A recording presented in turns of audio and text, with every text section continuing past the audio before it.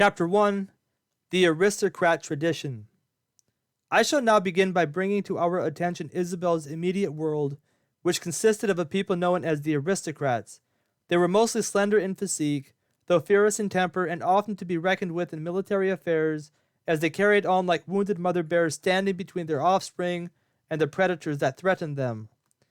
But what set the aristocrats apart from their enemies was their diplomatic and military intelligence. They never engaged in any kind of conflict they were not certain they would win. With their tongues they could appease their oppressors unto peace and command their subjects unto obedience. Overall, the aristocrats were mostly peaceful and unwilling to engage in any kind of military campaign that would threaten the lives in their community. One of the reasons the aristocrats were unwilling to engage militarily with any of their enemies was due to the existing and terrifying threat from the north, the fierce and dreaded Nephilim, who specialized in military might and towered over the aristocrats in physical stature, though overwhelmed by the aristocrats in regard to intellectual prowess. Now, war wasn't something either group wanted at the time, or so it seemed, for a golden age had dawned upon this small world that consisted of various settlements that had banded together around an industrial center known as Bartertown. Bartertown lay between the aristocrats and the Nephilim, and it was here where the two would meet to barter in trade for one another's goods. To the east of Bartertown lay the walled village of the Separatists, and to the west lay the open border monasteries of the Celibates. Bartertown was established as a result of trade during times of peace between the four peoples. Because of this trade, two routes had been established, one stretching from the aristocrats to the Nephilim, and the other stretching from the Separatists to the Celibates. Eventually small trade posts had begun to be erected where the two roads intersected, which served as a means to buy and sell goods to one another. As Bartertown grew in trade, so did its population, becoming the home of migrant families who settled in the flourishing town. Factories were established to convert raw materials into usable merchandise, and a very modern society began to come into being long before its time. Unfortunately, the dominance of the aristocrats and the Nephilim kept the inhabitants of Bartertown in poverty, who thus became known as the peasantry people.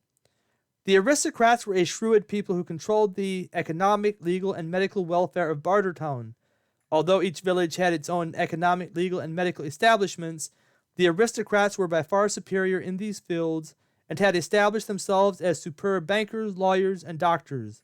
Their services were in high demand, and as a result they were able to choose from the best of the resources brought to Bartertown. The countryside south of Bartertown consisted of a flat land that was made up of forests and plains. Each property consisted of 40 acres, no more and no less. The aristocrats who inhabited this land were socialist at heart and believed in the equal rights and properties of all individuals as the times permitted. At this time there were approximately 300 families spread out over a 12,000-acre plot of land.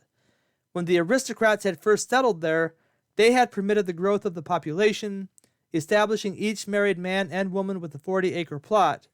But as they grew, they began to run out of room as they expanded to the edge of where the forests and plains ended and the desert began. Nor could they expand northward, for Bartertown was just across the river. In order to curb the growth of the population, it was put into law that each family could marry off one son and one daughter to another family of estate. The son would remain heir of his family estate, and the daughter would be sent off to marry the male heir of another estate. The most difficult step in this process was to eliminate the excess population. The ideal family consisted of 2 children, but there was also the problem of not having a solution to pass on the family name if a son died, or provide another daughter to replace one who died before giving birth to an heir and an heiress. So it became customary for families to have 2 sons and 2 daughters, with 1 son and 1 daughter given to marriage, and the remaining son and daughter kept in reserve if something happened to the son and daughter chosen for marriage. Also, there was the problem of not having equal sons and daughters. Sometimes a couple needed to have several children in excess in order to have the 4 children, 2 sons and 2 daughters, required by law. It was because of this that the aristocrats had to find a solution for the excess sons and daughters. There was also the issue of barrenness, but I shall remain silent in this regard, because time does not currently permit me to discuss this in detail, but I suspect you get the point. The solution for the excess sons was pretty easy to solve, as the aristocrats needed an army whereby they could protect their vast and difficult to defend borders. So whenever a son reached the age of 15, he was sent into the military, where he continued to receive an education in all facets of aristocratic life, but with an emphasis on the art of war and military capability. Over the years, the aristocrats had built up an effective army by means of this method, since each boy was trained to be a career soldier, and their lives consisted of daily training and exercise in the art of war. From time to time, portions of the military were sent on excursions into other territories, mainly to plunder the land and gain experience in war. They would come back with strange goods that were of special interest to the aristocratic population, and were also used to barter with the Nephilim, who found such curiosities of great value, though they were often of little practical use. In order for the army to find lands to plunder, they first had to cross the desert behind them, which was about an 8-day journey on horseback. Not every caravan of plunderers that set out returned, but it was necessary that each boy, when he became a man, took his turn on one such venture. They had to be gone at least a year, and no one who had gone before could go out again. Whoever went out blindly, and whoever returned a warrior skilled in the art of war and survival, and increased the stature of his family by the acquisition of goods he obtained by means of plunder. A horse was the aristocrat soldier's best friend. They often raised them and cared for them from birth, and were allowed to have as many as 5 at one time. Whenever a horse proved unworthy of their master's needs and affection, they were sold in Bartertown for food. It was necessary for each soldier to have the best 5 horses possible, for when they crossed the desert into enemy territory, the horses were often the means of victory in war and survival. Once the aristocrats found an effective use for their excess sons, they turned to their daughters. Daughters in the aristocrat society were looked upon as the means to raise male heirs of the family name, as well as soldiers to defend the aristocrat kingdom. The more sons they had, the more they were honored in society, but if they had more than 2 daughters, they were often viewed with contempt. The aristocrats turned to medicine as a means to alter fertility and produce a higher rate of boys than girls. All kinds of plants and spices were brought back by the armies that survived the trek across the desert, and doctors experimented with nature. When nature didn't prevail, the monasteries of the Celibates became the home of the excess girls. The Celibates were made up of men and women who believed marriage was not an ideal Christian lifestyle, and that a life of renouncing all worldly pleasures was the entrance into the kingdom of heaven. It is suspected they broke off from eastern Rome, and having traveled westward, formed a monastery. Originally, it had consisted of one monastery, since the original group had consisted solely of males, but they were forced to erect a sister monastery for a group of nuns who had come to them in haste and asked for their protection from a band of marauders that was closely behind in pursuit. The Celibates, who were generally non-resistant, hurried the women into the back rooms of the monastery, and having locked and barricaded each entrance into the monastery, they waited for their adversaries. Their adversaries never arrived. Perhaps the prayers of the traveling nuns persuaded God to turn them away and not let the violent bloodshed come to pass, that most likely would have exterminated the poor hapless monks. The nuns then asked the celibate monks if perhaps they could coexist, and after much debate by the men, they agreed to erect a second monastery for the nuns. They did so on the basis of belief that in doing so they would procure for themselves favor with God, expediting and securing their entrance into the kingdom of heaven. They thought that perhaps by doing so they could shorten their time in purgatory and escape the hottest of the flames that purged the souls of the wickedest men among them. It was into this establishment that the aristocrats sent their excess daughters. But we will now depart from this topic and come back to the celibates in due time and look a little more deeply into their existing culture, for it sure was a peculiar one. But we must now return to the aristocrat village wherein we shall meet the Fontaine family, of whom Isabel is a part of. The Fontaine property was quite square in shape and mostly flat. The house was set in about 300 yards from the road that separated them from their neighbors. Every aristocrat property of 40 acres was separated from their neighbors on all sides by small, precisely constructed roads. Most of the properties were square, with a few exceptions where the terrain necessitated. Because of the layout of the properties, the roads were quite straight as well. When driving up to the Fontaine property, one could see the side of the house through the length of 2 rows of trees. It was a magnificent house, as were all houses in the aristocrat land, but this one was exceptionally well-to-do, and large. Isabel's father was a banker who specialized in currency, and often in his dealings with the Nephilim, from hence came the raw materials for the currencies, he took advantage of their simple ways and extorted them to excessive degrees. The driveway that led up to the house passed in front of the east side of the house, whereby one would enter the first parlor room, wherein the family would entertain guests with dainty finger foods, fine wines, and music that sounded about with light-hearted gaiety. The northeast entrance led to the dining room, wherein the Fontaine family entertained guests with food and drink in formal format. The next door faced the northwest and was the entrance to the kitchen. It was here that the porch encircling the house discontinued by means of a wall that was part of an enclosed tunnel whereby the staff would travel from the kitchen to the cookhouse. It was common in the aristocrat tradition to spare their guests the sights and sounds of the staff preparing the food, lest it should hinder their appetites and cause an ill feeling of some sort. On the southwest side of the house was the entrance to the common room, where the children would go to play with one another when neighbors called upon the Fontaines unexpectedly. The last entrance into the house faced southeast, and this was the door to the ballroom. The elegance of the ballrooms determined aristocrat status, and it was according to the ballrooms and the elegance of which the balls were hosted, whereby matches were made between families as they arranged their children to marry into one another's families. Every room whereby one could enter the Fontaine house had an entrance into the main part, whereby the staff would travel to entertain the various guests who came for various reasons and occasions. In the very middle of the room there was a circular staircase that traveled upward, whereby one could venture into the second and third stories of the house. The second and third stories each had a circular balcony that cased the stairs, with a white railing to keep the inhabitants, guests, and staff from toppling off the balcony and plummeting to their death below. Once a person was on the balcony, he could then travel to each room on that story. There were 5 rooms on each story. The 5 rooms on the third story were designated for Isabel's brother, his wife, and their 2 daughters. The 5 rooms on the second story were reserved for Isabel, Isabel's sister, their brother, and her parents. The excess rooms of each story were reserved for guests. Under no circumstances were Isabel and her 2 siblings permitted to go up on the third story. The room facing east consisted of a bedroom and a study. Both the bedroom and study could be entered from the balcony as well as from within each other. The third floor had a similar setup and was the domain of Isabel's oldest brother, who was chosen to pass on the family name. Isabel's oldest brother, Henry, named after her father, was already married and lived with his wife on the third story.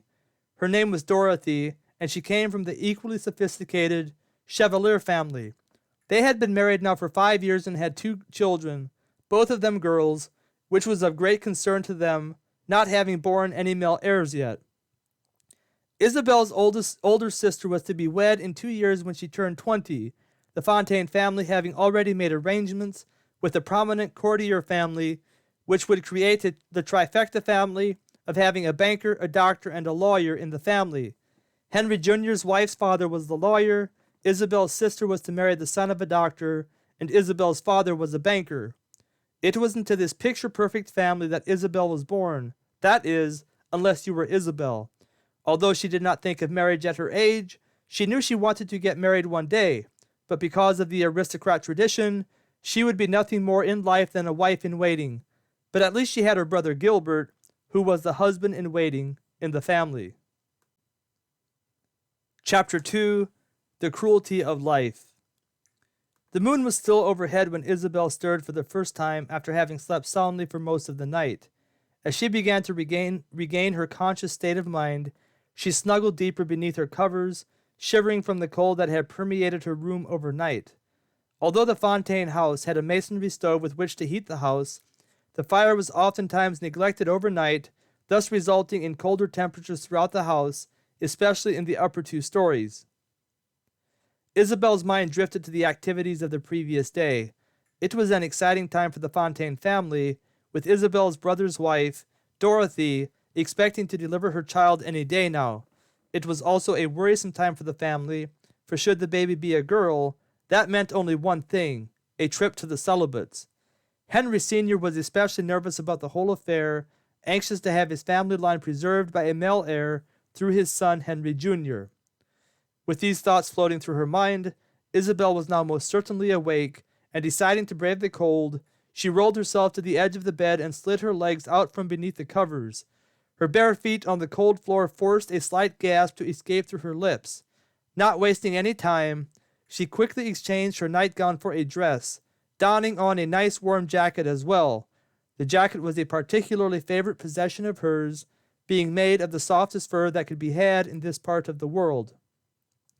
Quietly making her way downstairs, not wishing to disturb the rest of the family, Isabel soon found herself opening the door to the outside. Despite the cold air of the early morning, her eyes beheld a beautiful scene before her.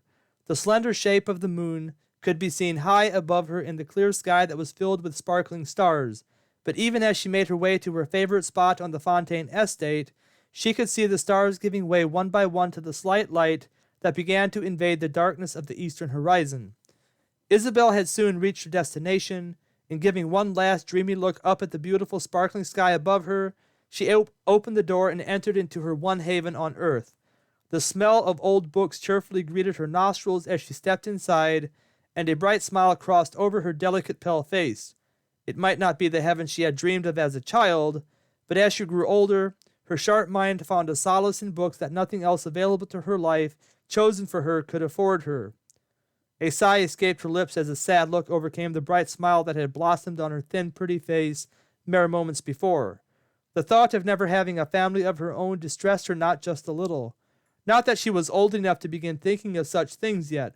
After all, she was only 15 years old, and yet children in these times had to grow up much quicker than they would centuries later. It wasn't uncommon for girls to be married off even at her age. However, in the aristocrat tradition, it became commonplace to marry off sons and daughters when they reached the age of 20, give or take a couple years, depending on the age gap of the pairs. But what bothered Isabel on this particular morning was the fact that she could never look forward to marriage herself, since she was the younger of the two daughters in the Fontaine household. That's just the way things were in the aristocrat tradition, and there was nothing she could do about it. Thus, Isabel had turned to books, and not just for pleasure, but to learn. She loved reading for entertainment, reading all the books her father could and would purchase, but more than that, Isabel loved studying the art of medicine. This had captured her imagination at an early age, and thanks to the slave her father had purchased as a private tutor, she was well advanced in medicinal knowledge, and could often be seen attending to the slaves around the Fontaine estate. Her father even let her tend to the family members in certain instances when the injuries or illnesses were not too serious.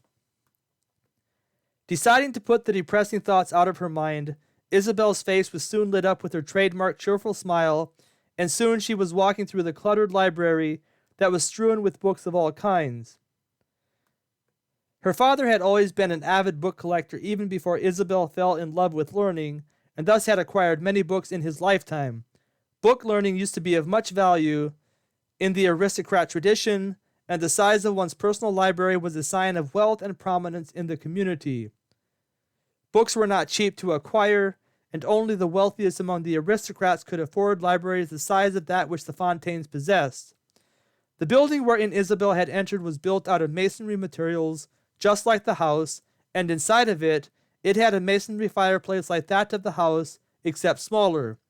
It was to this fireplace that Isabel walked briskly, excited at the thought of having a nice warm fire soon heating up the cold interior of the library.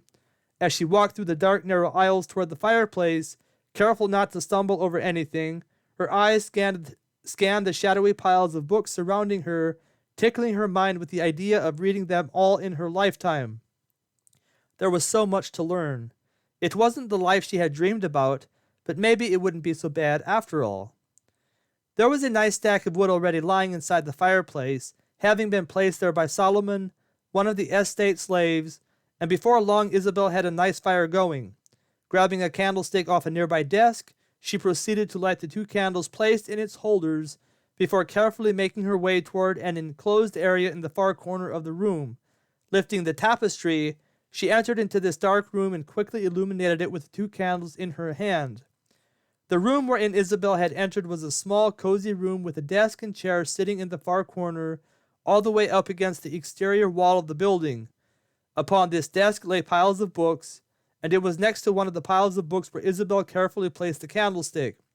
The books in this building were dry, thanks to the regionally dry weather, and an unfortunate mishap could destroy all the books her father had accumulated over decades of searching, not to mention take away the one life Isabel was permitted to have. Her father had advised against her use of candles in the library, but had ultimately left it up to his daughter to do as she pleased. Except for Solomon, the estate slave who served as her tutor over the years, the library was of little interest to both freemen and slaves of the Fontaine estate. Her father had spent much time and money accumulating the books, but more for show and pomp than for personal use. That might not be exactly true in the beginning, but over time he had drifted away from the love of learning and had slowly succumbed to the emerging pleasure-driven lifestyles of the aristocrats.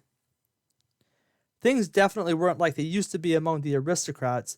There was a time when the aristocrats were known for their love of knowledge and pietistic lifestyles, but that was before they had become so wealthy and powerful.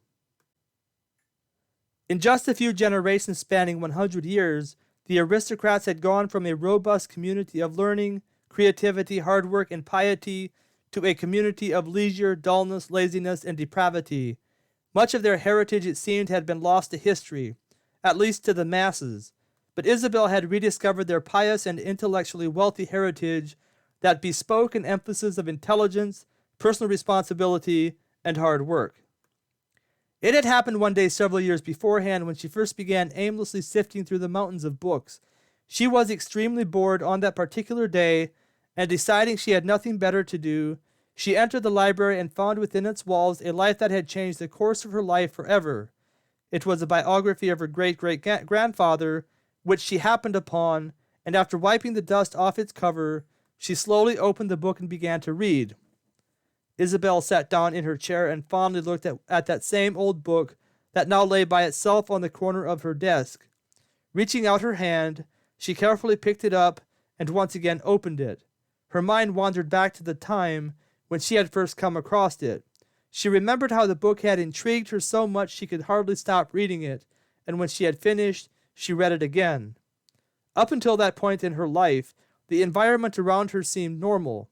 In fact, everything that was not status quo seemed unnormal and uncivilized. But within the pages of that dusty old book that bespoke of her long-gone great-great-grandfather, she had discovered a new life, a new way of living.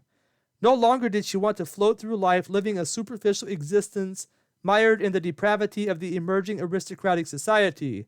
She had this sudden urge, this sudden impulse, to live like her great-great-grandfather had, living a life of quiet, intellectual piety. And so she had spent the next 5 years reading and learning as much as she could about the world around her, and then she had discovered the world of medicine, and seeing the good she might one day be able to accomplish through the knowledge of medicine, she took to studying it vigorously, and despite her lack of choice to choose whatever destiny she wanted, she was able to begin making a difference soon, tending to the slaves whenever they suffered injury or illness. Her father wasn't too keen about her new direction in life, not caring for the scorn his daughter might bring upon the family for associating with slaves the way she did. But after a while he became more lenient under the guise that she was experimenting on slaves, thus preparing her to tend to free men should the occasion ever arise where her services might be needed. Sadness filled Isabel's eyes as she considered how the aristocrats perceived the slaves within their community. In Isabel's eyes they were just as human as the aristocrats and deserved every bit of human dignity that could be afforded them. And seeing her father refer to slaves as dispensable property that didn't have the status of fellow human beings bothered her immensely. But what could she do? She lived in an environment where the power belonged solely and exclusively to the ruling class. All she could really do was ease the suffering of the slaves as much as possible, and that she had done to the best of her ability. "Isabel! Isabel!" Isabel jumped slightly as the voice of her younger brother Gilbert cut through the deathly stillness of the library. The time had passed rapidly while she sat there deep in thought regarding life, and she hadn't noticed the light of the day appearing before her eyes through the thin curtain that covered the small window above her desk, nor had she noticed the warmth of the fire begin to creep into her study room. "Isabel!" Gilbert's voice once again broke the quiet solitude around her, and Isabel quickly stood up, pulling back the embroidered curtain that served as a door between her small room and the rest of the library. "What is it, Gilbert?" Isabel asked curiously as her little brother came rushing toward her, knocking over a few books in the process. "It's Dorothy, Isabel. It's Dorothy. We have a new baby in the house." Gilbert's face was flushed with excitement, and Isabel reached out and fondly tousled his blonde hair. "That's great news, Gilbert," she replied, feeling excitement creep into her own soul at the thought of a new baby in the house. Even though she faced the likeliness of never having children of her own, it was customary for the younger daughter to help with the older daughter-in-law's children, and Dorothy always appreciated her help. Dorothy was a kind and compassionate young woman, and had done all she could to ease Isabel's sadness regarding the likeliness she would never be a mother and a wife. Gilbert quickly turned around and headed for the exit of the library, and Isabel followed closely behind. It was still cold outside, and Isabel was glad when they entered the Fontaine house, discovering that the fireplace was quickly warming up the interior of the house. As they rushed through the parlor into the circular room wherein the spiral staircase was located, Isabel and Gilbert nearly knocked over their father, who was exiting the very room they were entering. A warm greeting was about to exit Isabel's mouth when she noticed a dark look of anger on her father's face. Her words stuck in her throat as her father rushed past them, not so much as even looking at them. As Isabel and Gilbert ascended the stairs rapidly, Isabel's heart began to sink. Her father had been looking forward to this day with great anticipation and joy, albeit with a sense of hesitation. He desperately wanted a male grandson to carry on the Fontaine name, and given his current demeanor, this could mean only one thing. The baby was a girl. A groan escaped Isabel's throat, her mind racing with anxiety. Her feet faltered as her legs grew weak with anticipation of what was to come. If the baby was in fact a girl, they would need to take her to the Celibates and abandon the baby there. Henry Jr. and Dorothy already had 2 daughters. It was the son they needed. Another groan protruded from Isabel deep from within her soul at the thought of abandoning her little niece to strangers, into a hard life that promised none of the luxuries she had enjoyed as an aristocrat. Dorothy, oh Dorothy. As her mind thought of Dorothy, Isabel felt her legs begin gathering strength beneath her, propelling her toward the room wherein Dorothy lay. Dorothy was going to need her now more than ever. She was going to need Isabel to be strong. Dorothy had been so kind to Isabel in her lack of a choice for a future family. Now was Isabel's time to comfort Dorothy in her time of need. Oh, Dorothy! Oh, how cruel life was! How cruel indeed! Chapter 3. The Journey to Bartertown. A week passed after Dorothy gave birth to a beautiful little baby girl, and the family anxiously awaited the time when the baby would be loaded up onto the family carriage and transported off to the Celibates. Dorothy, it seemed, was in a constant state of fluctuating emotions, 1 minute crying her heart out, and a minute later laughing delusionally at the horrific thought of giving up her precious baby to strangers who would raise her in horrible conditions.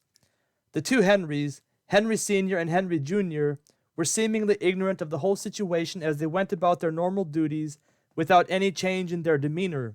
According to them, what had to be done, and there was no point in crying over something that had no alternative option. Isabel's mother also had her special way of dealing with the tragedy and seemed indifferent to all that was occurring at the moment.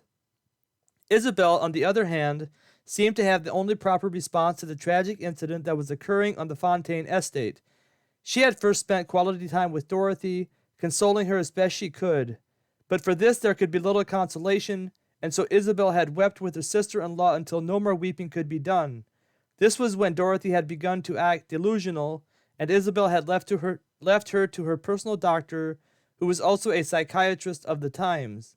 After sitting with Dorothy for a day and a half, Isabel had returned to her normal duties of studying, albeit with a heavy heart.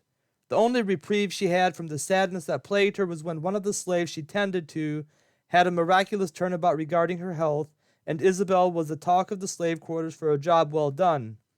And then came the day when it was time to take her sweet, precious little niece to the Celibates. Her father had approached her early on that morning to tell her she would accompany Solomon to the Celibates to drop off the baby. A week had now passed, and it was customary for the aristocrats to dispose of their extra baby girls at this time. Isabel had no choice in the matter, and obediently prepared for the ride to the Celibates. It was a cold, gray day whereon Solomon and Isabel ventured out into the world that Isabel was seldom privileged to see. At least to her it was a privilege. Having heard others talk about the uncivilized world about them, one might have thought it a punishment to venture out into this world, but for Isabel, it was an exciting proposition despite the occasion.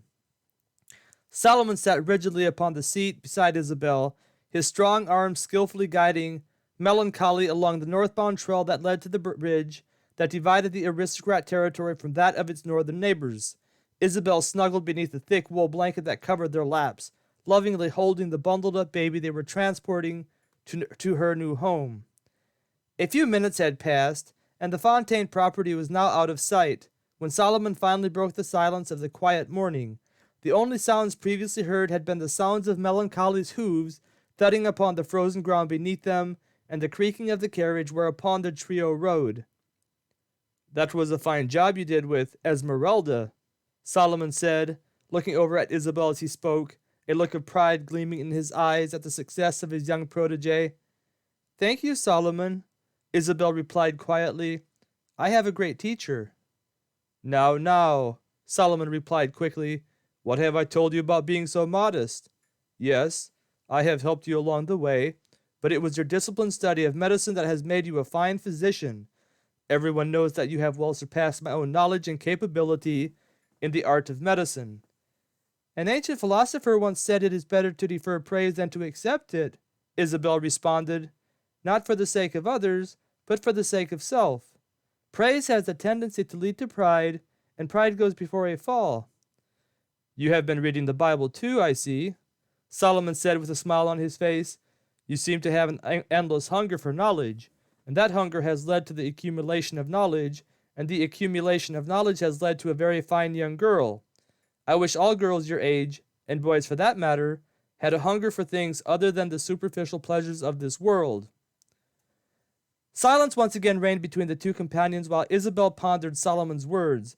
Whenever the two of them were alone, they always seemed to have deep discussions, which always led Isabel to try even harder to develop admirable qualities within herself. Finally, after a few minutes, Isabel looked at Solomon. "Solomon, why then do I feel so empty inside? I mean, I feel good about myself and the person I'm becoming." Isabel's voice trailed off as another thought permeated her active mind, conflicting with the previous thought. "Let me guess," Solomon interjected. "That too is advised against by the philosophers, isn't it? That is, to feel good about yourself. That too leads to pride."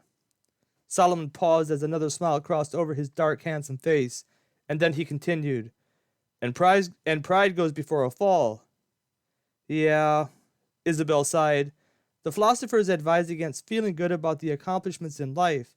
Instead, we are supposed to feel indifferent and unattached to all that we accomplish. But all that does is leave me feeling empty inside." "Isn't that just it, though?" Solomon asked. "Aren't you supposed to put your feelings to the side and let be what is without feeling one way or the other? After all, aren't feelings subjective? And if feelings are subjective, don't they just come and go without any thought of existing reality? And if subjective feelings cannot comprehend existing reality, then aren't they a detriment to the actuality of things, making us believe certain things one day which we think differently of on the following day?" "Is that how you cope with being a slave?" Isabel asked gently, not wanting to offend her friend, while also desiring to know how he dealt with his lot in life. "Ah," Solomon replied, "you have discovered my secret to happiness.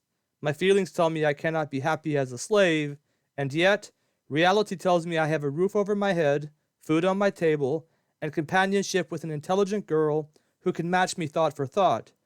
What more could a man want?" "What about freedom?" Isabel asked.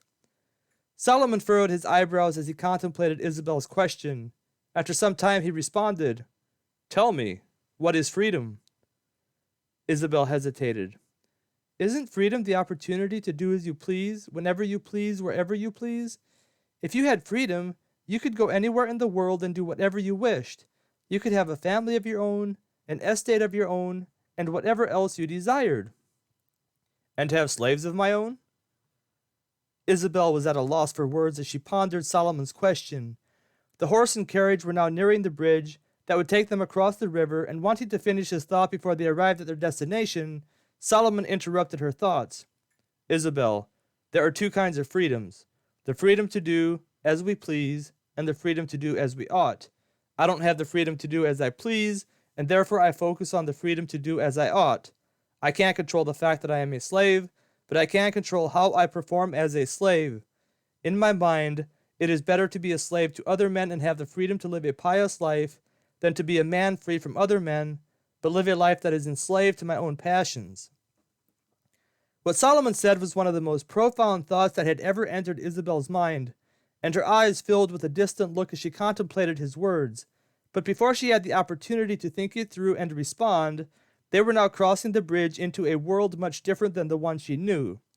She had crossed this bridge only several times before, and that was when her father agreed to take her along to the southern outskirts of Bartertown, where he had established a building wherein to conduct business. During none of these times had they ventured into the heart of Bartertown, nor had they detoured to the east or west. Therefore, what Isabel was about to see was all new to her. The bridge itself wasn't much to see, as it was merely a small wooden bridge that spanned the narrow river. The floor of the bridge was a little rough, and Isabel pulled in her little niece tightly to her bosom as the carriage lurched over the wooden planks. But they were soon over the bridge, headed due north toward Bartertown. Once they arrived in Bartertown, they would go all the way to the center of the city, where they would turn west toward the village of the Celibates. As they drew within eyesight of Bartertown, Isabel noticed her father's banking facility come into view. This building was on the southernmost outskirts of Bartertown, and was the furthest north Isabel had ever gone before. Her heart grew eager with excitement as she anticipated what all she was going to get to see from this point on. All she ever knew was the controlled and sophisticated world of the aristocrats, where little happened out of the ordinary, at least regarding what was ordinary for them, and especially what was ordinary for the younger of the two daughters of an aristocrat family. Isabel's nose instinctively wrinkled as a putrid smell permeated her nostrils. She looked over at Solomon, who smiled as a quiet chuckle echoed up through his throat. Without looking at Isabel, he said, "Welcome to Bartertown." Despite the horrible smell of the town, which Isabel grew accustomed to rather quickly, Isabel was enamored with what she saw. There were shops and people everywhere, it seemed, increasingly so as they ventured into the heart of Bartertown, and the collection of people was the most interesting sight she had ever seen. There were the Separatists from the east who wore tall hats and dark pristine clothing. There were a few women in the town, but from the looks of it, none who were from the Separatist tradition. Then there were the Celibates, of whom the majority were women. These individuals were also clothed in darker materials, but unlike that of the pristine fashion of the Separatists, their clothes were ragged and torn, barely covering their bodies sufficiently enough to keep them warm. There were a few celibate men in town, and they wore long dark robes that were also ragged and torn. Their robes had hoods attached, which were drawn over their heads, revealing only portions of their pale, thin faces. Last but not least were the Nephilim, of whom there were the most inhabitants in Bartertown. Unlike that of their neighbors to the east and west, the Nephilim wore bright clothes, which were in stark contrast with their dark skin. There was just as many Nephilim women in town as men, and they were adorned not just with bright clothes, but also much fancy jewelry. Eyes followed them wherever they went, and knowing this, they walked around with their haughty heads held high. There were also a few aristocrats in this part of Bartertown, but the aristocrats were by far underrepresented, which made sense since most of their shops were located on the southern portion of Bartertown, not to mention they felt it beneath themselves to associate with those they perceived to be beneath them in every aspect. And lastly, there were the peasantry people, those who lived in Bartertown itself. They were a diverse lot, of all colors, shapes, and forms, and their dress was as varied as their God-given physical appearances.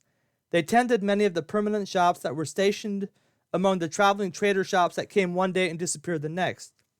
Isabel's eyes glowed with excitement as she took in every sight she could see. This might be the only chance she ever got to see the world outside of the aristocrat tradition, and given the opportunity, she decided to feast upon the sights. But alas, they soon reached the intersection where they turned left and headed west toward the land of the Celibates. Barely had they turned west when the sounds, sights, and smells of Bartertown disappeared, and they were once again traveling through the boring terrain of the desert around them. Although the mountains to the north were much closer than they had been before, and Solomon kept his eyes focused on anything that was out of the ordinary, lest they should be caught off guard by bandits or predators. Isabel leaned back into her seat as her thoughts returned to the task at hand. A tear slipped down her cheek as she pulled her little niece up to her chest and face and hugged her ever so tightly. This would be a difficult parting, and one that would never escape her memory, etched into it for all eternity. It was at this moment that Isabel truly began to question the tradition of the aristocrats. As the first appearance of the celibate dwellings began to come into view, Isabel found herself questioning everything she had ever known. The only life she had ever known had so many fixed traditions compared to that which she had seen in Bartertown. She had always assumed the aristocrat tradition was the best despite its obvious flaws. After all, it had provided her with the stability in life that many other inhabitants on earth did not have. But what about her little niece who was being cast to the side because she did not fit into the narrative of the aristocrat tradition? What about all the little girls who had been brought out here over the years? What had happened to them? And why should they have to live here in poverty when there was so much to be had among their own people? After seeing what she saw in Bartertown, as brief as the experience had been, Isabel suddenly felt herself being pulled into that kind of world. A world where she could be who she wanted to be and do what she wanted to do. But like Solomon, she was a slave to her own people. They would never let her go. And even if she did go, where would she go and how would she survive? The thought suddenly dawned upon Isabel that she wasn't free after all. Here she had always looked upon Solomon with pity because he was a slave. But come to find out, she was a slave herself, enslaved to the culture of the aristocrats, and there was no way out of it, for she could not possibly survive on her own in a town like Bartertown. As these thoughts swirled through her mind, little did Isabel know that circumstances would soon force her to examine her feelings in the light of existing reality. Chapter 4. The Celibates. Activity was relatively minor as Solomon and Isabel rode into the sprawling village of the Celibates. The land whereupon they were located consisted mostly of desert, notwithstanding the small plot of fertile land whereupon the original Celibates had dwelt when they had first arrived. But since that time, the inhabitants of these poor folks had greatly increased, thanks especially to the addition of the women, which had then led to the aristocrats bringing their excess infant daughters to their doorsteps. Isabel gasped as melancholy trotted into the poor sprawling village. The buildings were an unsightly scene of crumbling structures that bespoke the intense poverty of its inhabitants.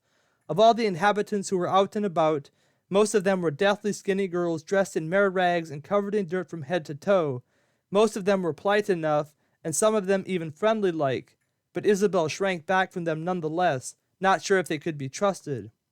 But Solomon seemed at ease among them and soon had a young girl engaged in conversation regarding where he might drop off the little package they had for the celibates. Surprisingly, despite her appearance, the girl spoke with an air of intelligence and was able to effectively point Solomon in the right direction. Before long, they were on their way once again, with a group of girls following them on foot. As noted before, the village of the Celibates was a sprawling one, and it took some time to reach their destination. While Solomon guided his horse skillfully through the array of crumbling shacks that were spread out chaotically throughout the village without much of an apparent design, Isabel looked around eagerly to take in what she could while she had the opportunity. The village of the Celibates was unlike anything Isabel could ever have imagined. Unlike the prim and proper setup of the aristocrat domain, the celibate village was the exact opposite in every detail in that it seemed to pay little apparent attention to detail. Whereas the aristocrat estates were designed neatly and in order, the crumbling structures in the celibate village were erected haphazardly every which way. And whereas the aristocrat buildings were built well with the intent to last long into the future, the celibate dwellings appeared to have been erected as if their builders didn't expect to be in need of them far into the future. Isabel was deep in thought as the carriage beneath her came to an abrupt halt, which jarred her out of her deliberative state of mind. They had stopped in front of a shack that looked better than most of the others, although it was still in pretty bad shape according to aristocrat standards. Solomon jumped out of the carriage and walked over to the side where Isabel sat, reaching his arms out for the baby.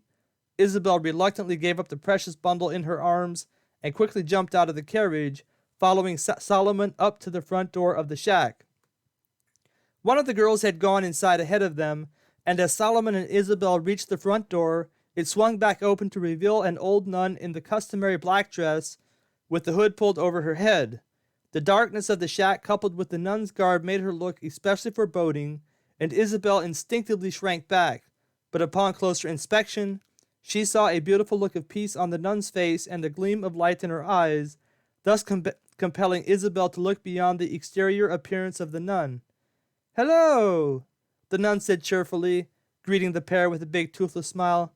"Oh my," she exclaimed, looking at the baby in Solomon's arms. "What a cute little girl! Oh my, she's adorable!" She reached out for the baby, and Isabel's eyes began filling with tears as Solomon handed the baby over. Isabel's tears did not escape the nun's attention, and after calling for one of the young girls nearby to come hither and take the baby, she invited Solomon and Isabel into her abode. "Come, come," she implored them as she motioned them inside. "Oh dear," she said as she took Isabel's trembling hands, rubbing her fingers gently. "This is mighty hard for you, isn't it? It's your sister, is it?" Isabel shook her head as a sob escaped her lips. Then another sob protruded forth, and before she knew it, she plunged headlong into the nun's arms, her body wrenching violently as she sobbed her heart out. The nun looked surprised, most likely because of the lack of emotion shown by the other aristocrats who showed up at her doorstep with their precious babies. But she instinctively held Isabel close, soothing her with kind words. Before long she had Isabel in a calmer state of mind and sat her down on a stool next to a battered and beaten wooden table. One of the girls nearby brought over 2 cups of hot, steaming tea, setting them in front of Solomon and Isabel. Solomon soon struck up a friendly conversation with the nun, while Isabel looked around at her surroundings. It was a very plain setup in the shack, but unlike the outward appearance of things, it was also very neat and clean. Besides the table and stools, there was a wash basin and a narrow table in the room. The narrow table stretched along the wall and appeared to serve as a kitchen of some sort. There were also several curtains stretched throughout the humble abode, no doubt forming small rooms to the side. Besides all this, there was a small unique fireplace in the far corner of the room, wherein a small fire blazed, heating up the crumbling structure with a nice steady warmth. "Well, Isabel," Solomon finally said, breaking into her thoughts as she gazed around the shack while sipping on the delicious tea, "I suppose we must get moving on before too long. Just as soon as you drink the rest of your tea, that is." Solomon could tell Isabel was enjoying her stay away from home and decided to give her a couple more minutes before moving on. Solomon had barely finished speaking when a young girl who looked to be about Isabel's age came out from behind one of the curtains. "Hello," she said cheerfully as she greeted the visitors with a bright smile. As she locked eyes with her, Isabel felt a shock run through her body like that of a thunderbolt. She didn't know why, but there was something very familiar about this girl. But how could this be? She had never seen this girl before. Or had she? After stammering out a greeting, Isabel looked over at Solomon, whose eyes were also riveted on the girl. But noticing that Isabel had turned her attention on him, he shook himself out of his apparent shock and quickly stood up. "It's time to go," he said curtly, the friendly smile gone from his face. He nodded toward the kind nun, saying, "Thank you for the tea, ma'am." Looking at Isabel, he said with unusual firmness in his voice, "Come on, Isabel. It's time to go." Not wanting to give Isabel the opportunity to object, Solomon gently hustled her toward the exit of the shack and didn't waste any time getting her loaded up onto the carriage. Soon he was aboard as well. "Giddy up," he commanded Melancholy, slapping the reins on his back. Melancholy was a lazy and despondent horse by nature, but he complied to his master's command and leaned into his harness, rapidly propelling them away from their place of visitation. As Solomon guided the carriage away from the shack, Isabel couldn't help but give one last look back, and once again she locked eyes with the mysterious girl, who had stepped out of the shack to watch them depart. There was something about the girl that Isabel couldn't understand. It was as if they had a kindred spirit between them. Looking over at Solomon so as to inquire into the matter, Isabel saw immediately he wasn't in the mood to talk. But overcome with curiosity as she was, she decided to pry into his thoughts, and given the fact he was acting the way he was, she suspected he knew something as to who the girl was. Solomon, Isabel said quietly, racking her brain how to apply persuasive questioning so as to get Solomon to talk. Deciding upon a point by which to apply pressure, she asked, I have always treated you with respect and dignity, have I not? Solomon's hard outer shell appeared to crumble for a moment before he hardened his face once again and replied curtly, Of course you have, Isabel, and for that I am grateful. He seemed as if he wanted to add something, but then decided against it. I have always been truthful with you, have I not? Solomon's face once again softened for a second before he hardened it. Yes, you have, Isabel, and I am grateful for that also. This time he seemed more resolute in his secrecy, and Isabel pondered for a moment regarding what her next point of attack would be. Perceiving Solomon's dilemma, Isabel decided to come out with the cannon of persuasion and asked, Solomon, have I ever hidden anything from you even though I thought it might make things more difficult for you? Solomon shook his head without saying a word. Solomon, have I ever asked for anything less from you as my tutor, my confidant, my friend? Solomon's eyes began filling with tears as Isabel appealed to his emotions, and Isabel knew he was now at her mercy. What is it, Solomon? Who was that girl back there, and why did she look so familiar? After a slight pause, Isabel added, I can't explain it, Solomon, but when our eyes met it was as if I felt a kindred spirit with her. By this time tears were streaming down Solomon's face, and Isabel, upon seeing his stricken state of mind, reached out and gently grabbed his arm. Solomon, what are you afraid to tell me? You know that I can cope with anything. After all, what could be worse than abandoning my niece to complete strangers? How about abandoning your twin sister to complete strangers?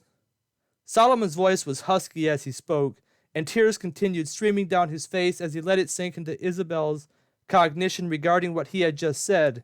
Isabel was a bright girl by all accounts, and she understood immediately what it was that Solomon was telling her.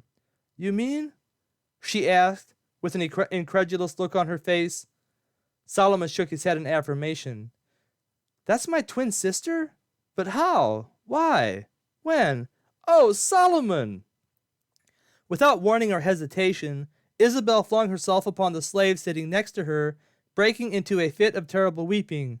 Solomon wrapped his arm around her, pulling her closely, letting her tears fall upon him. It was the least he could do for this poor girl, who had just experienced losing 2 family members to the awful fate of the aristocrat tradition. After a few minutes, Isabel pulled herself together and slowly pulled herself away from Solomon, sitting up straight on the seat beside him. Brushing her tears away, she waited quietly for Solomon to speak. After a few minutes deep in thought, Solomon finally spoke. I was there when it happened, Isabel. Your mother gave birth to twins, and it happened to be twin girls. Just like with your niece, we waited for a week, and then Henry Sr. had me hitch up the carriage to bring your sister out here. Only that time, your father accompanied me. But how did I never find out about this? Isabel inquired.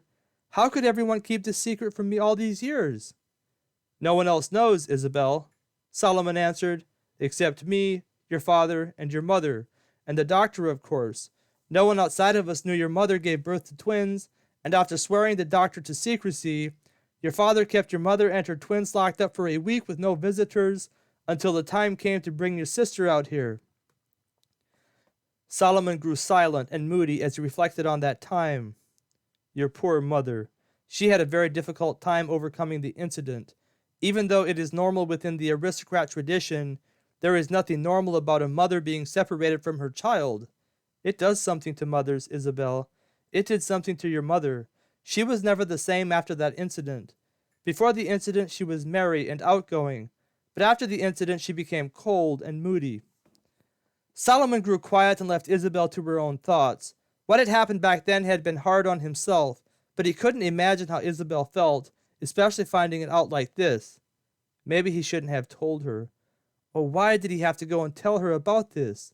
Didn't she have enough pain to cope with in life? To Solomon's surprise, and then to his relief, Isabel reached out and touched his arm. Solomon, thank you for telling me. I know it was hard for you, but now I know just how courageous and trustworthy you are. I could not ask for a better friend, especially in difficult times like these. Chapter 5. Trouble in Bartertown. Silence reigned once again for the better part of 15 minutes as Solomon and his young friend traveled eastward toward Bartertown. Both of them were lost deep in their own thoughts. Solomon reminiscing that fateful day he had assisted in abandoning Isabel's poor little sister to the fate of the Celibates, and Isabel wondering what her twin was like and what kind of life she had had up to this point. Isabel was intrigued with the idea of having a twin sister and also wondered what it would have been like growing up with her at her side. She imagined all the things they would have done together and how they would have spent every waking hour together as sisters, nay, more than sisters, but also as best friends. Outside of Solomon and to an extent Dorothy in her latter years, Isabel had never formed the kind of intimate relationship she was now dreaming she might have had she had a twin sister by her side over the years. But alas, all that was wishful thinking, for she could never go back in time and remedy the dream into existence, nor could she ever hope to have this kind of relationship with her twin sister, considering the worlds wherein they lived were worlds apart from each other. And thus, as Bartertown came into view, Isabel reverted to the recently created stoic side of her disposition and once again focused on the reality of things, anxious for one last glimpse of the strange world of Bartertown, as brief as that last glimpse might be. "Isabel," Solomon said as he stared straight ahead at the upcoming town in front of them, "I need to stop at a few shops and acquire a number of things your father asked me to purchase." Isabel's eyes lit up at the prospect of having additional time wherewith to explore Bartertown. Solomon, out of the corner of his eye, saw her face light up, and looking over at her with a stern look on his face, said, "There will be no time for fooling around, okay? Your father has entrusted me with this mission, and I aim for nothing out of the ordinary to occur. Your father is a fair man, but also a hard man, and should anything go amiss, he would hold me accountable for it." Isabel shook her head in acknowledgment of her enslaved friend's admonition, but it did not dampen her enthusiasm for the upcoming activity. She perched herself excitedly on the edge of the seat as they now entered into the western outskirts of Bartertown. If Bartertown was bustling with activity before, it was even more so now as Solomon carefully eased his way through the crisscrossing traffic of the thriving commercial center. There were people everywhere, and the diversity of the people was even more accentuated with the small addition of traveling traders that had stopped in at Bartertown throughout the day to barter away their wares while at the same time accumulating wares that would be exotic acquisitions for the civilization that would be their next stop. As Solomon and Isabel made their way into the heart of Bartertown, the shops became more numerous, and Isabel gleefully took in all the activity that was occurring right before her eyes. To her great satisfaction, Solomon pulled up at a hitching post, hopped out, and tied up melancholy to the metal crossbar before coming over to assist Isabel out of the carriage. Isabel excitedly grabbed his hand and alighted the carriage with aristocratic grace, quickly rearranging her apparel so as to make herself presentable to the folks of Bartertown. Solomon smiled slightly as he turned around and began walking east before making a left turn. After waiting for a lull in the traffic on the street, he moved forward when the opportunity presented itself.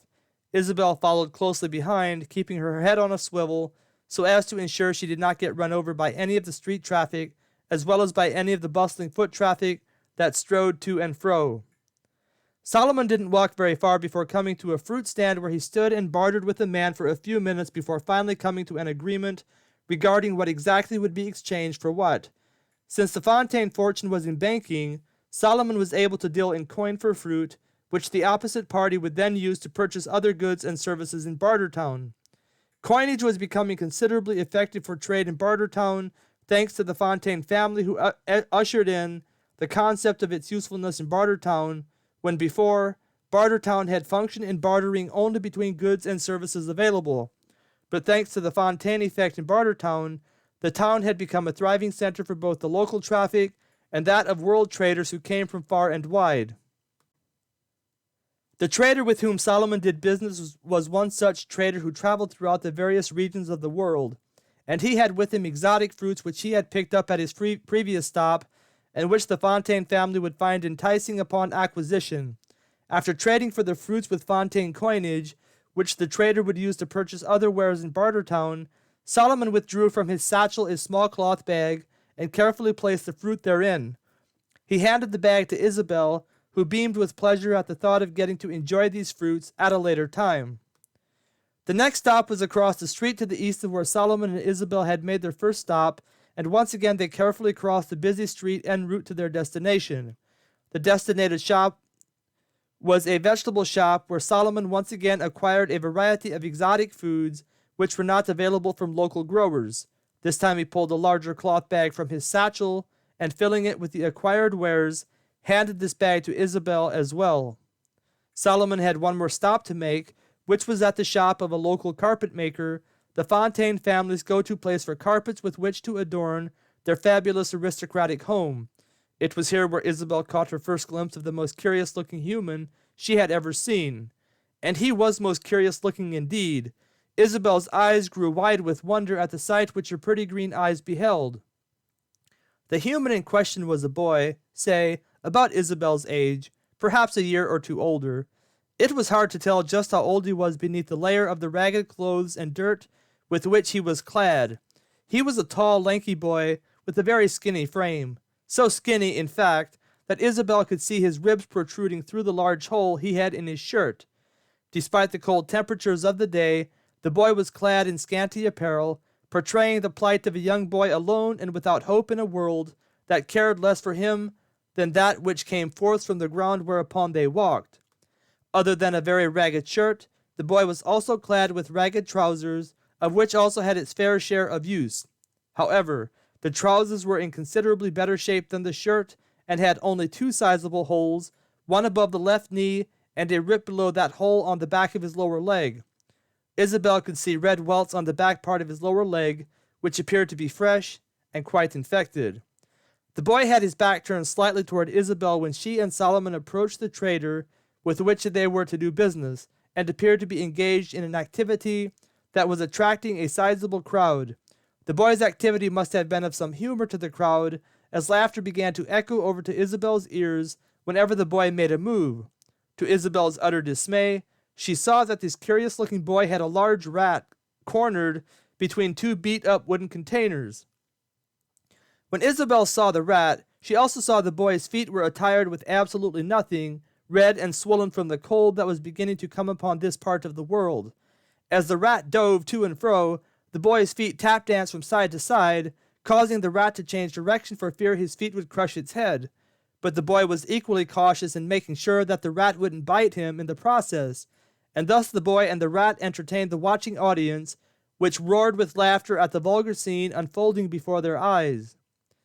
Solomon didn't seem to notice the commotion, or if he did, he didn't pay it much mind as he began to barter with the trader regarding the rugs he had for sale, and while Solomon inspected the rugs and bartered most skillfully, Isabel moved closer to the boy to get a good look at him.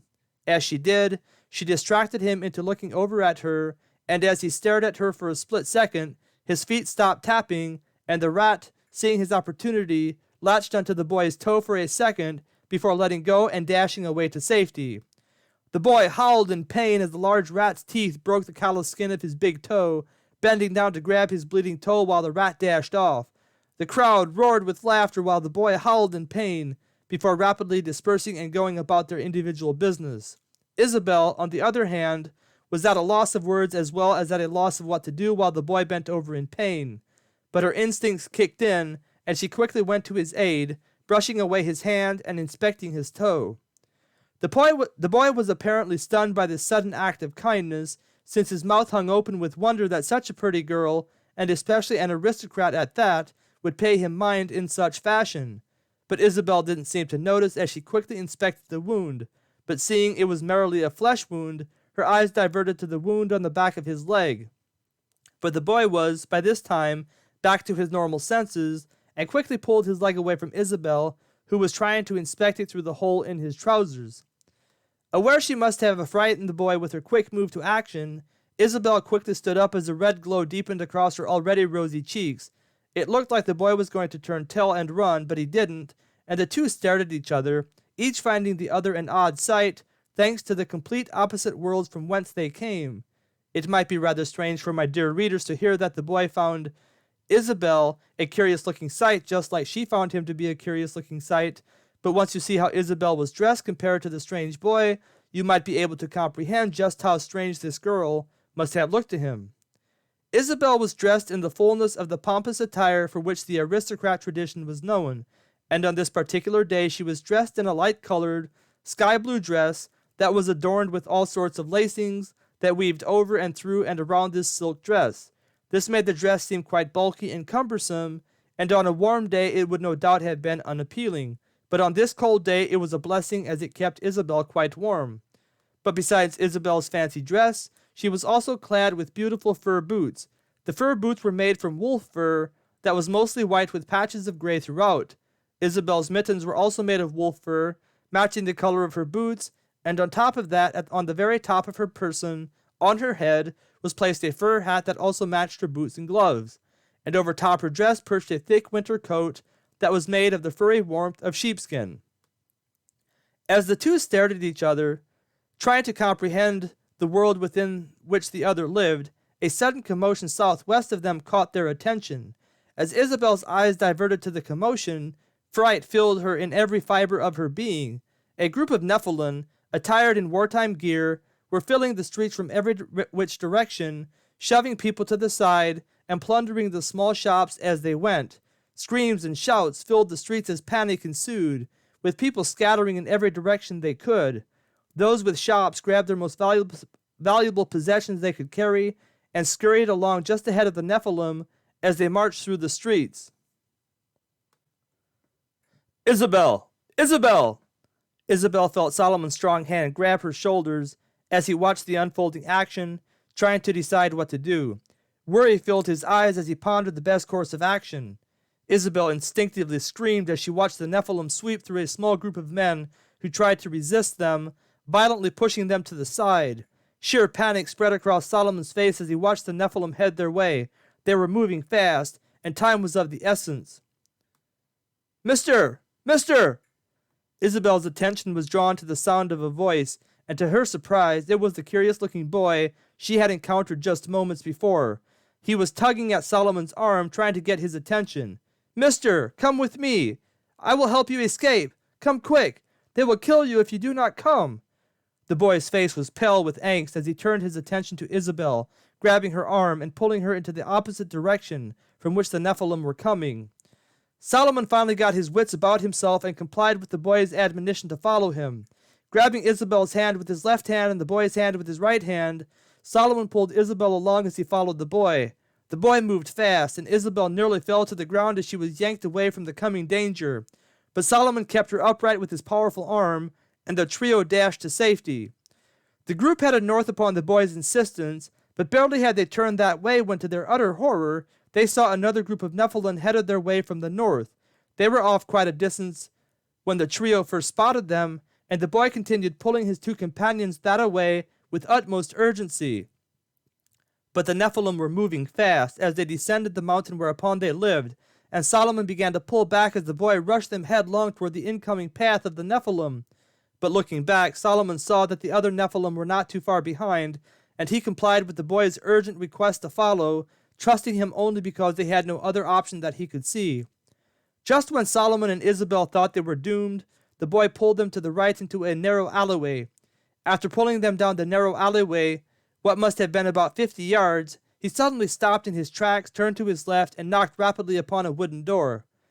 Isabel could hear the shouts behind them coming closer, and fearing they would be discovered, clutched Solomon's hand tightly. The boy beat his fist on the door once again, his face turning pale from anticipation. Just when the trio thought all was lost, the shouts of the Nephilim indicating they were headed their way, the door swung open, revealing a ginormous man standing before them. Chapter 6. The Giant and the Midgets. Isabel shrank back in fear as the man in front of them towered overhead. He was ginormous in every aspect, measuring in length every bit of 8 feet tall. But not only was he tall, but his body was massive, weighing in at every bit of 450 pounds. His arms were like elephant trunks and his legs like tree trunks. Fortunately for everyone involved, Solomon had the strength to pull her inside, and as they cleared the entrance, the door was quickly closed and locked behind them. Barely had the door closed with the latch put securely in its place when the shouting of the Nephilim could be heard. Silence ensued within the walls of the house wherein its frightened members huddled, and Isabel barely dared to breathe, for fear even that would be heard. But after holding her breath for just a few short seconds, Isabel gasped for air. The excitement had made her short of breath as it was, and she couldn't hold her breath any longer. But even as Isabel gasped for air, the shouting outside moved on past the entrance of the room wherein they were hiding, and it seemed they were safe, at least for now. And with the noisy affair subsiding into the distance, Isabel for the first time began to take notice of her surroundings. What she saw was of the utmost intrigue, of even more intrigue than the boy she found to be quite curious-looking. The first thing Isabel noticed as she looked around was the people who were lodged therein. As we have already noted, the man who opened the door was of a ginormous stature. He was clothed in sturdy cotton attire, capped off with a large leather apron. His head was without a hat of any sort, and a great big pile of hair adorned the top of his head. Most curious of all was his face, which was large and foreboding, hidden behind a long bushy beard, and yet beneath its rough exterior, Isabel detected a kind and gentle look. After her eyes paused upon this man briefly, Isabel noticed a number of children sitting in front of the well-built masonry fireplace that was built into the far wall. The fireplace was of fine craftsmanship and was equal to that of any fireplace owned by an aristocrat. But it was the children who caught Isabel's attention. There were 7 of them, and they were all very short of stature despite their age indicating they were much older. They were 3 feet tall at the most, despite their faces indicating they were every bit as old as Isabel. The children were dressed in attire made of the same material as the giant, albeit without the leather apron. But Isabel wasn't too concerned with the details of their attire, and her attention diverted to the person of a short woman headed their way. Isabel had never seen a midget before, but she had read about them, and her eyes glowed with curiosity as the short woman approached her. She looked to be no more than 4 feet tall, but before she could take full stock of the woman's person, the woman greeted them with a friendly smile, or at least she greeted the boy with a friendly smile, seeming to be quite familiar with him. "Walter!" she exclaimed as she paused mid-step to inspect the ragged boy. "What happened to you? Where are your shoes, my poor boy? I gave them to you not even 2 weeks ago. And oh my, your clothes! Walter! Whatever happened to you?" Barely had she uttered these exclamations when she saw the wounds upon the poor boy. "Oh my!" she exclaimed once again, grabbing the flustered boy by the arm. "You must have been nigh close to death having been inflicted with such wounds. What have I told you about being more careful with yourself?" While the boy allowed himself to be dragged off by this doting woman, the midget turned his attention to Solomon and Isabel. He stuck out a blackened hand, no doubt stained from his line of work, and Solomon grasped it firmly, looking the man firmly into his eyes. The giant must have liked what he saw in Solomon, for he quickly motioned them toward the direction of a large wooden table that was surrounded by numerous chairs. "Have a seat, my friends," he said, as he motioned them to sit, his deep voice reverberating through the small but spacious room wherein they were standing. Solomon and Isabel complied. "And who do I have the pleasure of speaking with?" the giant asked, as they all sat down. Solomon cleared his throat. "I'm Solomon." Pointing to Isabel, he added, "And this is Isabel. We hail from the Fontaine estate yonder in aristocrat country." The giant smiled with a broad smile that turned his rough face into that of a most jolly appearance. "Well, well," he said, "I've never had the pleasure of speaking to a Fontaine before." "You know who we are?" Isabel piped up, curious as to what exactly he knew about them and why. The giant laughed. "Missy, everyone is familiar with the Fontaine name. After all, we all use the Fontaine currency." Reaching into his pocket, he pulled out a few coins. "Matter of fact," he said, "I acquired these just today in exchange for some work I did." The giant paused for a moment when he realized that in the excitement of things, he had forgotten to introduce himself. "By the way," he said, "I'm John Baxter." Solomon introduced himself and Isabel. Now that the pleasantries were out of the way, Solomon turned their attention to the matter at hand. "Mr. Baxter, We are much obliged with your kindness in aiding us in our escape. I fear that without your assistance we would have suffered serious injury or death. And the boy, he too was of much assistance. You must be very proud of your son." John laughed heartily as he slapped Solomon on the shoulder. "He's not my boy, Solomon. Just a boy without a home. Although, it appears I am about as much of a father as he has. Don't really know where he came from. He showed up in Bartertown this past summer, and we became friends. Sort of, that is. The boy comes and goes without much notice of either. It's a miracle he's still alive the way he travels through life. Tried to help the boy as much as we could. In fact, we outfitted him with a proper set of clothes not even 2 weeks ago, and somehow he showed up in torn clothes and without the pair of shoes we had clad him with." A worried look suddenly came across John's face. "What happened out there anyway? Are the Nephilim making another ruckus?" "It's more like an organized raid," Solomon replied. "There must have been hundreds of Nephilim out there attired in wartime gear." "Wait, what?" John interjected, his bright face darkening with worry. "Hundreds of them? Dressed in wartime gear?" "That's right, John," Solomon affirmed, "and it looks like they are serious about their intent. John, I'm worried. Worried something bad." John stroked his long black beard as his eyes grew intense with deliberation. "I heard they were organizing for war, but I brushed it off as a silly rumor. After all, we all have a pretty good thing going here. It's been good for the Nephilim, too. Doesn't make much sense for them to go to war." "But who would they go to war with?" Solomon inquired. "The Aristocrats," John replied quickly. "Rumor has it that there was an altercation between a prominent Nephilim and an aristocrat. I brushed it off as just that, a rumor. But now it looks like it might be more than just a rumor." "What exactly happened between the Nephilim and the aristocrat?" Solomon asked, urgency filling his voice. "And how far might the Nephilim take this? It looked pretty bad out there. Are they planning to attack the aristocrats in aristocrat territory?"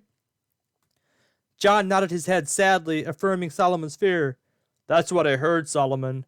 Didn't think it would actually come to this, but it looks like it has." Solomon stood up quickly. "I have to go warn the Fontaine family. They are on the northernmost edge of the aristocrat territory. They'll be one of the first families to be hit by the Nephilim." "You understand you would be taking your life in your hands, right?" John asked carefully, looking Solomon squarely into his eyes. "Sure do, John," Solomon answered firmly, his eyes blazing with boldness. "But it's my duty. I must go." "All right then, Solomon," John responded. "You must do your duty, and I shall do my duty to assist you. I have a horse out back, the fastest horse I have ever owned. I would hate to see anything happen to him, but I can now see the good Lord has gifted me with this treasure for such a time as this. Follow me."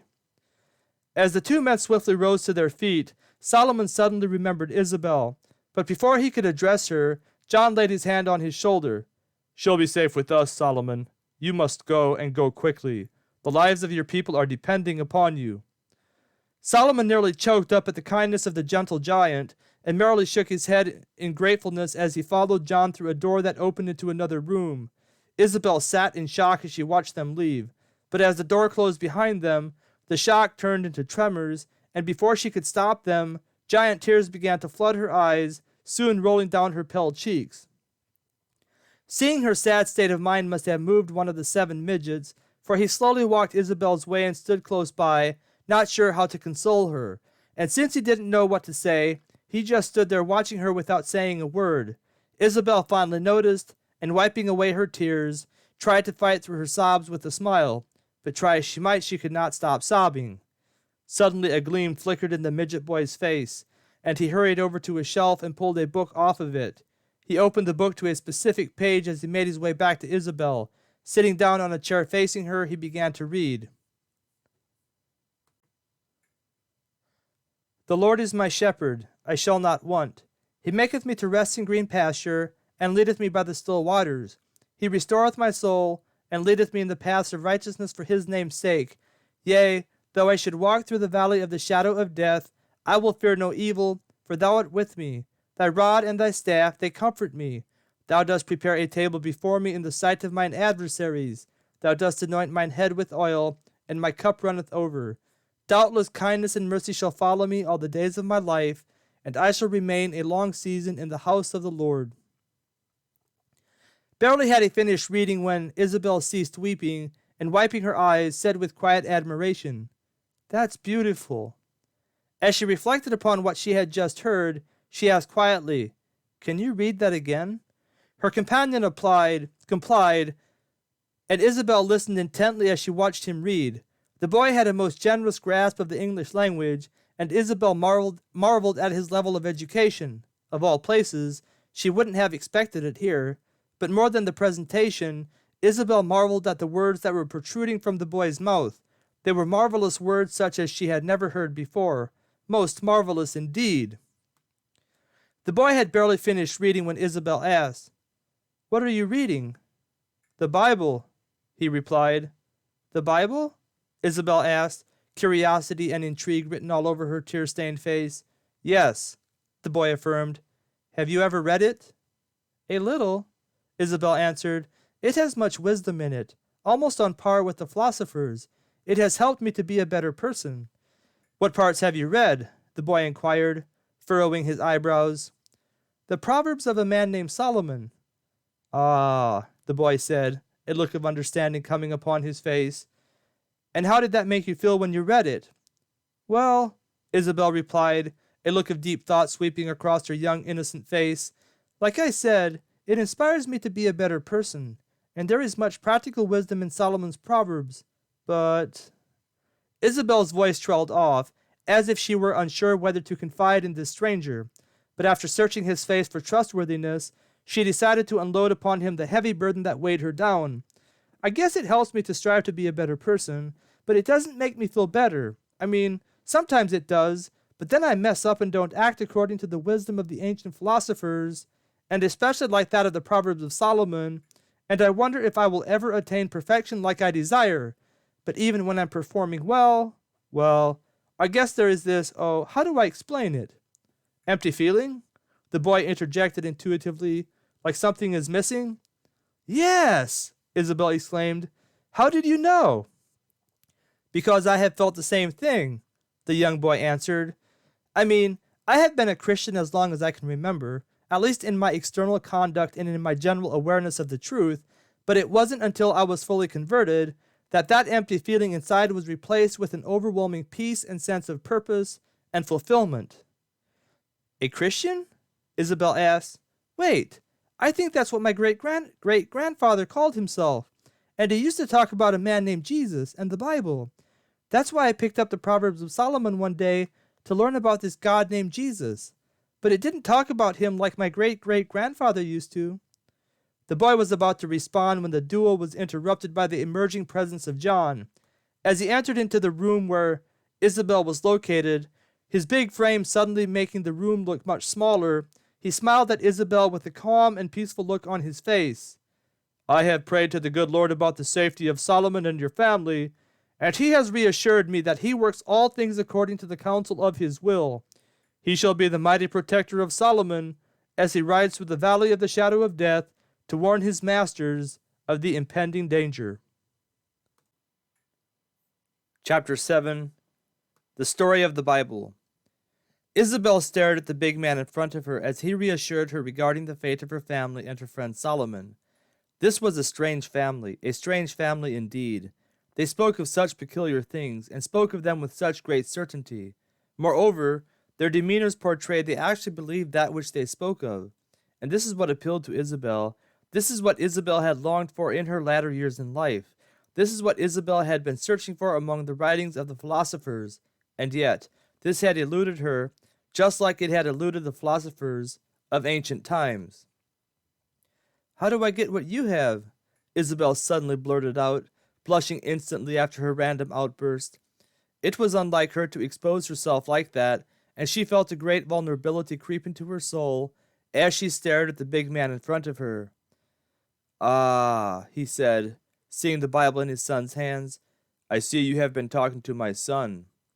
He smiled at Isabel before continuing, "Have you ever heard of a man named Jesus?"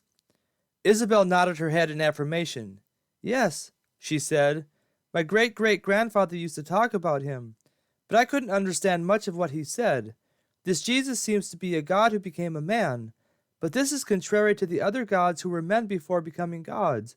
To be honest, my great-great-grandfather said many things I didn't understand. What I tried to understand didn't seem to fit in with any other belief system." Isabel had paused when suddenly a thought popped into her active mind. "And it seemed as if my great-great-grandfather believed in just one God. How can that be when there are so many gods?"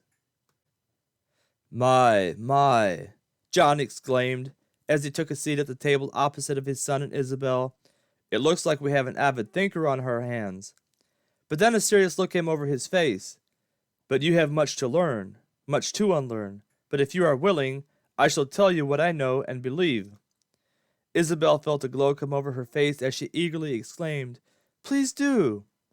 And thus John embarked upon a spiritual journey with his young student, beginning with creation, Adam and Eve, and the fall of man into sin. While he spoke, he affirmed that there was one God, and that the Bible denied the existence of all other gods, for the God of the Bible had declared himself to be the one and only true God. He spoke of this God's judgment upon the world in the flood, and then how he had made an everlasting covenant with a man named Abraham. Isabel was greatly intrigued, and listened with intense delight as he spoke of the descendants of Abraham, and how God had given them the law by which to live, which would result in a good life blessed mightily by God. But then Isabel's face darkened with the knowledge that the Israelites couldn't keep the law, and thus were temporarily abandoned by God, who sent against them enemy armies that plundered their lands and took them captive. It was here that John began speaking of the prophecies in the Old Testament of a coming new covenant. This new covenant could do what the Old Covenant could not do, and that was to enable mankind to keep God's perfect law, thus entering into an intimate communion with God, who would bless them mightily and eternally in an unending and everlasting existence, where pain and suffering would become a thing of the past. Isabel's eyes glistened with hope as John spoke of the new covenant, and when he began to speak of Jesus, she leaned in toward him, her hands folded on her lap, her eyes filled with intense longing to know how she could obtain this new covenant with this God. As John spoke of Jesus, how he was born of a virgin, how he overcame temptation in the wilderness, how he claimed to be God manifest in the flesh, and how he performed miracles men had never seen before to that extent, Isabel's eyes opened wide with wonder, her expression begging John to continue. John complied with his student's hungry request for more knowledge, but as he began to speak of the coming death of Jesus and how this was prophesied in the Bible, Isabel's eyes once again clouded with fear and doubt, fearing that the good news of the new covenant would also be considered an ineffective covenant by which to pull man out of his current state of misery. And then tears began to flood her eyes as John told her the very people whom Jesus came to save were the ones who demanded that he die for declaring the truth that was from God. More tears flooded her eyes and rolled down her cheeks as John spoke about how even his closest friends and disciples, not to mention the multitudes whom he had fed and healed, abandoned him in his darkest hour. Tears turned to anger as John elaborated upon the horrific nature of his crucifixion and how he was mocked as he hung upon the cross. As John talked, the sun disappeared into the western horizon, giving way to the moon. It was a clear night out tonight, and had the city streets not been occupied by the marauding Nephilim, it would have been a beautiful night to walk beneath the countless number of stars that adorned the expanse of the sky overhead. But thanks to all that had happened that day, both the good and the bad, a young mind was being filled with the story of Jesus, and knowledge being given that could change the course of a young girl's life forever. Isabel's eyes were riveted on John as he continued speaking, and her eyes once again filled with hope when John made the statement that Jesus had 12 legions of angels whom he could call. But then John finished the story of the crucifixion by telling Isabel about the sword that pierced his side after he cried out that it was finished.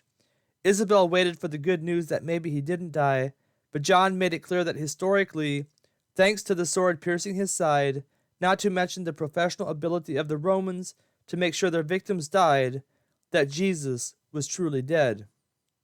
Isabel dropped her head with sadness as tears once again flooded her eyes. Here was a God who had left his throne in heaven to come down and save mankind from its pain and misery, and the only way they could thank him was to put him to death, eliminating the one hope they had in life. The tears finally ceased, But the sadness in Isabel's eyes didn't disappear as John began to speak of the disciples who were in utter dismay regarding what had happened. And then the story took a twist that Isabel never expected. According to John, this same Jesus rose from the dead just 3 days later as prophesied by the Bible, and historically, this was proven by the fact that he had hundreds of witnesses attest to his resurrection. Isabel searched John's face for clues as he continued speaking, and when he told her that this Jesus had ascended into heaven where he sat at the right hand of God, interceding for his people, a confused look came into her eyes despite the joy that had appeared when she first heard this Jesus had been raised from the dead by God. "But how is that possible?" Isabel inquired. "If there is one God, and Jesus was God who became man, how could he ascend to be with God? Are there two gods in heaven?" John chuckled. "Well, Isabel, here is where we take a turn into the deep doctrines of Christianity. You see, God is one God in 3 persons, whom we know as Father, Son, and Holy Spirit." "Wait, there's another God besides Jesus and the God in heaven?" Isabel asked incredulously, feeling even more confused than ever. "No, there is one God in 3 persons," John restated. "It's kind of like your family. You are one family, but you have several persons in your family. This is one way to look at it with one God in 3 persons. And yet, it is much different because God cannot be divided into 3 beings like there are several people in your family. God is indivisible as one God, and each member of the Godhood is fully God and cannot be separated from the Godhood. We call this the Trinity." John laughed as Isabel shook her head in confusion. "Look, Isabel, it's a mystery that cannot be fully explained. The brightest scholars have tried to explain it as best they could, and even they couldn't fully explain it in the way that the Bible portrays it. That is why I have done such a poor job explaining it. The fact is, the Bible states there is one God who exists as Father, Son, and Holy Spirit. What is important is that we believe Jesus is God, and that he came to earth, died for the sins of mankind, and will one day return for his people." "Jesus died for the sins of mankind?" Isabel inquired, not sure what to make of such language. "That's right, Isabel," John affirmed. "Anything that we do that is contrary to the holy law of God is sin against God. Even if we do things that hurt other people, that too is sin against God. God gave us specific laws by which we must live, and every human being that has ever been born, notwithstanding Jesus, has sinned. And according to God's standard of justice, sin must be punished. He cannot just overlook sin. If he did, then he would not be a holy and just God. But when Jesus died on the cross for our sins, God said that anyone who believes in Jesus will inherit eternal life." John reached for the Bible that lay on the table in front of his son, and his son obediently slid it toward his father. Opening it up to a particular place, John began to read. "But now the righteousness of God without the law is manifested, being witnessed by the law and the prophets, even the righteousness of God which is by faith of Jesus Christ unto all and upon all them that believe, for there is no difference. For all have sinned and come short of the glory of God, being justified freely by his grace through the redemption that is in Christ Jesus, whom God hath set forth to be a propitiation through faith in his blood, to declare his righteousness for the remission of sins that are past, through the forbearance of God, to declare, I say, at this time his righteousness, that he might be just, and the justifier of him which believeth in Jesus." Romans 3:21-26. "Isabel, this is an important passage in the Bible. It states that we have all sinned and fall short of the glory of God. But because of what Jesus did on the cross, God was able to declare himself just in forgiving the sins of those who believe in Jesus. God is a righteous God who could not just overlook sin. And since humans could never be punished enough for their sins, since their sins are against an infinite holy God, thus demanding an infinite punishment, it required an infinite God to bear the punishment for the finite.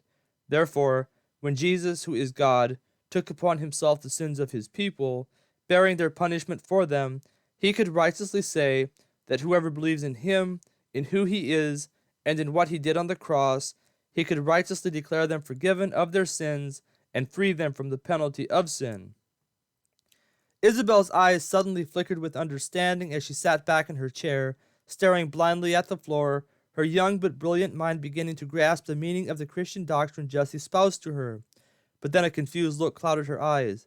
"But what do I do?" she asked. "Just believe in Jesus?" John smiled. "Well, here's another paradox for you, Isabel. The answer is yes and no." Isabel's eyes filled with frustration.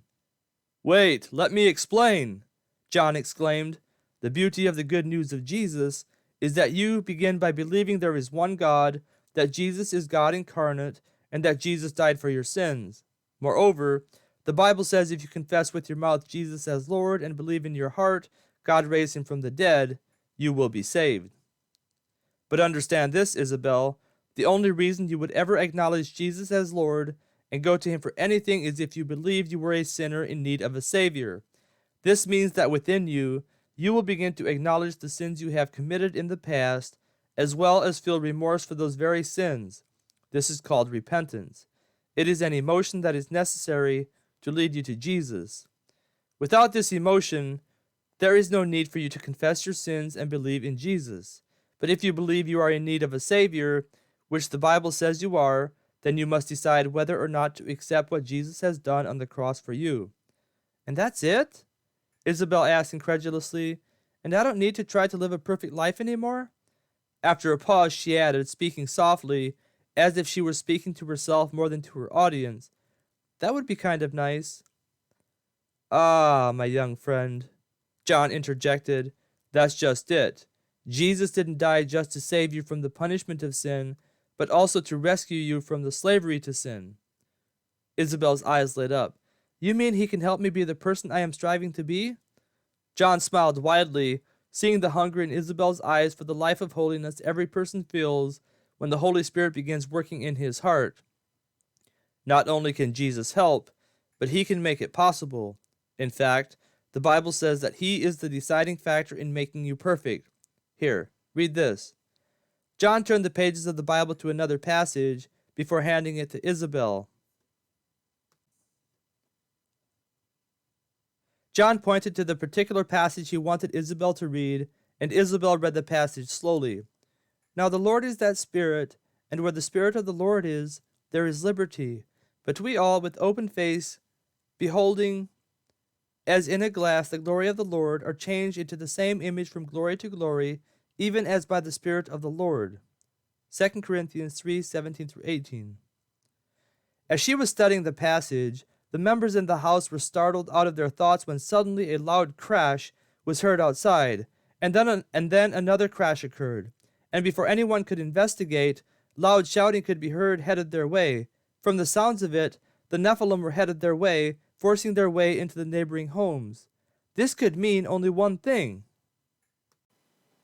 Chapter 8. Escape from Bartertown. "Boys, quick! Go into the stable! Take Isabel with you!" John's voice was filled with anxiety as he spoke. His sons complied, and Isabel soon found herself exiting the room they were in before entering into a hallway, which ended with another door that most certainly led somewhere.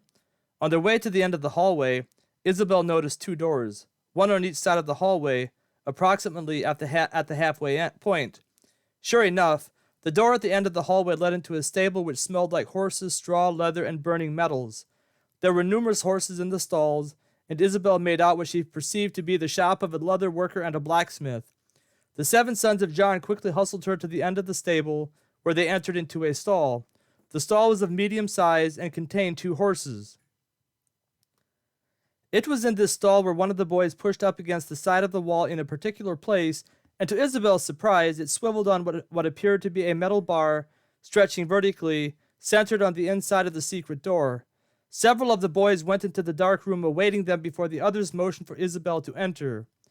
Isabel was apprehensive, to say the least, about entering the dark room ahead of her, but fearing what lay behind more than what might be in front of her, she was compelled to obedience without much thought of doing otherwise. The room wherein she entered was not as much a room as what might be better classified as a designed hiding spot. The hiding spot where Isabel entered had a low ceiling, and she had to stoop over to keep from banging her head on the ceiling. The ceiling was about 3.5 feet tall, being of perfect height for the midget she accompanied into the hiding spot. As soon as they were all inside, the door was closed, and they were enveloped in complete darkness. Isabel found a spot and sat down, her heart beating rapidly from all the excitement. Barely had they made themselves as comfortable as possible when the door swung open, revealing the short woman from earlier. She was accompanied by Walter, who was once again clad in respectable apparel.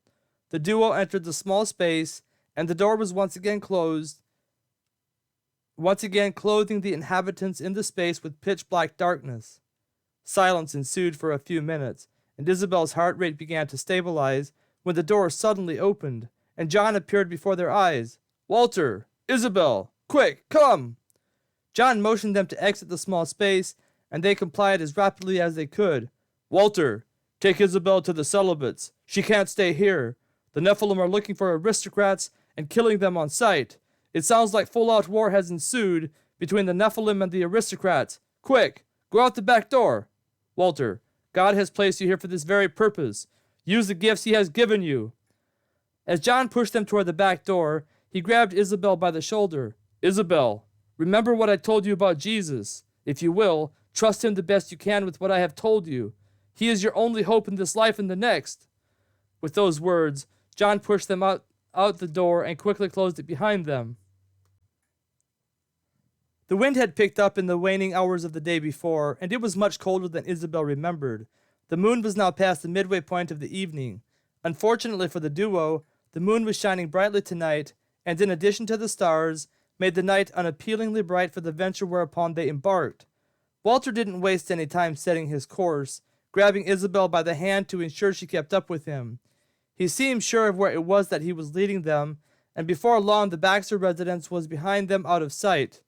Isabel's eyes were wide open with fear as the noises around them indicated just how violent the lurking danger was that was all around them.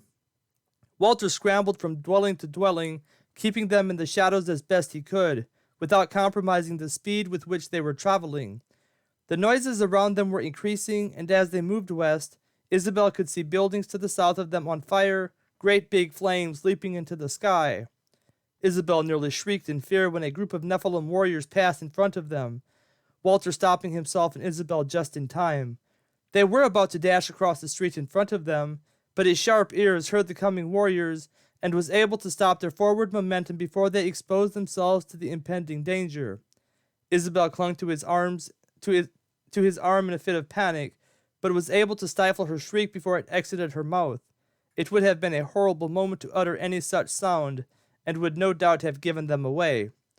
But thanks be to God they weren't discovered, and as soon as the Nephilim passed them by, Walter made sure it was safe to pass before grabbing Isabel's hand and pulling her across the street. Walter was a fast runner, and Isabel nearly went tumbling as they dashed across the street, but Isabel was able to stay upon her feet, and they made it there without much incident. But barely had they made it to the other side of the street when suddenly a group of Nephilim warriors came rushing down from the north, the same direction the previous group had come from. Walter and Isabel were barely out of sight when they emerged. Isabel struggled to stifle another scream, and did so effectively, albeit it was almost impossible. But she did what she needed to do, and the pair once again escaped the impending danger lurking all around them. But by this time they had now passed the center part of town, and as they scrambled from hiding place to hiding place, the dwellings grew sparser and sparser, and soon Isabel could see the large, vast desert stretching out into the dark, empty horizon. None of the dwellings they passed were on fire, as it appeared the Nephilim had targeted the buildings further south, those buildings mostly belonging to the Aristocrats. But the dwellings whereby Isabel and Walter passed were boarded up tightly, without a soul out and about. This was not a time to be out on the streets, even if you weren't an aristocrat. It appeared the Nephilim were taking sole control of Bartertown, and whoever opposed them would need to face their fierce wrath. As noted before, the Nephilim were a large people, the average height of a man extending to every bit of 6 feet 5 inches tall, with many of them extending to the height of 7 feet in stature. No one really knew where they came from, but they had been labeled the Nephilim by the Separatists because of their propensity toward the greatly wicked and immoral lifestyles forbidden by the Bible. Unlike the aristocrats who had abandoned the one true God of the Bible, the Nephilim had never worshipped God, at least not the ones in Bartertown, and awful witchcraft and black magic prevailed in their midst from the very beginning. As has also been noted before, The Nephilim were from the north, located upon a large mountain that stretched east and west as far as the eye could see. They did not inhabit the entirety of this mountain, staying close enough to Bartertown to benefit from the trade that existed within its streets. The Nephilim were skilled in the art of war, and no one knew for sure, but considering the sorts of wares they brought, it was suspected that they raided villages on the other side of the mountain, looting as they went, bringing back what they could with which to trade in Bartertown for things they could not acquire through looting. Although the Nephilim were warlike creatures, lusting for the blood of their enemies, it seemed inconceivable that they should go to war with the Aristocrats. The peace treaty between them served each side well, and any kind of wartime activity would not only hurt the Aristocrats, but the Nephilim as well. But something must have set them off, and now here they were, plundering what they desired as they made their way toward the land of the Aristocrats. But that was that, and this was this. And now that we have a vague idea who the Nephilim are, let us proceed with the flight of the two youngsters fleeing the terrible wrath of the Nephilim. Having passed the last dwelling moments earlier, Walter and Isabel were now in the open desert, with the mountain to the north rising high overhead. They were a distance off from the mountain, but not so far off that they didn't need to worry about predators. By this time, Isabel was beginning to feel fatigue, not being conditioned to this sort of life like Walter no doubt had been, and she began to lag behind as Walter tugged on her hand. Isabel tried to pick up her pace, but soon she was too tired to run, and slowing to a walk, allowed herself to fall forward on her stomach as Walter tugged at her hand.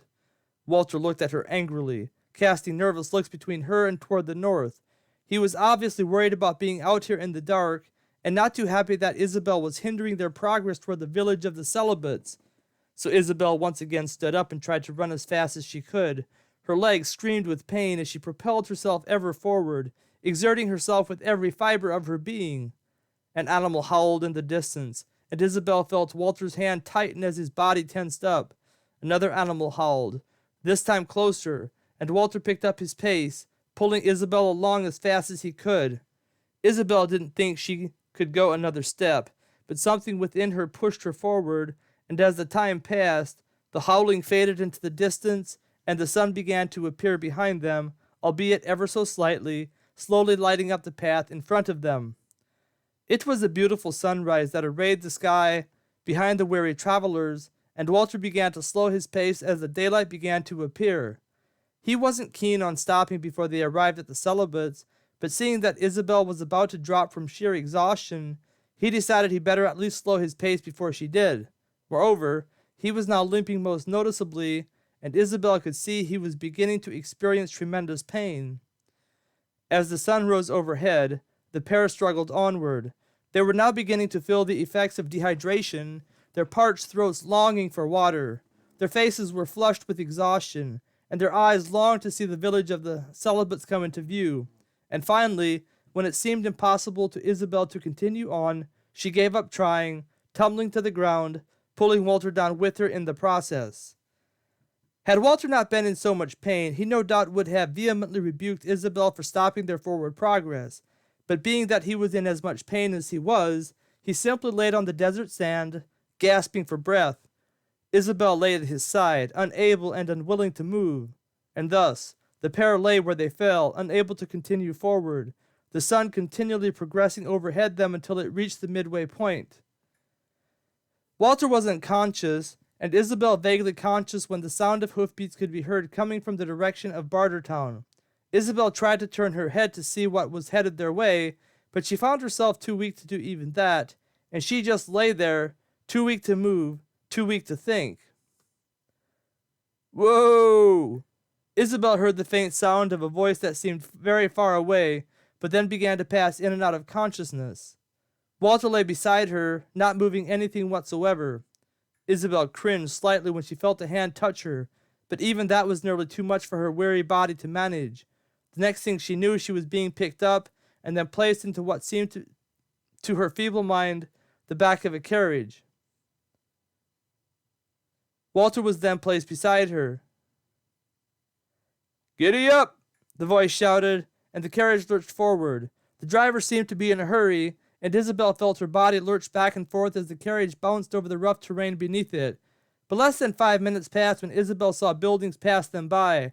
Soon after that, the driver pulled the horse to a stop and, jumping out, hurried to the back of the carriage and took Isabel into his arms.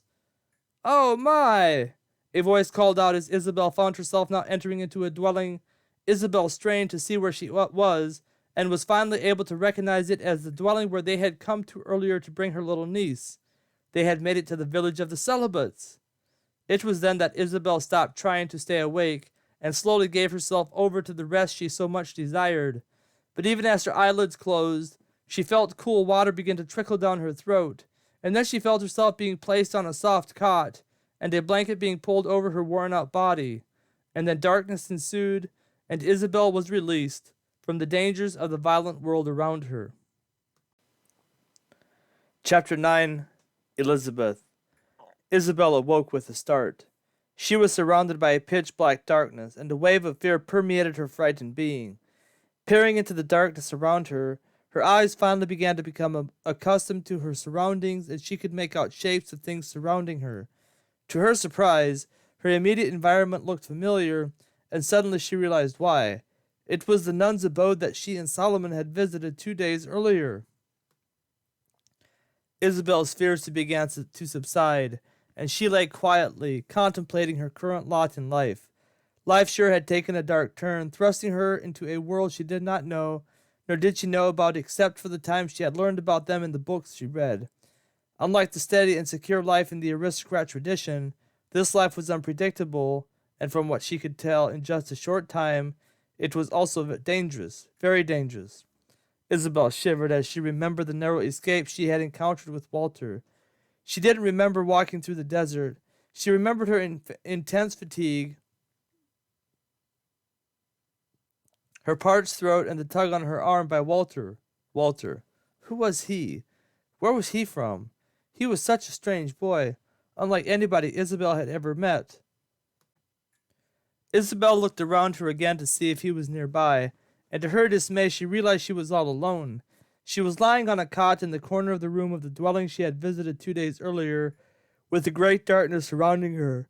The stone fireplace that had warmed the room the day before was no longer generating heat, now just a resemblance of its former glory as it sat coldly, a charred description of what used to be. Isabel shivered as the cold of the night bit into her body, her mind realizing for the first time how cold it was beyond the blankets that covered her from her shoulders to her toes. She snuggled deeply into the warmth of the blankets, thankful for the heat they provided. She wanted to get up and explore her surroundings, feeling not only the chill of the cold air, but also the chill of being alone.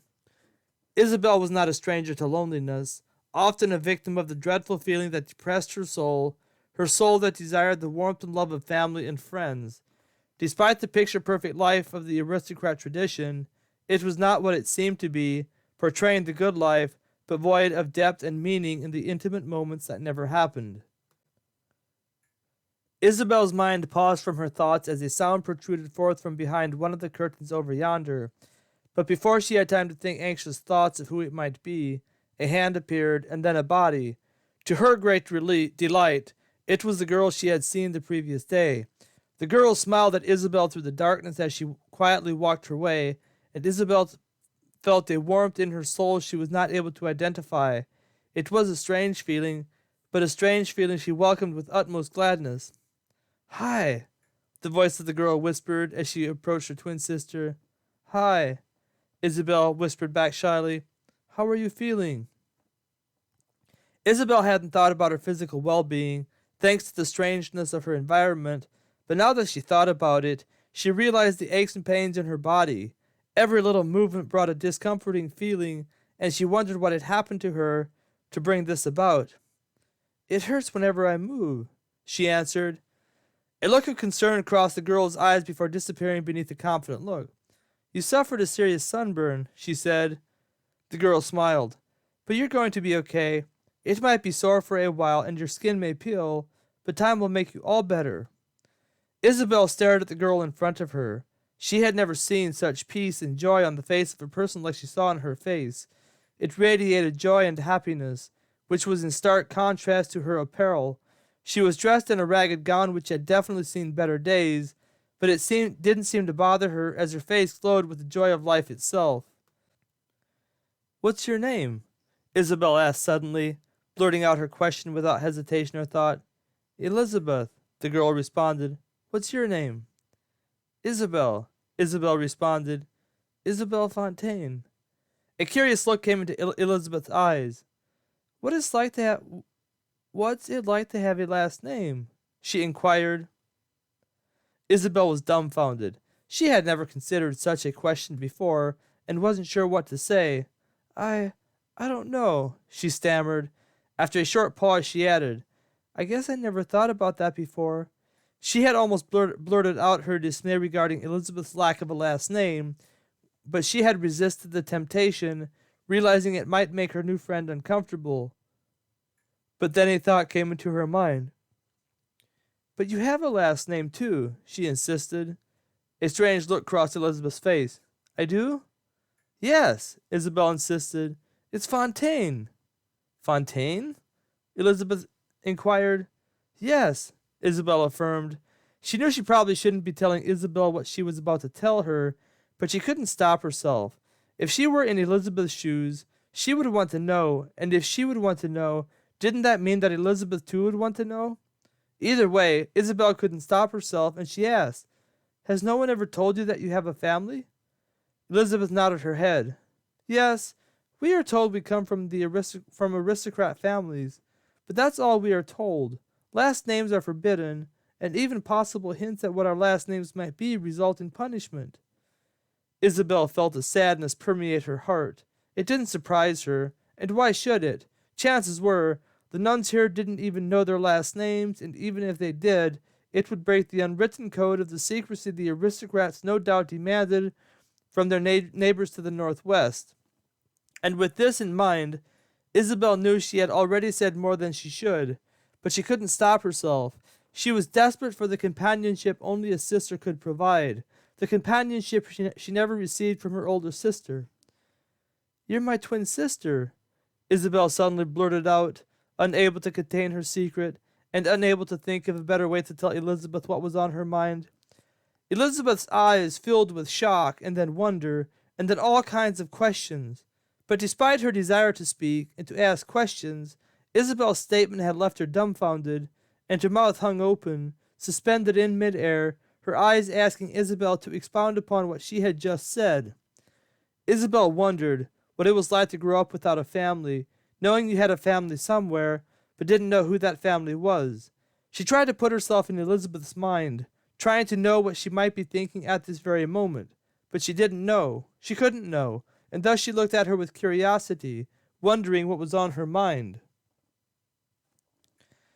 Are you glad I'm your sister? She asked, searching Elizabeth's eyes for clues to the answer to her question, reaching out and clasping her hand. Elizabeth's hand was rough and calloused, and Isabel realized just how difficult her life must have been compared to her own life of luxury in the aristocrat tradition, but she remained silent, waiting for Elizabeth to speak.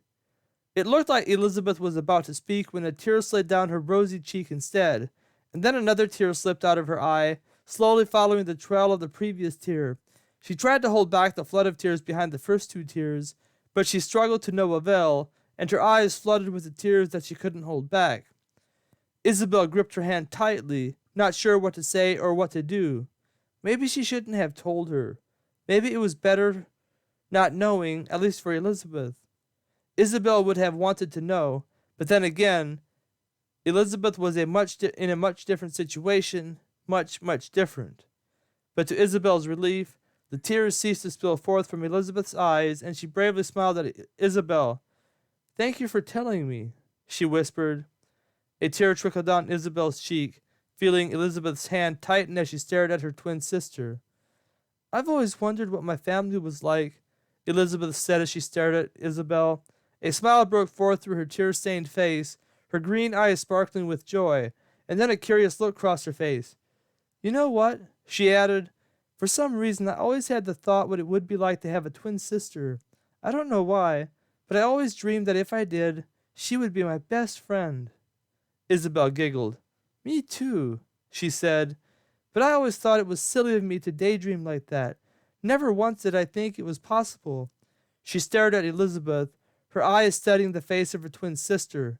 It was like a dream come true, that is, a dream that she had barely dared to dream, believing it was foolish thinking. But here she was, her twin sister, sitting right beside her. Isabel and Elizabeth sat in silence as they thought about the turn of events in their lives. What had begun as a tragic event in the life of Isabel, losing her niece to the likes of the Celibates, was now beginning to look like a blessing, at least for Isabel, and for Elizabeth, at least for now. Neither of them knew what the morning held for them, but for now they were going to enjoy it as much as they could. "What is life like in the aristocrat tradition?" Elizabeth asked, finally breaking the silence that had engulfed the two girls. Isabel thought about her question for a moment. She hadn't really thought too much about it in the past, but now that she had seen what she had seen and how different life was for others, she wasn't exactly sure what to say and how to explain it. But she decided to describe it as best she could, and Elizabeth listened intently as her sister spoke. Elizabeth interrupted Isabel from time to time, wanting to know more about her father and mother, as well as about her siblings. Her eyes grew wide with wonder as Isabel explained how marriage and family worked in the aristocrat tradition, and then with sadness on Isabel's behalf when she poured out her heart regarding her own fate in the aristocrat tradition. But when Isabel mentioned Solomon, Elizabeth's eyes lost the wonder that had resided in them, and they grew dark and stormy. It appeared she didn't approve of the idea of slaves, and especially what the aristocrats thought of them as subhumans. But she remained quiet, and finally Isabel stopped talking, not sure what more to say. Elizabeth's eyes filled with a faraway look as she contemplated what all Isabel had told her, and Isabel quickly began inquiring into her life, wanting to know what it was like compared to the only life she had known in the aristocrat tradition.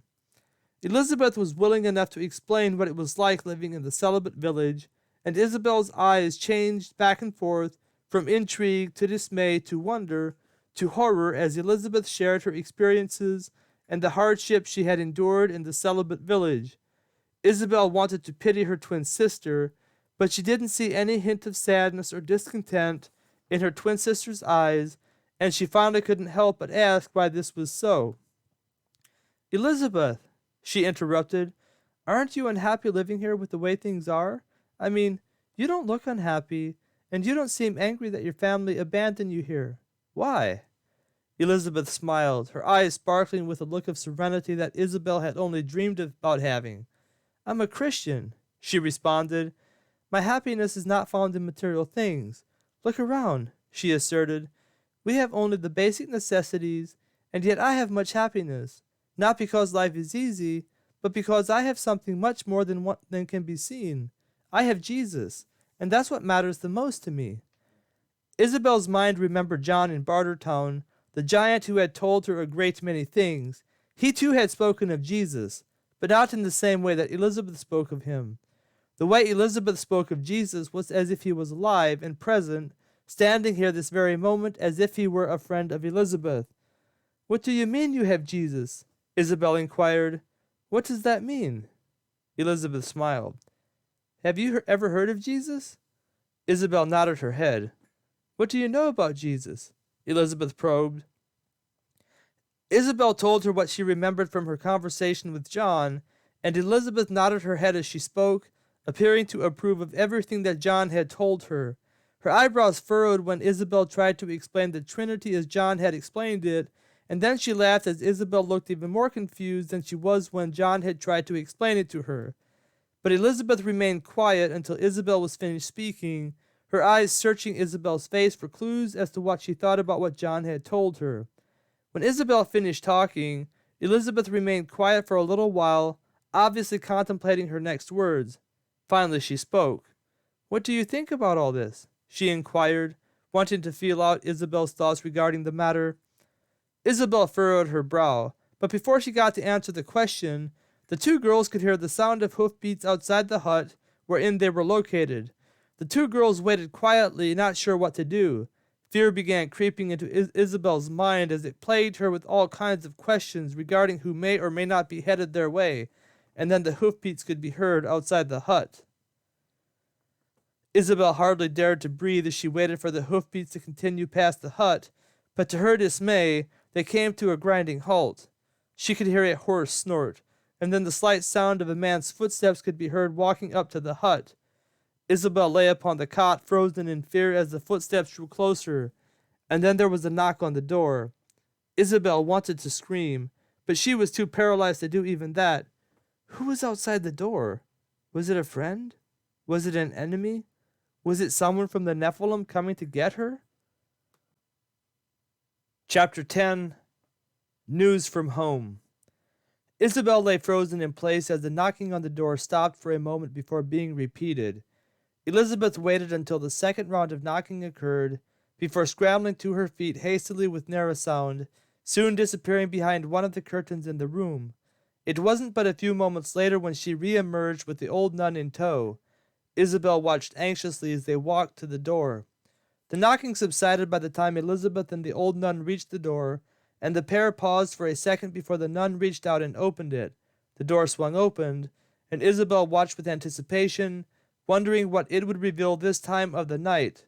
The old nun didn't seem too concerned, a calm and peaceful look radiating over her wrinkled face. "Solomon!" Isabel shouted with glee as Solomon stepped inside, quickly shutting the door behind him. He had a dark look on his face, quickly making his way into the interior of the room, the nun leading the way. Despite her condition, Isabel seemed to forget her pain, quickly leaping up off her cot and running over to her dear friend. The dark look disappeared from Solomon's face for a moment as he reached out and hugged Isabel tightly, but then he let go of her as he gratefully sat down on the chair the old nun offered him. He looked extremely fatigued and shook his head wearily as Isabel began peppering him with questions regarding the situation back home. She finally calmed down enough for one of her questions to become lucid enough for Solomon to understand. "Solomon," she asked with a hint of hysteria in her voice, "is my family okay?" She tried to remain calm, but now that there was news to be had regarding the situation at home, she wanted to know as much as could be had. She hadn't really given the matter much thought since the beginning of the raid in Bartertown, not because she didn't care about her family and her friends, but because she hadn't had much time to think about it. Solomon's eyes filled with tears as he shook his head. "It's not good," he said. "The Nephilim raided the aristocrat land and pushed far into their territory before the aristocrat army could mount any kind of resistance. Most of the buildings along the way were torched." Looking at Isabel, he quietly added, "Including the Fontaine buildings. Everything is gone, torched, burned to the ground. It's gone. All gone." "What about my family?" Isabel asked, her lower lip starting to quiver. Solomon shook his head. "I don't know. They were gone. Everyone. Your parents, siblings, and even the slaves. Gone." "Where did they go?" Isabel quickly asked, her eyes filled with fright, unable to comprehend what was happening. "I'm not sure," Solomon replied. "They might have escaped to the south, or they may have been captured by the Nephilim and taken north. The army finally pushed the Nephilim north out of their territory, but not before they captured a good number of the aristocrats and killed them or took them north. I searched among the refugees for your family, Isabel, but I couldn't find them. Chances are they were captured by the Nephilim and taken north." As an afterthought, and meant as a consolation, he added, "The good thing is that I didn't find them among the dead. There is still hope they are alive." A sob escaped Isabel's throat, and before she knew what was happening, she was shaking violently as her sobs became cries. Sure, her family wasn't the most perfect family in the world, but she still loved them, and with the thought of losing them present in her mind, she realized how much she would miss them if they were gone. Solomon pulled her close as she wept and slowly wiped her tears away when there were no more tears to be had. The old nun and Elizabeth looked on with empathy as they contemplated how best they could help their new friend, who didn't have a home or family or friends to go back to. From all appearances, it looked like they were without a home, not to mention it would be nearly impossible to get back through the enemy lines to the other side of Bartertown. Of this Solomon was sure. "Bartertown is controlled by the Nephilim," he said. "The word in the aristocrat camp was that they were going to attempt an attack on the Nephilim in Bartertown, but this seemed foolish to many of the aristocrats considering they would lose their obvious advantage, which is to fight on horseback. They wouldn't have this advantage in Bartertown, and the physical size and strength of the Nephilim was sure to overpower them with remarkable ease."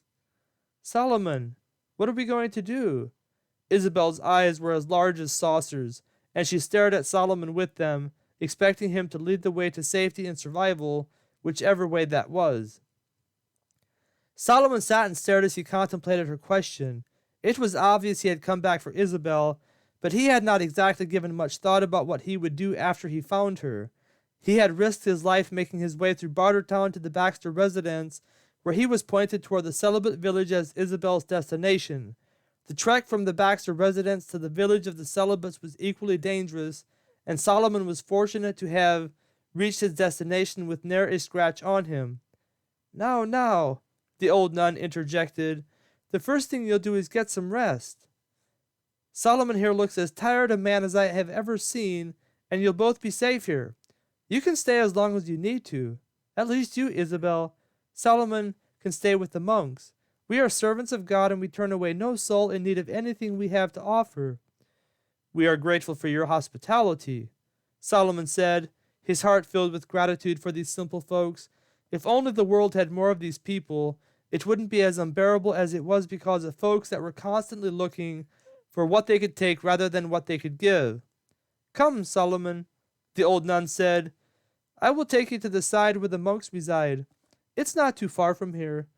It is there you will find whatever you need, especially a place to sleep, which is something you have much need of at the moment. Solomon nodded his head gratefully, and after bidding his young friend Isabel goodbye, he followed the old nun out of the door. Isabel watched as Solomon and the old nun disappeared into the darkness. She was rendered speechless by Solomon's description regarding the plight of the people on the Fontaine property, and quietly stared at the outer door as it closed in on her. Elizabeth moved her chair next to Isabel, and reaching over, gave her a big hug. It was apparent she didn't know what to say, and so she didn't say anything. Isabel accepted the hug graciously, glad that her twin sister had the wisdom to remain silent. At times like these, sometimes it was just better to be present and say nothing. But then Isabel remembered her conversation with Elizabeth that had been cut short thanks to the welcome intrusion of Solomon. Elizabeth, could Jesus help you at times like these? Elizabeth nodded her head. Yes, Isabel, he can. But how? Isabel inquired. Isn't he far away up in heaven? How can he help us down here if he is all the way up there? Elizabeth smiled. He's not just up in heaven. He's down here with us too.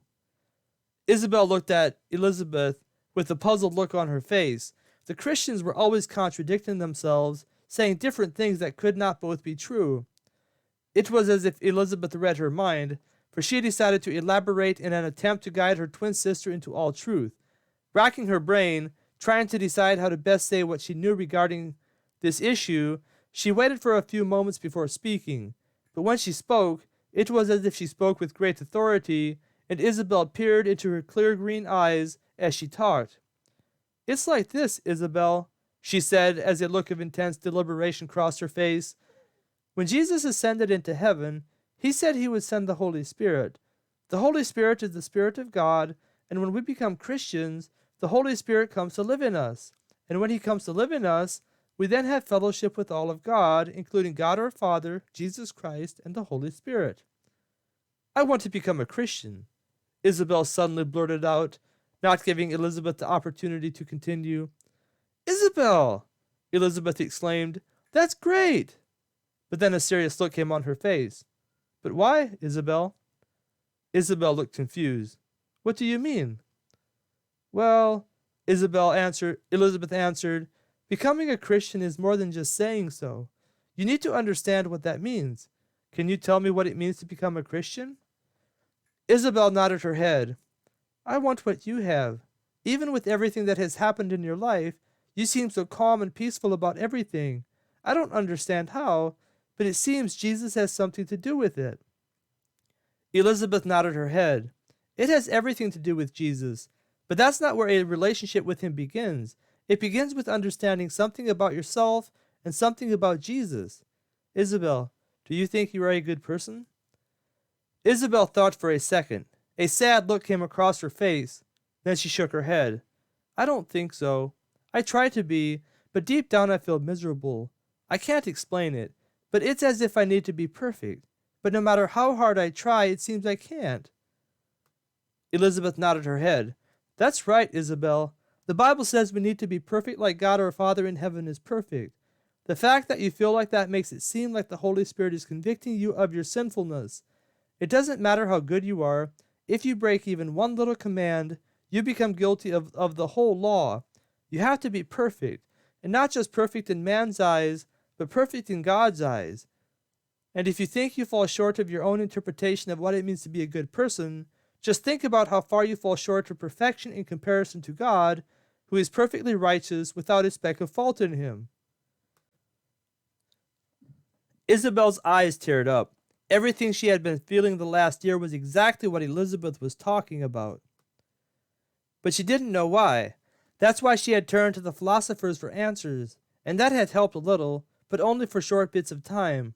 But then even that began disappearing, and there was nothing she could do to get relief from feeling that she was not a good person, and that worried her. If there was a God, she was afraid he would look at her life and punish her for her wickedness.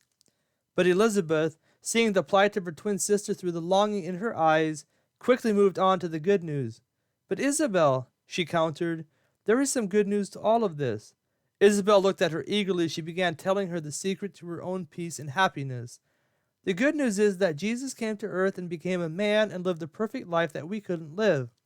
By living the perfect life that we couldn't, he became the perfect sacrifice for our sins, and when he died on the cross, he became the substitute for all who repent of their sins and believe in him. When you go to God and confess your sins, and then believe that Jesus died on the cross for you, you will then become righteous like Jesus. You won't be able to live a perfectly righteous life this side of heaven, but in God's eyes you will be perfectly righteous. When God sees you believing in Jesus, he sees what Jesus did on the cross for you, and he will consider you perfectly righteous." And then comes the part where you follow after Jesus. One thing you need to do before you make this decision is to count the cost of following Jesus. It will come with many trials and tribulations, and often you will find yourself bound to another law outside of yourself that compels you to do something other than what you want to do. This law is called the law of God, which we find revealed in the Bible. As a Christian, your duty will be to do according to this law to the best of your ability. You won't be able to perfectly follow it this side of eternity, but as a follower of Jesus, he will convict you to live according to his word. The Bible even says that if you love Jesus, you will keep his commandments. But Jesus will help you with this. In fact, he will change you on the inside so you act differently on the outside. And you won't find his yoke heavy or cumbersome. You will find yourself wanting to live according to the teachings of the Bible, and when you do, you will find peace and joy in your heart and mind. And Isabel, when you obtain the peace and joy that can only be found in Jesus, you will find the only life worth living. That is why true Christians can find happiness and contentment in any circumstances in life. It doesn't mean there won't be pain and suffering and bitter disappointment at times, but in it all you have something far greater than you can have forever, and that's Jesus. He will always be there for you no matter what, and he will never let anything happen to you that won't ultimately be for your good and lead you closer to him. It's amazing, Isabel, truly amazing. Isabel's eyes glistened as her sister spoke of the good news that explained her secret to peace and joy in life, and even after her sister told her she must count the cost, she was ready to ask God for the same thing through the person and work of Jesus. Whatever it was that her sister had, she wanted it too, desperately. "Elizabeth," she exclaimed, "what do I do? I am ready to believe everything you just said. I can't say it all makes sense, but I know I'm a sinner and that I need help. What do I do?" Elizabeth's heart leaped with joy as she led her sister into her first prayer to God. But barely had she begun to lead her sister there when Isabel began pouring her heart out to God, telling him everything that was on her mind. And when she opened her eyes and they met the eyes of her sister, Elizabeth knew her sister had been born again. Chapter 11. Life with the Celibates. It wasn't long after she had shared the gospel with Isabel that Elizabeth decided it was time to go back to bed. There were only a few hours still left before daybreak, and she wanted Isabel to try to get some sleep before the activities of the coming day began. But Isabel didn't feel tired as she watched her twin sister slip behind the curtain, that led to her makeshift bedroom. She was excited about what had just happened to her. It was a strange sensation that permeated her heart and mind. Here she was in the midst of a perilous time unlike anything she had ever imagined, and yet she was filled with peace and joy. It was unlike anything she had ever experienced. As Isabel considered her new world, her mind wandered to thoughts of her family. It was then that sadness began to envelop her, and the peace and joy she had experienced began to fade. Her family meant the world to her, and she didn't know what she would do without them. Moreover, even if she were reunited with her family, her home was destroyed, and it was of a surety that with war now spread across the land, life would never be the same. A tear slipped down Isabel's beleaguered cheek. As she thought of her family and the possibilities that the coming morning held, she wondered how her new faith in Jesus would help her. She had confessed her sins and felt relief from the awful burden of her past, but she was also hoping Jesus could help her in her current dilemma. After all, it seemed to help her sister, and if it was true for her, then it must be possible for others. Isabel's mind was busy thinking as she finally dozed off to sleep, and the next thing she knew, she was being shaken awake by a gentle hand. "Isabel, Isabel, it's time to wake up." Isabel rolled over on the cot and slowly opened her eyes. Elizabeth was kneeling at her side, shaking her gently in her attempt to wake her up. There was a bright smile on her face, and Isabel's heart leaped at the thought of the adventures that awaited her on this day. It would be the first day of her Christian life, the first day of her new life in her new world. Slowly pushing back the blanket that covered her, Isabel rolled over and slowly stood to her feet. "Ah!" she groaned as her sunburned body ached as she began to move, but the more she moved around, the more her skin stretched out, and soon she was feeling quite comfortable. And then she realized the hunger pangs in her stomach. To her relief, this was the first thing on Elizabeth's agenda for the day. "Isabel," she said with a bright smile, "it's time for breakfast. But first, put on this." Elizabeth had a ragged dress in her hand, and she handed it to Isabel. Isabel wasn't sure about wearing such a terrible-looking thing as that, but she complied willingly, and soon the two girls were exiting the dwelling and making their way through the Celibate village. They hadn't gone very far when Isabel could hear the sounds of voices. Elizabeth kept leading her into that direction, and soon Isabel could see women and children gathering around old wooden tables. There were old clay cups and plates strewn across the tables, with metal spoons lying beside them. It was a humble scene, and Isabel cringed at the thought of dining in this way, but her stomach barked at her apprehension, and she willingly sat down at the spot offered her at one of the tables. The chair was old and none too comfortable whereupon Isabel sat, but her mind turned to the food as several of the younger girls began coming around with bowls and plates. The plates contained bread, which was easily visible upon the plates, but Isabel couldn't tell what was in the bowls until one was passed her way. She eagerly looked on as one of the bowls made its way toward her. As the women and girls around the table began shepping out some of the contents of the bowl onto their plates, Isabel could see it was a creamy dish that looked like a thick soup of some kind. There was only one kind, and it looked like this, and bread would be their breakfast. As Isabel looked on, she hoped it tasted better than it looked, but then again, her stomach was making the argument anything would taste good right now.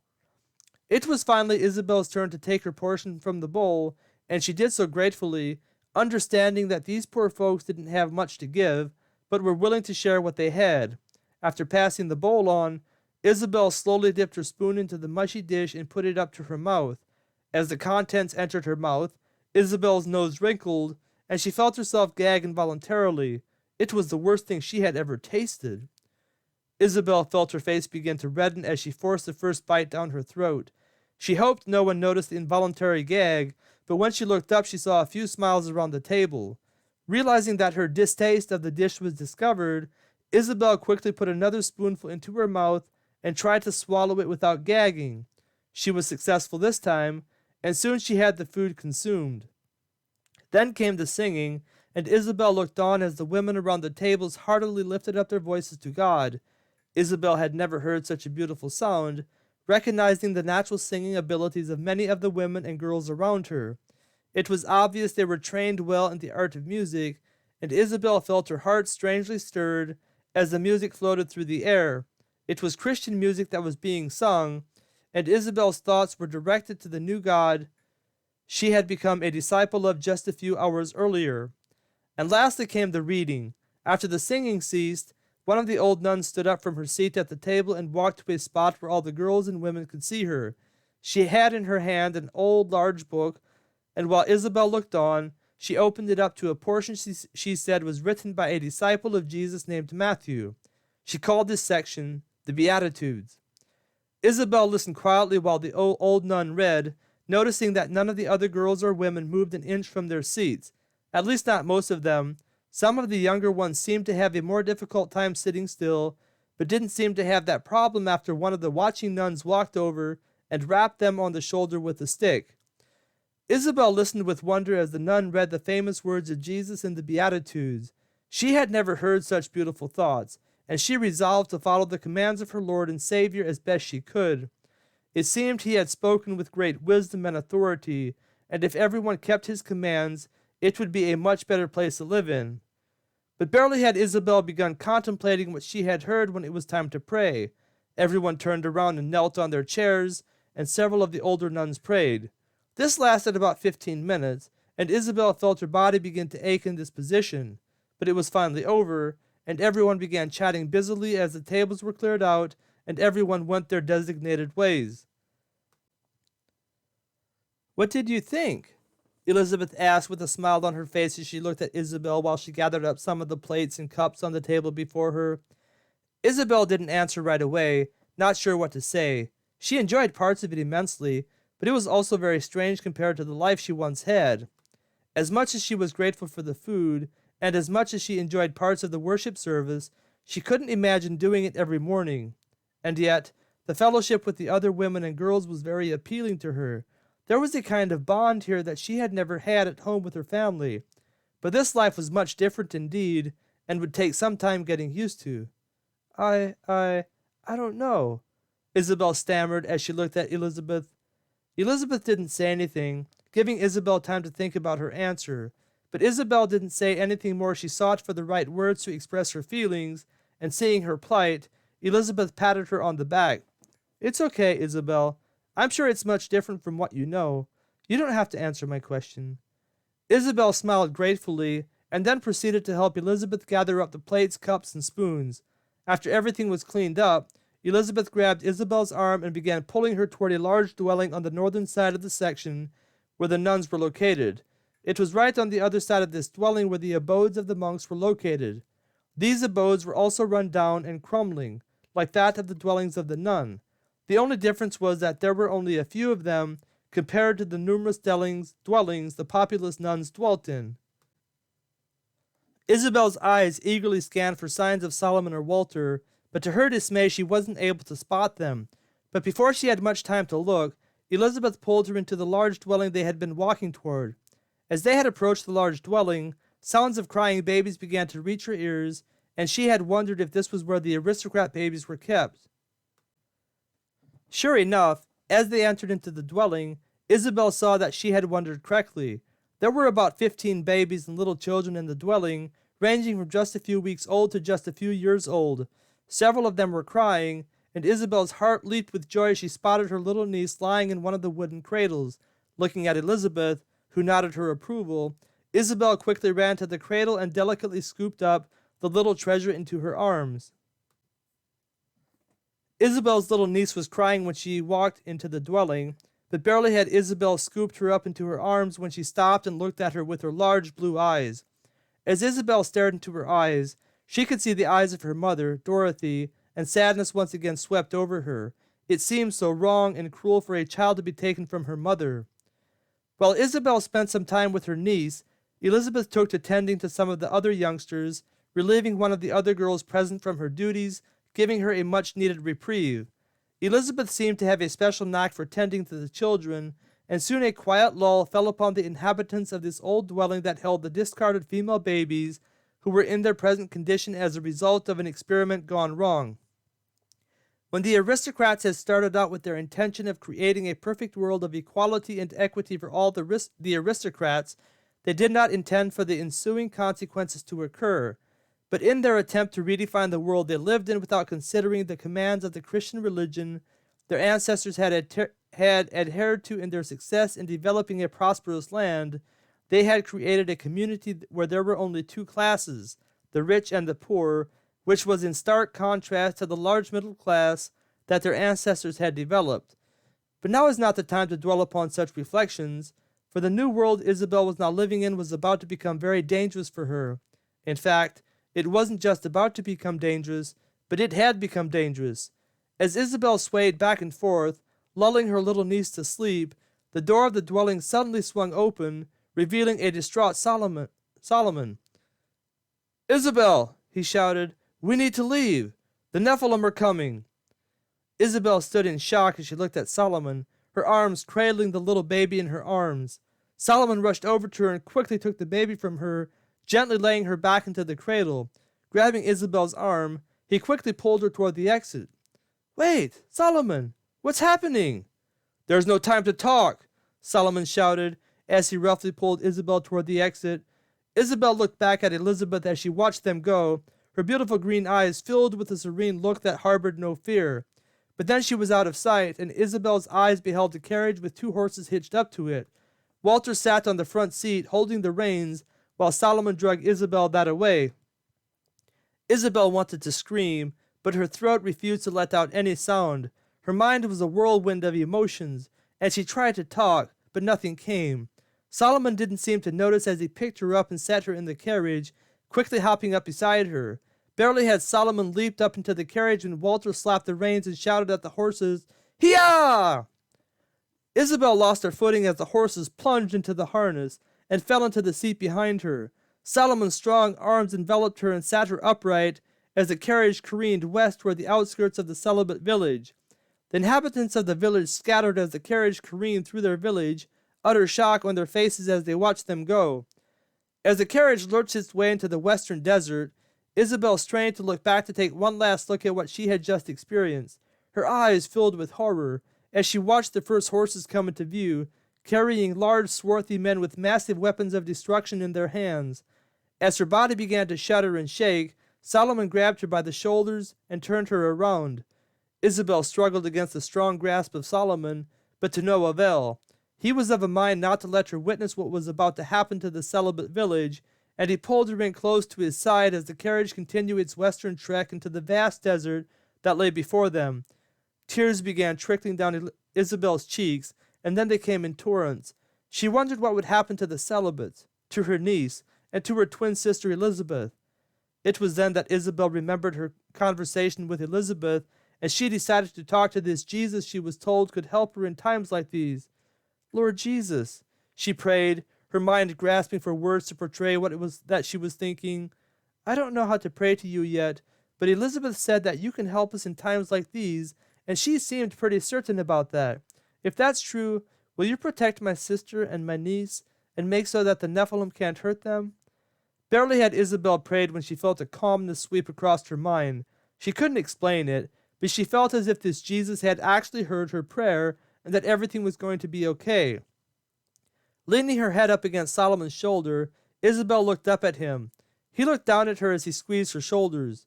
She smiled with tear-stained cheeks. "Everything's going to be okay," she whispered. "Jesus is going to help us." Chapter 12. On the Run. The sun was beginning to dip behind the mountain to the west when Solomon pointed north. "Walter, take us over there!" Walter complied, pulling the two horses to his right, pointing them toward the large mountain that loomed before them. They had kept pretty close to it throughout the day, and were soon at the desired destination. "Whoa!" Walter shouted as he pulled the two horses to a grinding halt. Their bodies were lathered from the sweat that had rolled off their bodies throughout the day, and they were none too happy to finally stop for the night. They had gotten a few breaks throughout the day as they traveled west, but Walter had pushed them pretty hard upon Solomon's insistence. Solomon jumped out of the carriage and reached up to assist Isabel. His strong hand helped her down from the carriage, and she walked over to the side and watched while Solomon and Walter unhitched the two horses. They soon had the pair tied up to some nearby trees at the edge of the mountain, where they could graze on some sparse vegetation throughout the night. There weren't many supplies on the carriage containing little more than a blanket and a hatchet. Solomon had a spear with him, which he usually carried with him whenever he went hunting. He usually didn't use it to hunt, typically having a bow along for that, but the spear served as a defense against any wild critters that might attack him before he had the time to launch an arrow at it, and from what Isabel could see, Walter had a knife hanging at his side. Other than these items, there was nothing else. "Well, I suppose we better get camp made," Solomon asserted as he looked up at the fading sun. He grabbed the hatchet from the carriage and quickly began hacking at a few smaller trees, felling them to use them as a structure for their temporary abode. The other two pitched in, and soon the trio had themselves a nice little hut that would give them some shelter throughout the cold night. "Well, well," Solomon said as he backed up and surveyed their handiwork, "I think we've done mighty fine. I think this should help keep us warm tonight." The wind was beginning to pick up, and Isabel shivered as she thought about the cold night that was crawling up on them. She didn't have a jacket, and with only one blanket to spread between the three of them, they were looking at a mighty cold night. "If we could only find something to eat yet," Solomon mused to himself, "we would be set for the night." He looked up at the mountain that lay before them. With the sun now setting, it looked even more foreboding than it had as they drove up to it, and he wasn't too keen on exploring it to see if they could find some meat for the evening. Walter suddenly whipped out his knife and launched it into the air. Isabel watched in amazement as it slammed into a tree blade first, burying itself into it every bit of 2 inches. It was obvious Walter had done this many times before and was making a statement. Solomon picked up on the boy's cue and asked, "You think you could do that to an animal if we get close enough?" Walter nodded. Solomon stood and stared up at the mountain a little more. With his spear and with Walter's knife, perhaps they could ambush an animal and kill it before it had a chance to run away. But he still didn't like the thought of it, and yet they needed to eat. Food from here on out would be difficult to find. "All right," Solomon said as he looked up at his two companions. "Let's go. Isabel, you stay close to me. Walter, you head east about 100 feet. We'll slowly make our way up the mountain and see if we can't flush out a wild critter." Walter did as he was told, fiddling with his knife as he walked along. When he had walked far enough east, Solomon motioned north toward the mountain that loomed before them. The trio slowly began to walk that way, soon coming to the edge of the mountain where it began to ascend. Isabel grabbed a hold of a tree as she struggled to follow Solomon up the steep mountain, pulling herself up with all her might. The sun was setting mighty fast, and the rays that pierced the trees overhead were becoming less and less visible. Not wanting to lose track of Solomon, she kept as close to him as possible. They had spent about 10 minutes making their way up the mountain when Solomon suddenly raised his hand. Isabel stopped in her tracks and saw Walter do the same thing, and then she saw it, and it was about the ugliest beast she had ever seen. She had heard of them before and had seen them back in the aristocrat land, but she had never seen one alive. The only ones she had ever seen were the ones that had been killed in hunts by the aristocrats. The beast was rooting around in the dirt with its nose when Isabel first saw it, and it didn't seem too worried about having company, and this was the best case scenario anyone could have hoped for. Solomon slowly motioned Walter to begin moving in on it, and together the two men eased their way toward their prey. The men were in striking distance when suddenly a loud grunt erupted from the boar. Walter was not about to let it get away, if it so decided to, and in one smooth motion sent his knife flying through the air toward the boar. The boar moved slightly just before the knife made impact, and instead of landing a vital shot, the knife slammed into the shoulder of the beast. The boar squealed with pain as it looked at Walter, who was now defenseless. Solomon, seeing the peril of his young friend, swiftly moved in on the boar to land a fatal blow. But the boar was now mad, and it lunged at Walter. Walter jumped out of the way, and in the process he lost his footing, starting his tumbling descent down the mountain, the boar in hot pursuit. Solomon followed them down the mountain as fast as he could, slipping and sliding along the way. The boar was now only a few feet from Walter, and its fangs slashed at him angrily as it grunted and squealed its way after him. As Walter finally came to a stop at the bottom of the mountain, dazed by a blow he had suffered on his head, the boar lunged at him. But Solomon made one last effort to save his young friend, and running down the mountain after the duo, he launched himself into the air, coming down on the boar just before it reached Walter, thrusting the spear deep into its back. And then it was over. The boar crumpled beneath Solomon's weight, Walter bearing the brunt of the weight of both the boar and Solomon. But it was dead, and after a few moments it appeared Walter was okay as well. Solomon quickly pulled himself and the boar off the poor fellow, and when it was discovered he was okay, the boar was dragged back to camp. After starting a fire, Solomon set to butchering the ugly beast they had secured for supper. To Isabel's surprise, the boar meat tasted much better than the animal looked, and before long she was nodding her head as they sat around the fire, dining on the meat and staring into the flames. Solomon motioned toward the makeshift dwelling. "Go ahead, Isabel, and get some sleep." He swiveled his head over to Walter. "You too, Walter. I'll wake you up when it's your turn to keep watch." The night passed by without much incident, and Isabel found herself awakening to a new day feeling mightily refreshed. But as she lay on the vegetation that was accumulated for a cot, her mind remembered her existing world and the fact that her old world was gone forever. But wishing to know what the day held for them, Isabel stood up and made her way out of the dwelling. The sun was already well on its way overhead when Isabel stumbled out of the temporary abode, and she was glad to see Solomon and Walter sitting next to the fire. Solomon was cooking up some more boar meat, and handed Isabel a piece as she sidled up next to him. Quickly bowing her head and thanking God for it, she noticed when she was finished that Solomon and Walter were looking at her strangely. Feeling a burst of boldness in her spirit, she proudly told them of her conversion. Solomon and Walter didn't say anything, having expected something of the sort when she had made the comment during their escape from the Celibates that Jesus was going to help them. The two of them weren't religious themselves, Solomon being more inclined to the mindset of the philosophers, and Walter being more inclined to just trying to survive. But Isabel didn't let that deter her, and she boldly told them everything. But soon their attention turned to the current day. "We best be getting loaded up so we can head out," Solomon said as he looked at Walter and Isabel. "Where are we going?" Isabel asked, wondering where Solomon might be taking them. "Back to the village of the Celibates," he answered. "Back to the village of the Celibates?" Walter asked. "But why? Won't that be dangerous? Won't they be there waiting for us?" Solomon nodded his head. "It could be dangerous, and probably will be dangerous.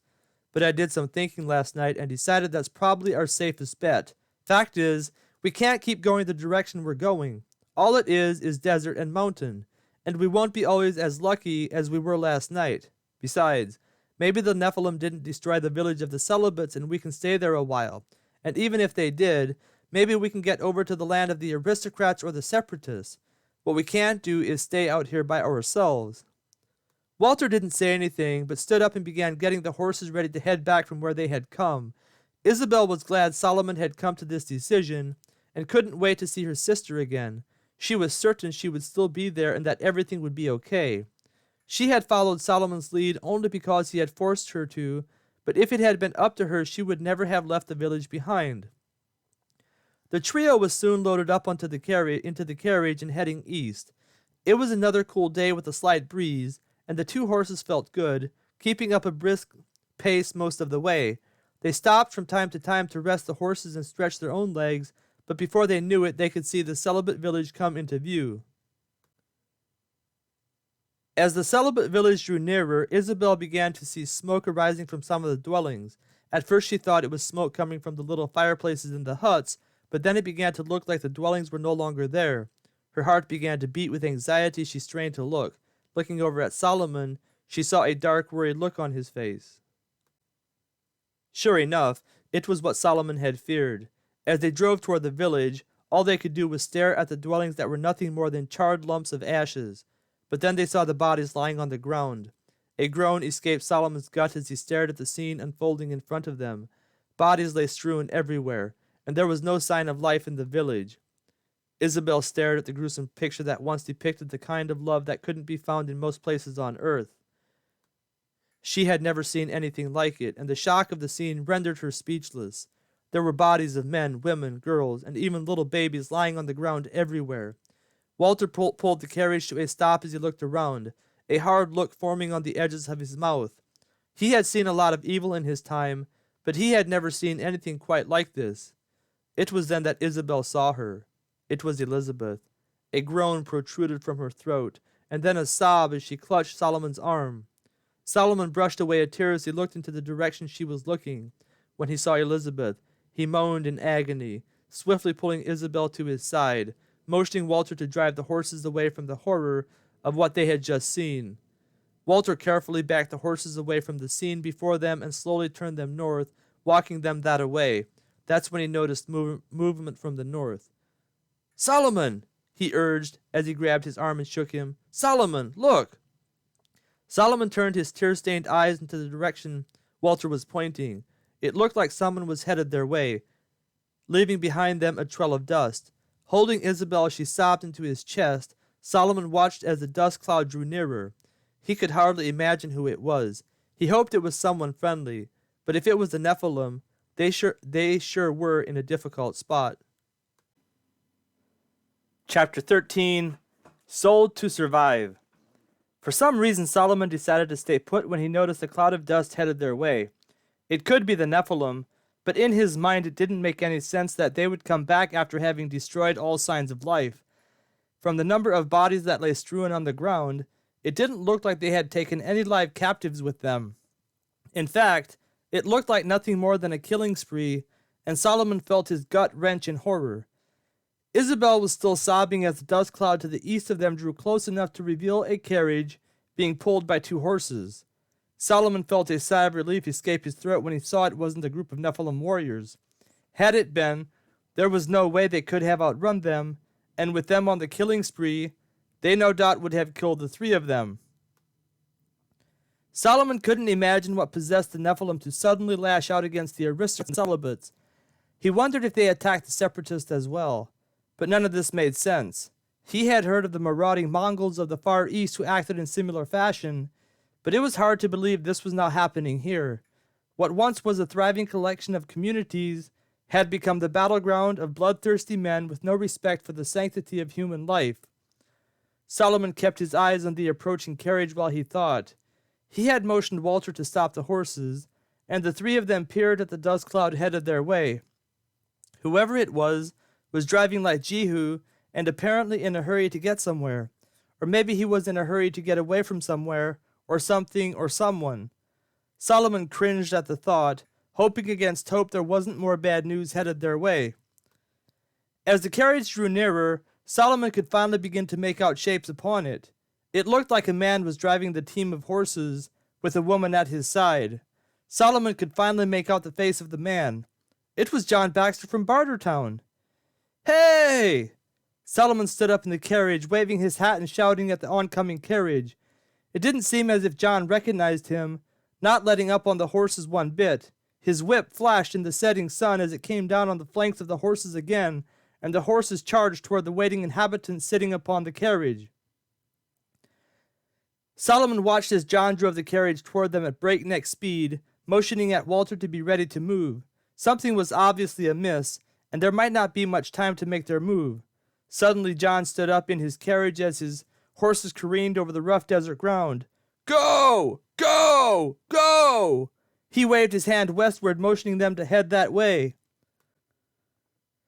Walter didn't wait for Solomon's command, but slapped the reins on the backs of the two horses. "Hee-yah!" he shouted, and the horses lurched into their harness.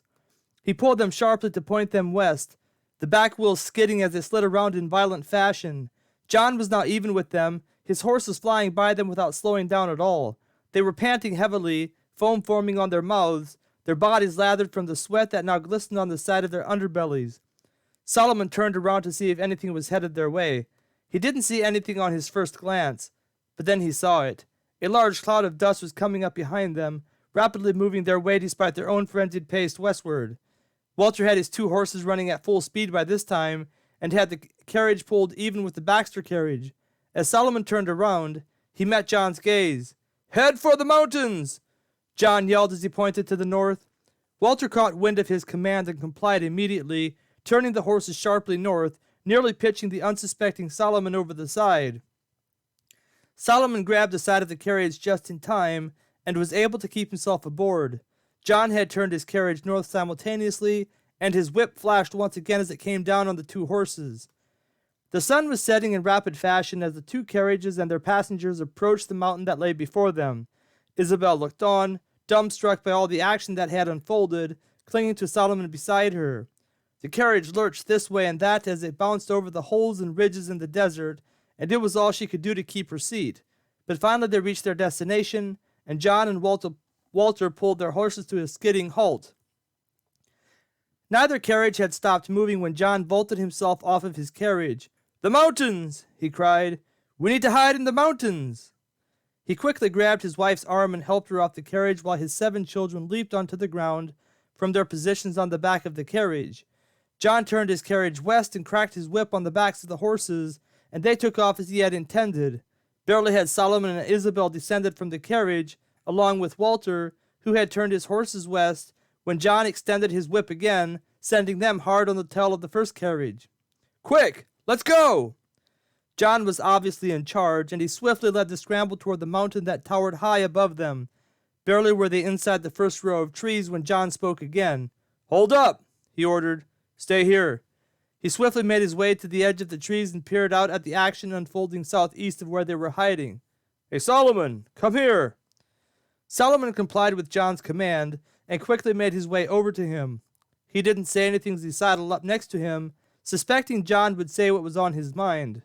But then he saw what John saw. Solomon gasped as his face turned pale. The cloud of dust he had seen forming behind them as they fled to the mountain appeared to be one army in pursuit of another. It was almost too dark to see, but it appeared as if the Nephilim army was hot on the tail of the Aristocrat army. Solomon looked at John anxiously. The Aristocrat army was superior to the Nephilim army out in the open desert, but not when they were outnumbered 5-1, or so it looked like from what he could see. But the darkness that was now setting upon this hostile land was making it difficult to make out exactly what was happening. "John," Solomon finally asked, breaking the silence, "what's going on? Why did you flee Bartertown? After all, you're not an aristocrat. Isn't it the aristocrats who the Nephilim are after?" John shook his head. "You don't see what they did to the Celibates?"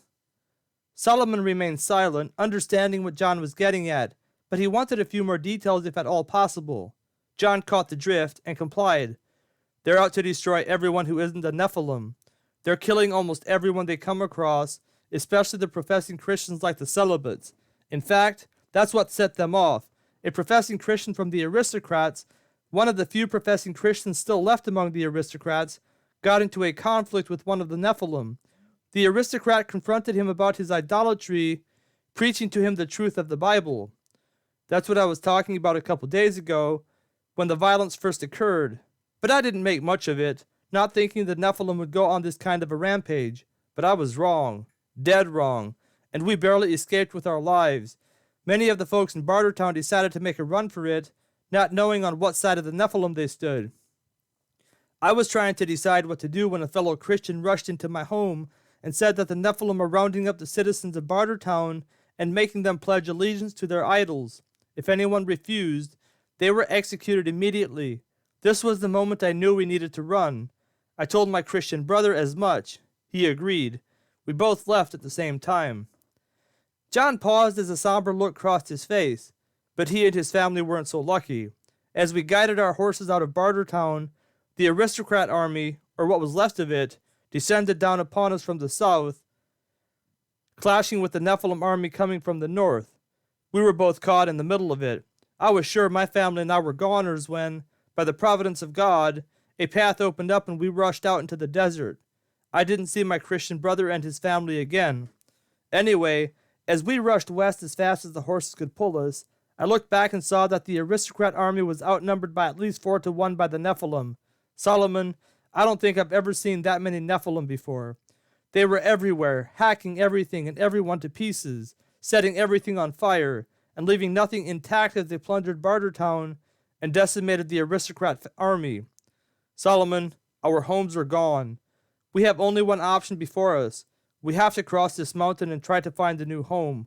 Going back would be suicide, and even if we made it through the Nephilim line, I suspect there isn't much left of the aristocrat land. At least not after the Nephilim army destroys their army. They are sure to destroy the aristocrats from the face of the earth. Solomon's face was bleak with angst. "What about the Separatists?" he asked. "Where do they stand in all this?" John shook his head. "They're staying inside their walls and doing nothing to help their beleaguered neighbors.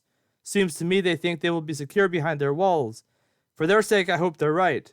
but I fear they are wrong.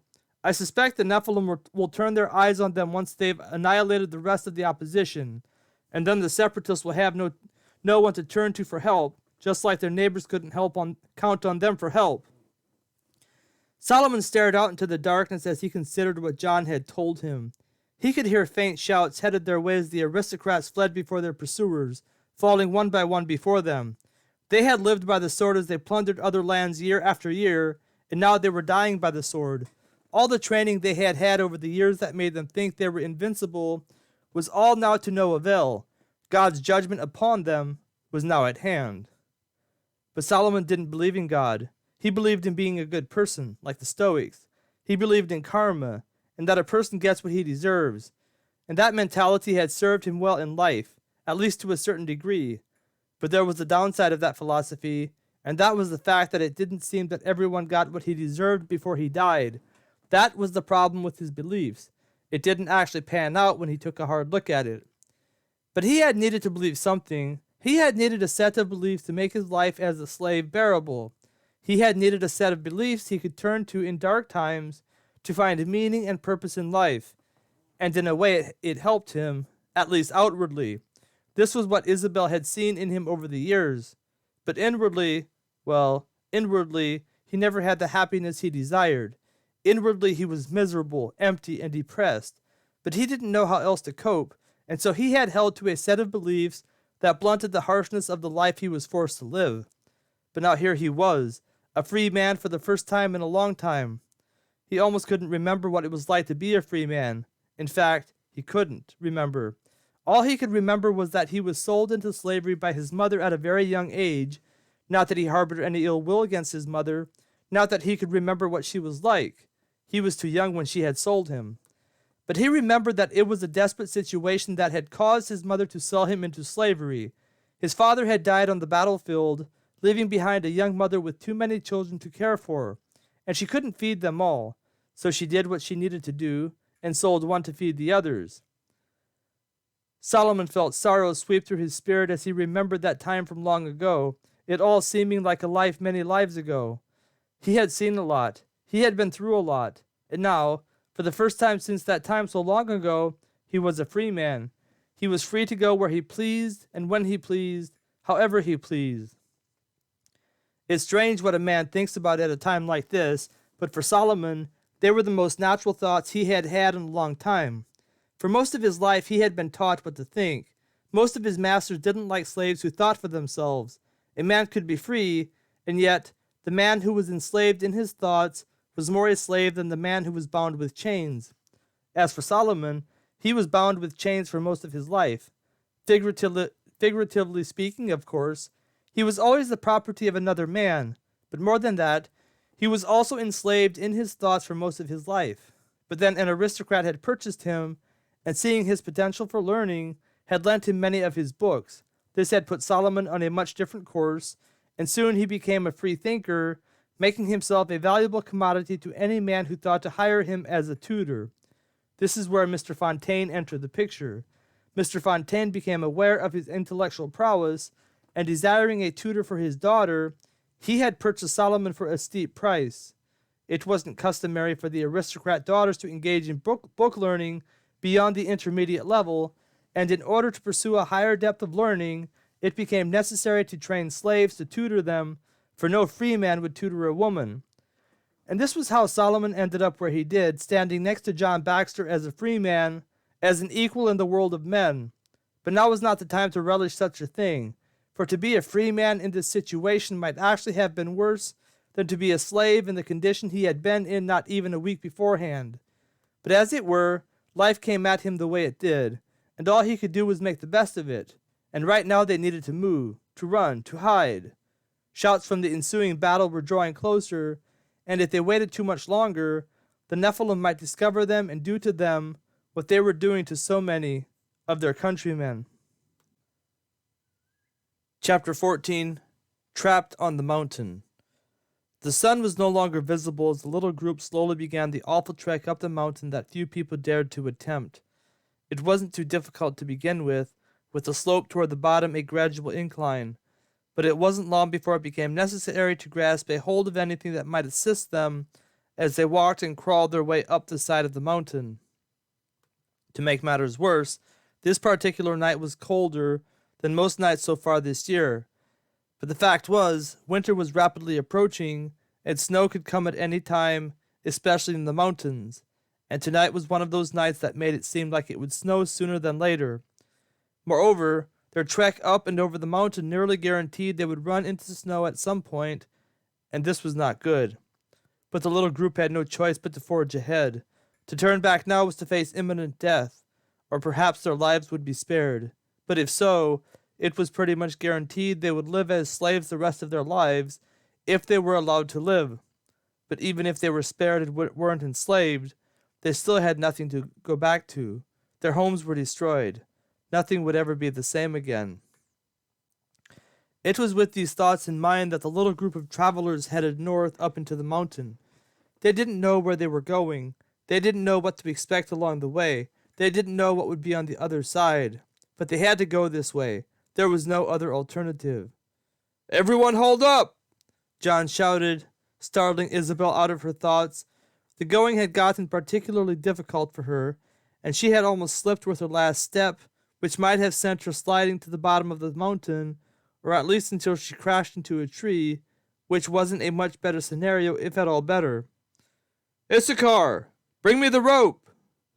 John was in the front of the weary and beleaguered climbers, and he motioned toward one of his sons as he held on to a tree with his other arm.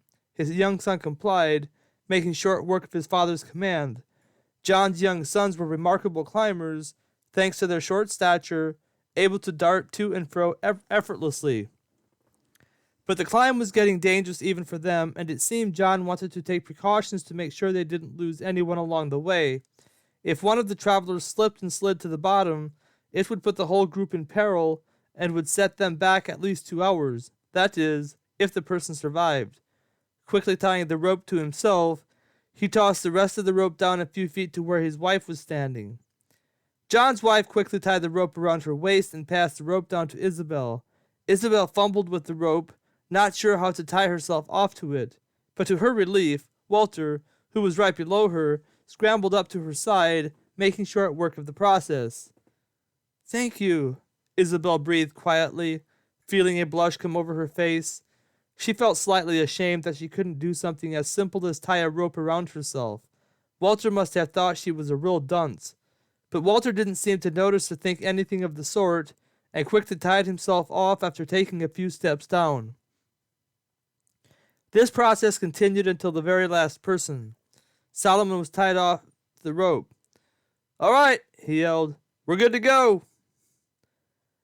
John leaned into the rope, now beginning to turn to the left to take the mountain at an angle. The rest of the group did the same, and soon a long trail of travelers could be seen slowly climbing and crawling their way upward. Isabel shivered as another gust of wind hit her from the side, the cold bite of the wind now making her teeth chatter uncontrollably. The effort it took to climb up the mountain helped keep her a little warm, but the higher they climbed, the colder it got, and she was not dressed for these kinds of conditions. All she had on was the thin, raggedy dress she had received from her sister earlier that morning. Another hour passed, and John continued to struggle his way up the mountain, straining into the rope to assist those behind him as much as he could. He was a large man, a giant to be exact, and his strength was incredible. He tugged and pulled and twisted as his boot heels dug into the hard ground, dragging his companions after him. He was in a hurry to get to a place where they could rest, knowing they couldn't make camp where they were. They had to keep moving. There was little moonlight tonight, and it was nearly impossible to see much beyond 1 or 2 members of the caravan out in front. John's idea to use a rope to keep them together was genius, especially considering that if anyone fell and caused the others to tumble, their diagonal trek up the mountain guaranteed they would snag on a tree before they tumbled down very far. It was about another 20 minutes when John finally spotted a place where they could rest. "There's a place up ahead where we can rest," he shouted down at the group encouragingly. Isabel sighed with relief. She was almost at her breaking point, and was barely able to stay on her feet, let alone do her share of the climbing. She had merely stumbled along as best she could, holding on to the rope, using it to pull her along. But alas, to her utmost relief, they were finally on a semi-flat surface where a cliff overhead shielded them from the biting cold. The small area where the refugees stopped for the night was a slice of paradise compared to the elements they had just survived. Besides the rock formation that hung over them, there were also sides on the rock formation, revealing a small indent into the side of the mountain. The mountain was a mixture of rock and dirt, creating such formations that were surrounded by thickly populated trees. The trees weren't very big, but would provide nice kindling for a small fire. The indent into the mountain was sizable compared to the needs of the group, and this would make for an excellent camp. Once the group had all made their way up into the side of the mountain rock, John pulled them all together. Without saying a word, he lifted his hat off his head and set to praying. His family followed suit, and Isabel did the same. Walter fidgeted with his hat while John prayed, and Solomon respectfully bowed his head. But Solomon didn't close his eyes. Not out here. There were dangerous beasts prowling all around them, and there was no way he was going to let them sneak up on the group and attack them before they could defend themselves. But he didn't mind the sentiment of this John fellow. He had much respect for him, and was glad to have him along. John was a formidable man, and made an excellent leader. After spending a few minutes in prayer, thanking God for his providence in their lives and for his continued providence as they forged upward to a new life they could not see, John finished up and began barking orders.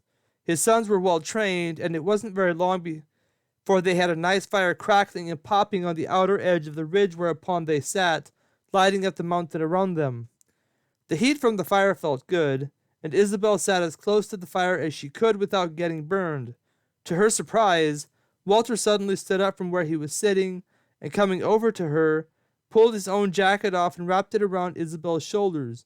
Isabel felt herself blushing once again, but gratefully mumbled thanks, keeping her eyes fixed on the fire. The rest of the group also huddled close to the fire, none of them having jackets either.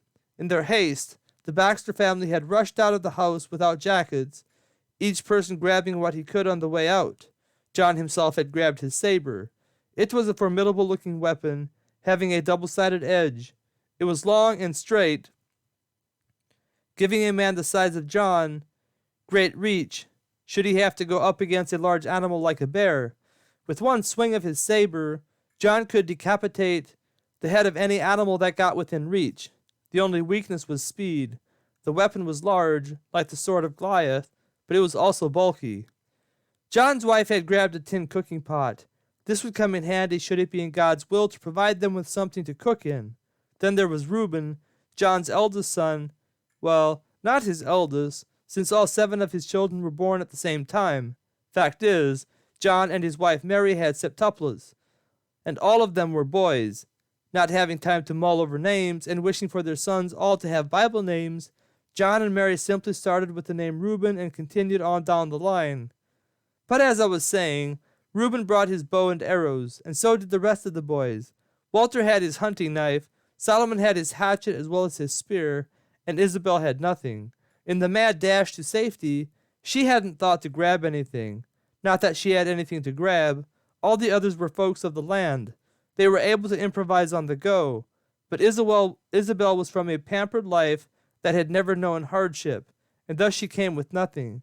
But the others didn't seem to notice. Silence finally reigned as everyone sat around the fire, watching it crackle and pop.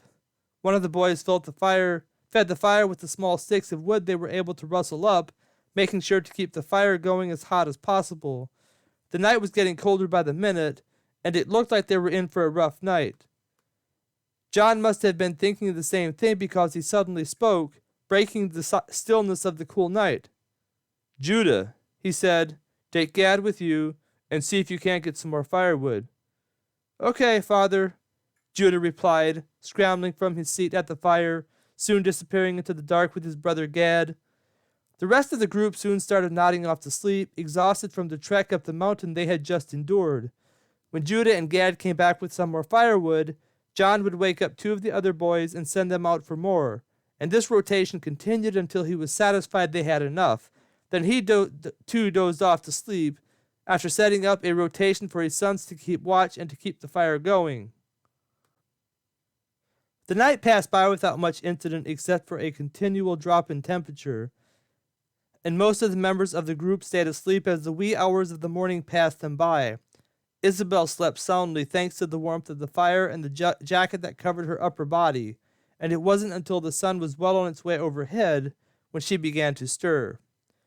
To Isabel's surprise, when she opened her eyes, she was greeted with a white sheet of snow that swirled all around the little camp. The air was even cooler than she remembered when she fell asleep, and she inched closer to the fire that was still blazing away, desperately trying to keep the poor travelers warm.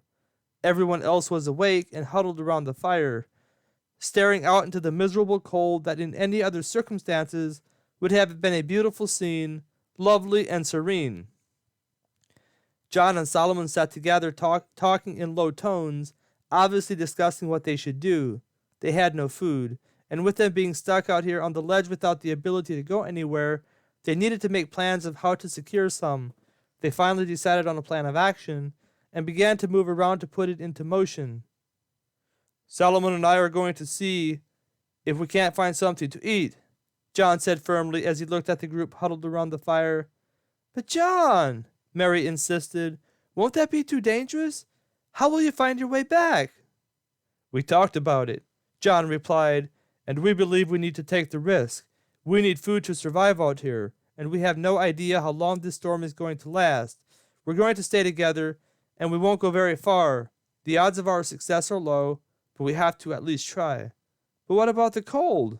Mary rebutted. "You are likely to freeze to death." "We'll just have to keep moving," John replied, "and that goes for all of us from here on out. We have to keep moving until the good Lord brings us to a place we can call home. The Lord will provide, dear. He always has, and he always will."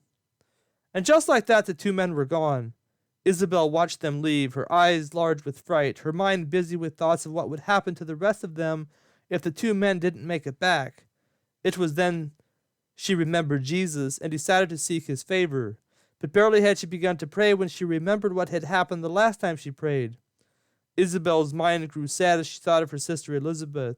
She had longed for such a sister for so long, and then to have her taken away from her in the way she was taken away was almost too much for her to bear. And what about Jesus? Why didn't he protect Elizabeth from the bad men who had massacred her and her celibate family? After all, Elizabeth had said he could, and if he could, why didn't he? Isabel's mind grew dark with angry thoughts as she considered what she had been told and what she had experienced. She had often thought of the bad things that happened in the world, and had always wondered if there was a God who could maybe make the world a better place. Then, when she had heard about Jesus, her heart had filled with the hope that this was a God who could do what the other gods couldn't. You see, Isabel had turned to the different gods of the Greeks and the Romans from the past, but none of those gods had ever been able to help her. She began to realize over time that it was up to herself to make her own life good, and that she couldn't depend on anyone else, human or God. But then she had heard about Jesus, but now it looked like Jesus was more of the same. If he wasn't, then why didn't he help Elizabeth in her time of need?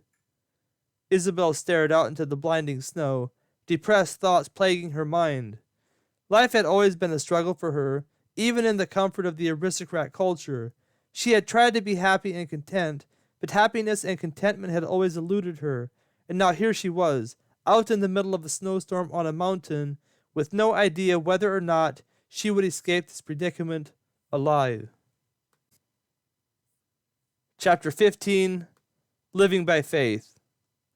Several hours had passed, and it was approximately noontime from what the campers could tell, and there wasn't any sign of the two men who had disappeared into the blinding snow that raged over the mountain whereupon its inhabitants were trapped. It was sheer folly for any man to venture off into such a storm, even in normal conditions, let alone upon a mountain that was nearly impossible to stay afoot upon, even in the best of conditions.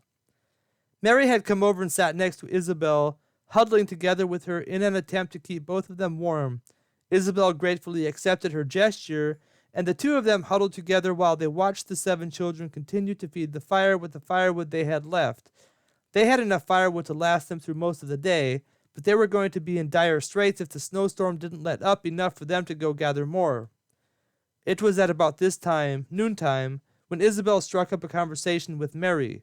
They had made few remarks to each other throughout the morning up to this point, watching the fire while their teeth chattered uncontrollably from the cold that pierced them to the very core of their bodies. Moreover, both of them appeared to be in deep thought and unwilling to share what they were thinking, at least until now. "Mary," Isabel asked through her chattering teeth, "where is Jesus?"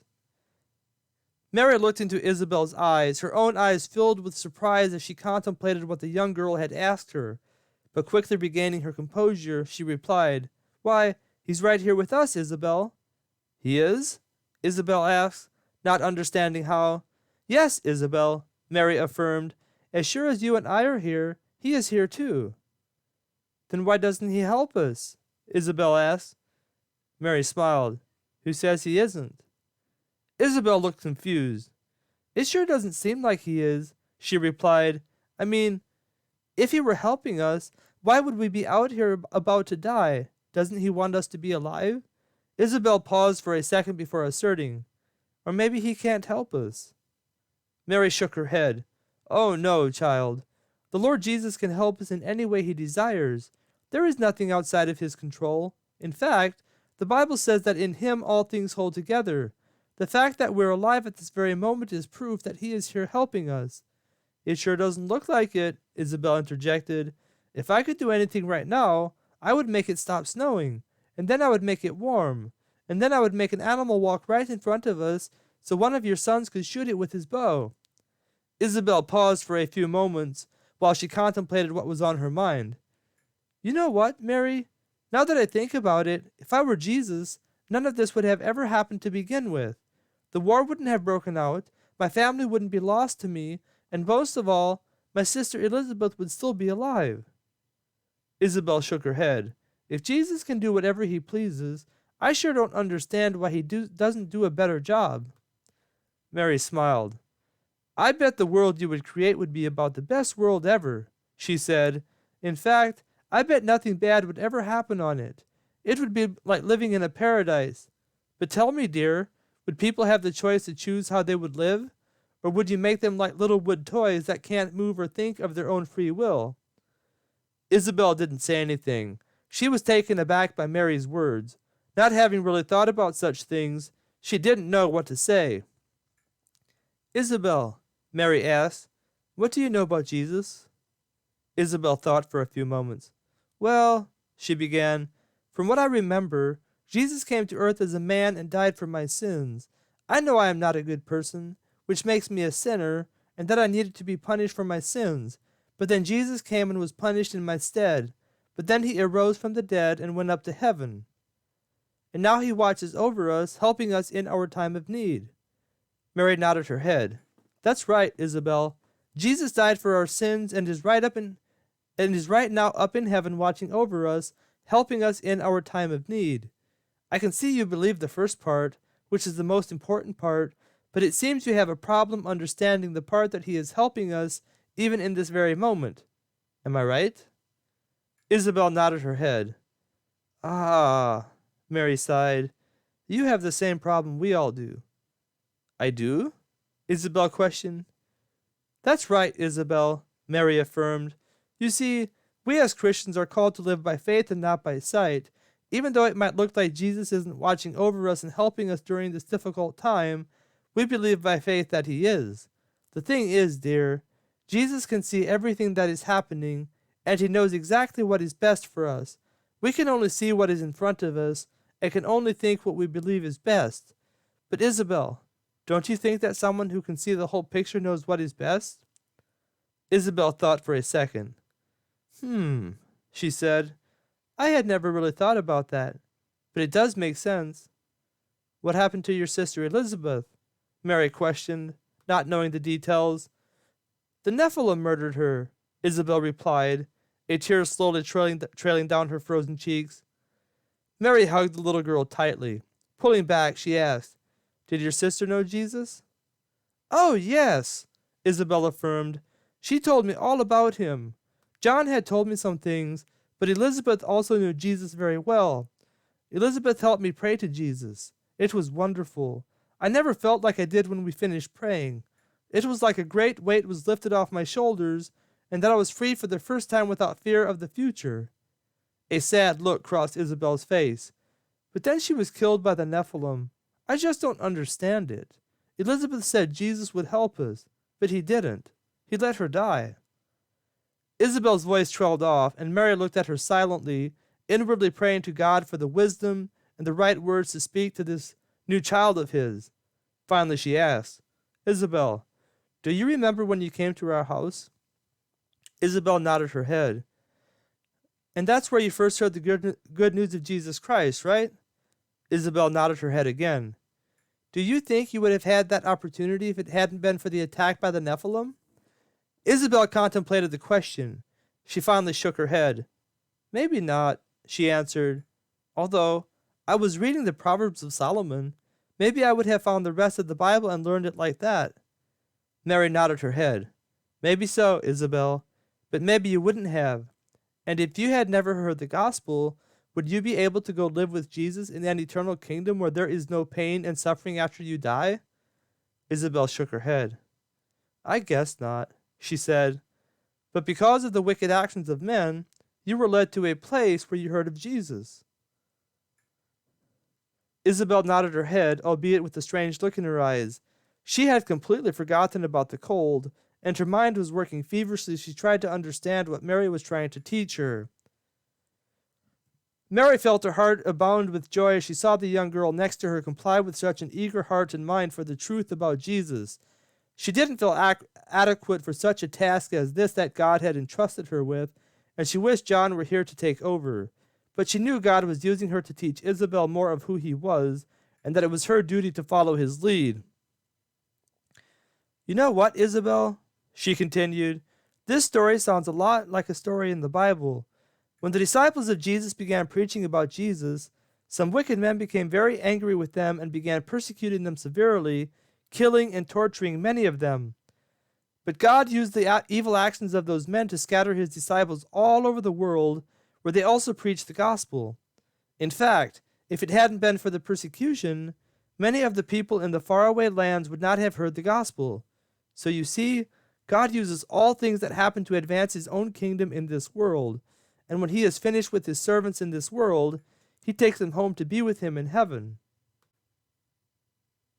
Isabel stared at Mary silently, but then it was like a light bulb went off inside her head. So Elizabeth's work was finished here on earth when she led me to Jesus, and now she is up in heaven with him right now? Mary smiled and nodded her head. If she was a true believer in Jesus, then she is with him even right now. And there is nothing that can hurt her? Mary smiled again and nodded her head. That's right, Isabel. Elizabeth will never again feel pain and suffering. All she will know forever is peace and joy and happiness. Isabel's eyes glistened as she considered everything that Mary had told her. She was still grieved by her sister's death and couldn't comprehend waiting the rest of her life before she could see her again, but it was a great comfort to know her sister was no longer bound to the trials and tribulations of this bleak and broken world. But then a thought came into her mind. I wonder what my work is here on earth, she mused. Mary smiled, but didn't say anything. Nothing came to her mind to say, and she took that as a sign from God to say nothing. He had used her for that which he had desired, and it seemed it was finished for the moment. But then she began to think about Isabel's last question, and found herself thinking the same thing. What was her own work for God here on earth? But she didn't have to think very long. She knew what it was. It was primarily to do what she had just done, to take the gospel to the ends of the earth and help increase the knowledge of him with whoever God brought to her, like Isabel. And secondarily, God had called her to be a wife to John. And thirdly, God had called her to be a mother to her sons. In her mind, these were all worthy endeavors, and she smiled as she thought about the busy life ahead of her. But then her face darkened.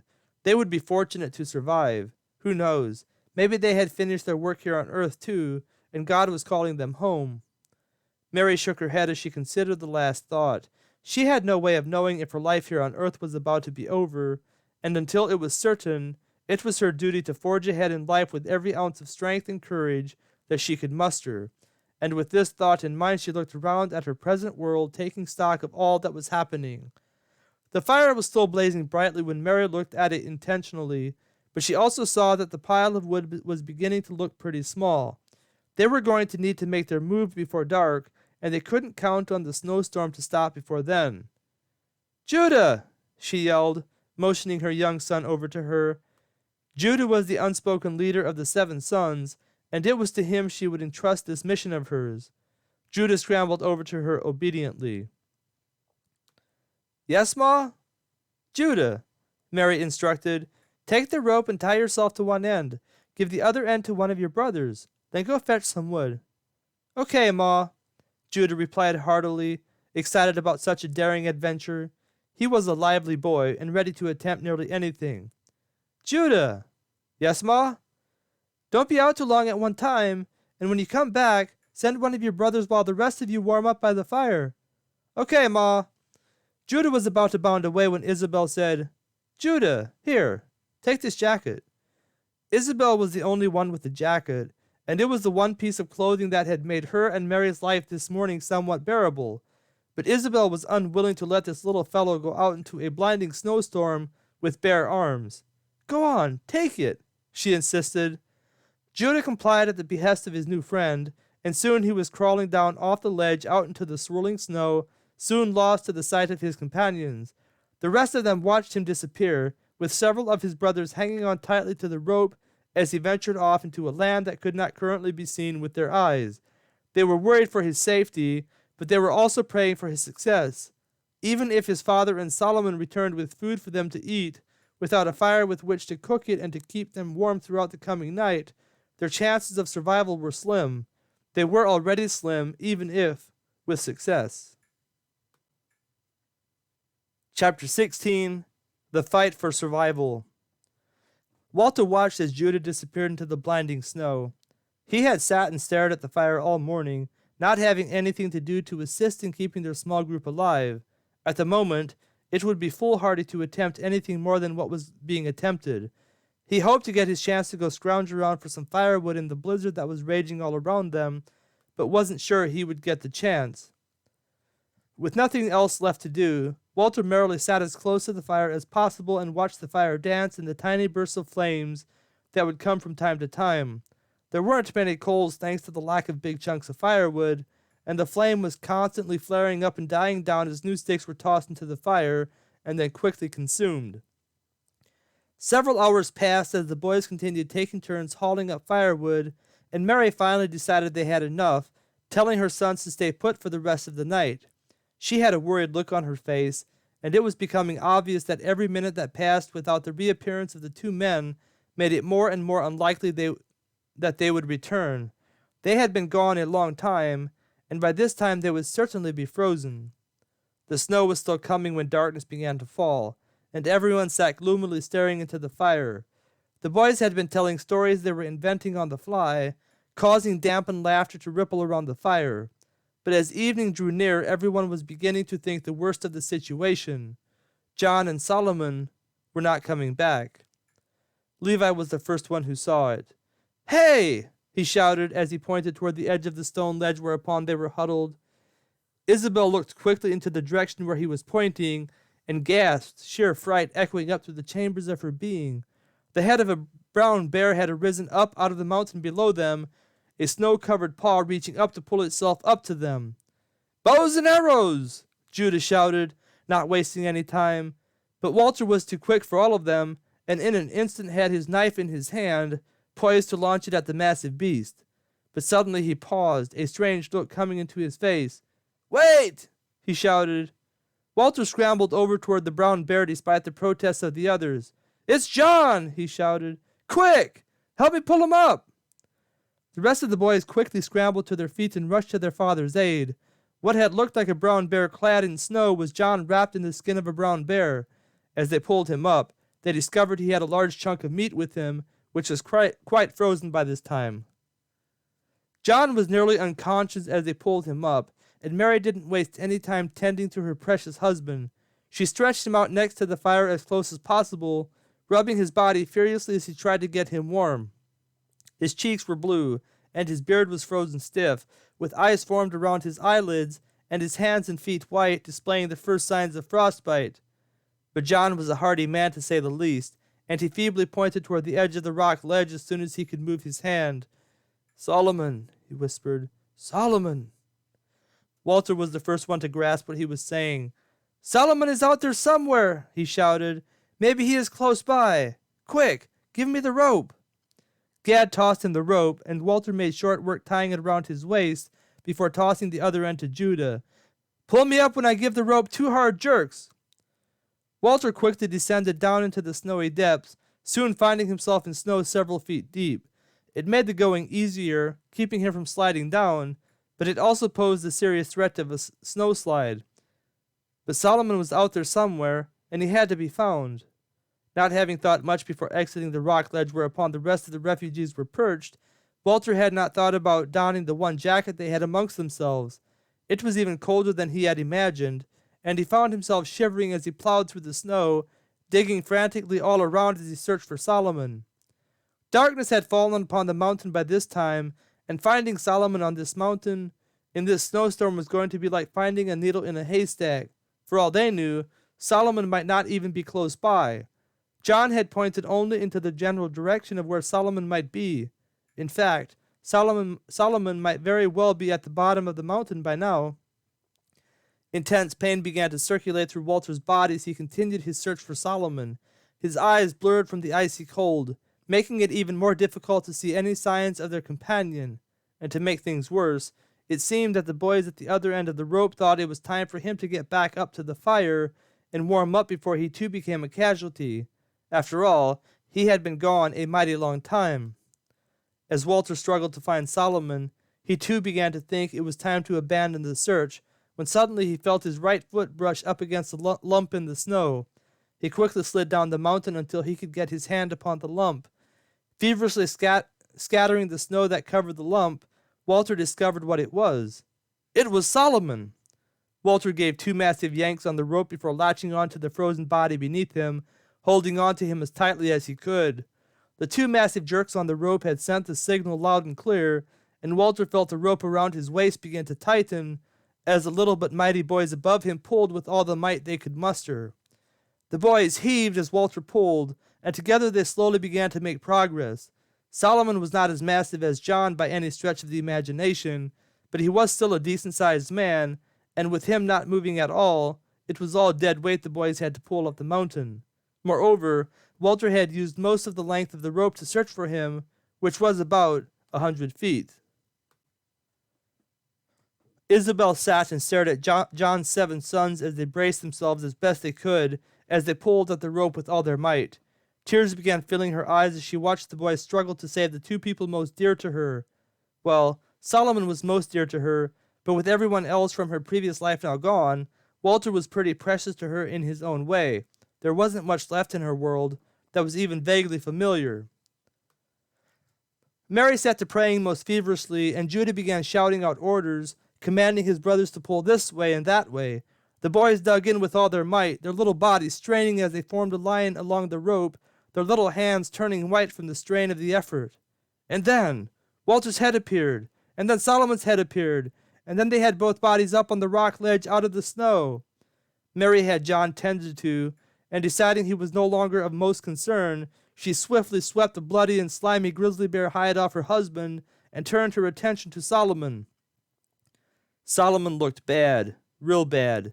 He wasn't moving, his eyes frozen shut, his face red, his mouth hanging open where it had frozen into place as he lay in the snow below them. Mary began barking orders in rapid fashion, and the boys set to work, quickly stretching out Solomon as best they could next to the fire opposite of John. Firewood was placed on the fire in excessive fashion, building up the fire as much as they dared, trying to generate as much heat as possible. While Issachar and Zebulun assisted Mary with Solomon, Gad and Levi turned their attention to Walter, but Isabel had beaten them to him, quickly shedding the sole jacket that had been returned to her, laying it out upon Walter. Walter was half conscious as he looked up at Isabel, but it seemed he was unaware of where he was at the moment. He groaned in agony, his frozen hands and feet a source of severe pain as they began to unthaw. Knowing they would need more firewood, Judah took charge of that and quickly teamed up with Reuben and Simeon, the 3 of them taking turns fetching what they could find while the other 2 tended to the other end of the rope.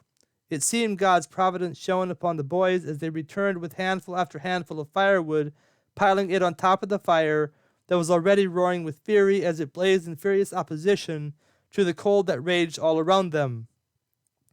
And thus the refugees on this cold, dark mountain struggled their way through another night, the snowstorm howling around them, seemingly gathering more strength as the night matured. And as the storm strengthened, the wind began blowing furiously around them, scattering the flames into every direction, searing and scorching the refugees from time to time, threatening to set them ablaze. But the refugees persevered through the night, building the fire even hotter, rubbing the bodies of their frozen comrades even more feverishly, praying with great agony that God would spare the men who stood between them and extinction. With them, life would be nigh impossible as it was, but without them all hope would be lost. But God heard the prayers of the beleaguered survivors, and as first light began to appear in the eastern horizon, it revealed the subsiding snowstorm, and by the time it was fully light, the snow had stopped completely. Moreover, the wind had dwindled to a mere sigh, outdueled by the small group that had refused to succumb to its demands to give themselves up to it. Isabel had fallen asleep in the middle of the night, herself having pled to Jesus for the lives of the three men whose lives hung in the balance. She had prayed unlike anything she had ever imagined she might, and it had exhausted her body and mind, putting her into a deep sleep. And when she awoke to the most beautiful sight she had ever seen. It was a spectacular winter wonderland all around her. Everything was covered in pure white snow, and sunbeams pierced the tops of the trees that dared to thrive on this forbidden mountain, glancing off the crystals laying at their feet, sending reflections of light into every direction. Her eyes beheld the scene for a moment as she peered into its radiance, and then she saw the pot hanging over the fire, the flames licking it as they flared up, heating its contents, preparing whatever it was in it for the refugees who had survived the elements around them. John was sitting up, staring at the fire, his head down, his lips moving silently, no doubt praying. Walter lay beside the fire with his eyes open, the sole jacket still covering him. He was also going to be okay. But Solomon, poor Solomon, he was still not moving. Isabel slowly crawled to her feet and made her way over to her dear friend. To her relief, he was still breathing, but his eyes were closed. He was getting some much-needed rest, but he was still in critical condition. His body had been frozen severely, and it would only be by the grace of God that he would survive, especially without lingering injury done to his body. And then the food was ready, and Isabel eagerly awaited her turn as Mary prepared to begin passing out what she had prepared for them, but not before a grateful prayer of thanksgiving, which John provided with trembling lips and tear-stained eyes. God had been good to them, and had pulled them through to face another day together. It looked like there was still work for all of them here on this earth, and for that he was grateful. When John finished praying, Mary began to walk around and give everyone their portion. It wasn't much, just some pieces of meat she had cooked in melted snow. It was without seasonings and salt, but it was about the best thing the current inhabitants of this mountain had ever eaten. They tore at the meat with their teeth, their shrunken stomachs growling as they consumed what used to be a bear, and then they were satisfied. The chunk of meat that John had somehow managed to carry up the rock ledge whereupon they sat was more than enough to satisfy the members of this small group, and they all sat back after having gorged themselves with as much as they could eat, feeling drowsiness begin to envelop their tired bodies and minds. Most of them had worked tirelessly throughout the night, and before long, only Isabel and Walter lay awake. Even John, who had slept through most of the night, was once again asleep, snoring like only a giant could. Isabel stared into the fire as her tiny stomach ached from the food she had consumed. She wasn't used to eating like this, and moreover, she wasn't used to eating this much in one sitting. Fact is, she had lived a pampered life that had spelled comfort, ease, and consistency. There had never before been a time when she didn't know where her next meal would come from. She had only known the kind of life where people didn't worry about such things. But those days were over, never to be seen again. At least not by her, or so it seemed at this juncture in her life. As she stared around at the sleeping bodies, she wondered what their next move would be when they woke up. Where would they go? What would they do? As these thoughts crept into her mind, She felt herself growing giddy with excitement. Never before had she known a life where her next move was uncertain and unknown. And that excited her and scared her. But excited her more than scared her. There was something about living out here, wild and free from the constraints of a civilized society where the wild came from manufactured entertainment and not from the natural elements of life. Chapter 17, Just Trying to Survive. It was shortly after the sun had passed over the midway point of the mountain whereupon the surviving inhabitants lay when John began to stir from his sleep. He had slept most of the morning away like most of those whom God had entrusted to him for their survival, and looked somewhat refreshed as he opened his eyes. He was soon on his feet and walked over to the edge of the rock ledge, peering down at the mountain that lay before them. Solomon was still asleep, and the group wouldn't be able to move until he was in shape to travel. This meant they would need to hunker down for another night here on this ledge, or perhaps even for a couple more days. No one really knew how bad Solomon was feeling, and when he would be able to move. John knew this, and was trying to think of a plan as he stared at the serene scene before him. On any other day, in any other circumstance, this could have been a scene depicting the majesty and glory of God. It was anyway. Complete silence reigned over the mountain, the white snowy landscape of the mountain appearing before watching eyes as a wild and free scene of beauty that only God could bring into being. The deadness of the mountain was encapsulated with snowy white freshness, depicting the life of a newborn Christian who has been clothed in the righteousness of Christ. Moreover, it had begun snowing slightly once again, depicting the everlasting righteousness that clothed those who ever abode in their Master's hand. But now was not the time to consider such things, as important as they were, for God had called his people to another day of bringing him honor and glory in what he had called them to do. And right now God had called them to survive another day in elements that were not ideal. But this was life, and that was that. "Judah!" John yelled as he stared down at the mountain, straining to see through the falling snow. Judah was awake, tending to the fire with his brother Gad, and scrambled to his feet, rushing over to his father. "Yes, Pa?" "Judah, we need to see if we can't procure the rest of the bear meat that is down there somewhere. It is sure to be slippery, and we will need to use the rope to secure whoever we send down. My own weight would be too much to bear. What do you think, son? Are you up for it?" Judah nodded his head vigorously, excitement gleaming in his eyes. "Yes, Pa." It was obvious he enjoyed such ventures, and to go digging around in the snow on the mountain below them was right up his alley. John swiftly tied the rope around his son, looking up at the sun, quickly making a mental note of how much time they had left before darkness overcame them, enshrouding them once again in the blackness of evening. They would need to use their time wisely to be prepared for another night out here on this mountain, and hopefully they could move out the next morning, crossing over to the other side of the mountain before nightfall. "Judah," John said, "we're going to do this in short lengths of time. Go dig around the snow for a short while.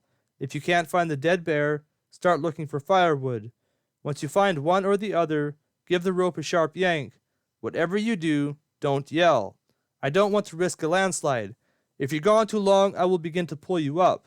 Be sure to have bear meat or firewood in your arms when you come." Isabel was once again wearing the sole jacket as she huddled next to the fire, and she quickly scrambled to her feet and offered Judah the jacket. He accepted it gratefully, knowing the cold snow would be miserable to tread in without the proper winter gear. The cold bit into Isabel's body. She returned to her spot next to the fire, and she sat down as close to the fiery warmth as she could without being burned, watching John begin to lower Judah down the mountain. John was a large man, a giant to be exact, and he effortlessly fed the rope through his hands as his son slid his way through the snow that lay below them. John held the rope with a firm grasp, ready to pull his son up swiftly should the snow on the mountain begin to slide. He didn't suspect it would, the snow being held firmly into place by the trees that perched in its midst, but he didn't want to take any chances. Anything could happen out here in elements like these. A short time passed, and John was beginning to look anxious. Judah had been gone the length of the time agreed upon, and he was hoping his son wouldn't depict his usual daring and bravado. but soon he felt a hard yank on the rope, and a look of relief crossed his face as he began pulling him up. Judah finally appeared, and was held with cheers as he arrived with an armful of firewood. Gad was the next one to go down, and he didn't have any luck either in finding the dead bear, but he too came back with firewood. Simeon and Issachar followed suit, both of them coming back with firewood.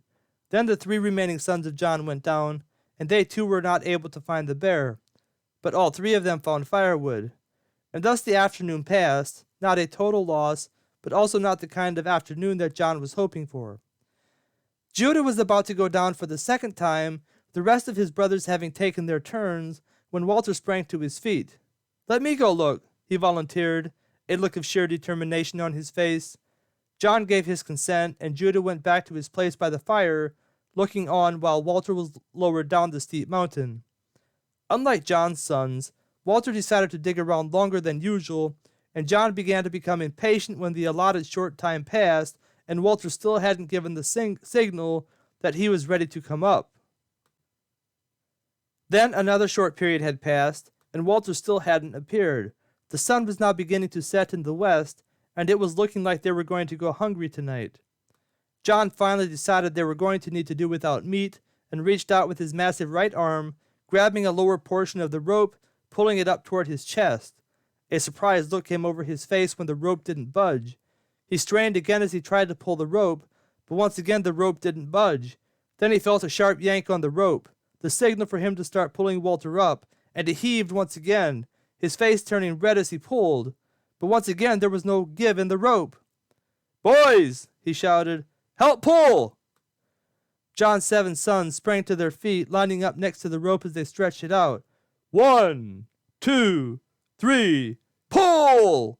John yelled as he pulled with all his might. Nothing happened on the first pull, and John looked worried as he paused to take a short breather. But then he felt a sharp yank on the rope, and a new look of determination crossed his face. He couldn't think of what might be attached to the other end of the rope, but whatever it was, they would most likely benefit in great degree. "All right, boys!" John yelled, his voice ringing over the mountain, breaking his own rule not to yell and risk a landslide. "When I say pull, pull like you've never pulled before." John's 7 sons set their feet, intense looks of determination coming over their faces that would have been comical in any other situation, but they were not in a comical situation, and now was not the time to be laughing. Now was the time to pull. 1, 2, 3, pull! The 7 sons of John mimicked their father to the greatest degree, putting their weight into their pulling motion, straining and heaving as they pulled, their hands turning white and their faces turning red as they pulled with all their might. And it moved! "Pull!" John bellowed again, his own face red with strain, his jaw set, his large beard weaving back and forth as he heaved and pulled like he had never heaved and pulled before. "Pull, boys, pull!" He shouted again as he showed them how to pull, his massive arms rippling with muscle as he strained at the rope, praying it would not snap from the strain. After the initial movement, the pulling became easier, and John and his sons fed the rope through their hands as they pulled up whatever was attached to the other end of the rope. It was still difficult pulling, but they had pulled up whatever it was about half the distance when suddenly the rope tightened and the other end wouldn't budge. After several more heaves, John motioned to his boys to stop pulling. But then the rope jerked, nearly yanking it from John's grasp. He swiftly grabbed hold of the rope, stopping it from going down any further.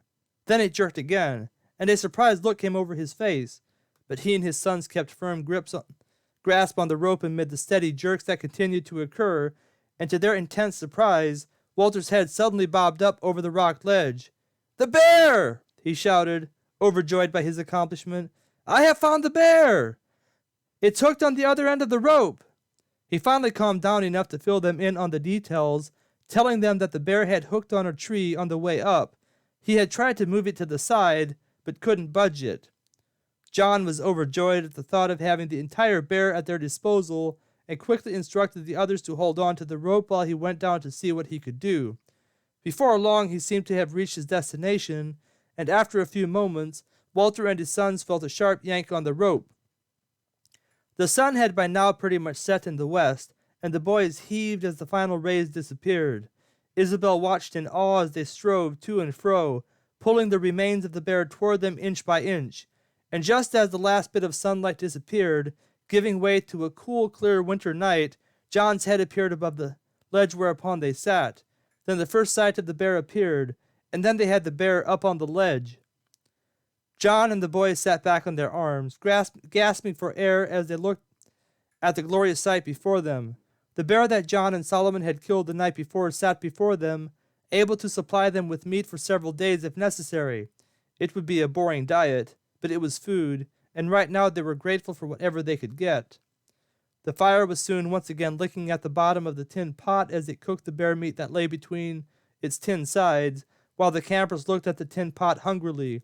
It was all they could do to wait for its contents to be thoroughly cooked, their eyes rarely leaving the sight of the pot as it swayed in the slight breeze that was now beginning to circulate through the camp. Feeling the cold nip of the dropping temperatures, more firewood was added, and soon the fire was blazing away, spreading its warmth far and wide. Seeing the hungry looks on his sons' faces, as well as on the faces of Walter and Isabel, John decided to tell them the tale of how he and Solomon had killed this mighty beast the night before, hoping to distract their minds off their growling stomachs. The boys' eyes gleamed with excitement as they watched their father and mentor begin his tale in striking fashion. Isabel watched with delight as he talked, realizing instantly he was an excellent storyteller. But she also began to wonder if maybe he didn't embellish the story he was telling. But then again, he was a man among men, and his tale wasn't impossible for a man like him. According to John's version of what had happened, he and Solomon had slowly slid their way down and over the mountain for quite a length of time, seeing or hearing no movement on the mountain. About to give up, starting to think there were no animals on this mountain, Solomon had suddenly spotted movement off to the west of where they were hunkered. Realizing they needed to catch the bear by surprise, the two men split up and spread out so as to get the brown beast between them. With two solid, well-placed blows, one from John's saber and one from Solomon's spear, they hoped they could put the bear out of commission before it had a chance to fight. Moreover, they needed to fell the bear in such a way it wouldn't go sliding down the mountain. Thus, the two men slowly eased around until they were in position to strike the bear. But the bear spotted them before they could attack, and as the men rushed in on it, it landed a solid blow in Solomon's head. John was able to stab the bear in the side with his first thrust, and then slice a large gash into the side of its head with his second blow. A third blow finished it off, but not before it had been able to put Solomon out of commission. The boys watched with awe as their father and mentor told of his amazing feat, their eyes growing big with wonder as his deep voice reverberated over the mountain, mimicking the roar of the bear as he thrust it and beat it with his mighty saber. The rest was pretty much history after that, with John quickly clothing himself with the skin of the bear so as to keep warm, and then slicing a chunk of meat off him to bring back with him to camp. But then the meat was ready, and the campers went to work on it, tearing at it with their hands and teeth, feeling the call of the wild permeate their inner being as they feasted upon the beast that might have been feasting upon them in another scenario. But as it were, God had preserved them once again for another day, and for that they were glad, mighty glad indeed. Chapter 18, The Loss of a Friend. The evening passed without much out of the ordinary, at least without much out of the ordinary according to their current situation. The 7 sons of John took their turns keeping watch and keeping the fire built up, steadily tossing firewood upon the fire to keep their fellow comrades as warm as possible through the cold night. And thus the campers slept through the evening, waking only once in a while and taking that time to roll closer to the fire in an attempt to stay warm. Isabel lay next to Mary, thankful for the extra warmth that was generated thus. It was not yet morning when John stirred, hearing moans begin to come from Solomon's beaten and battered body. He hadn't regained consciousness one time the previous day, and John had gone to sleep with a worried look on his face, fearing for his newfound friend. Solomon had suffered a severe blow to his head from the bear, and coupled with the time he had spent in the snow, his body slowly freezing to death, it wasn't apparent yet whether he would survive.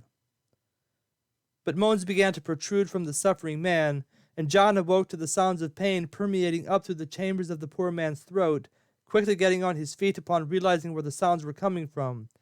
He didn't waste any time making his way over to his friend, bending down on his knees beside him. "Solomon," he probed quietly, "can you hear me?"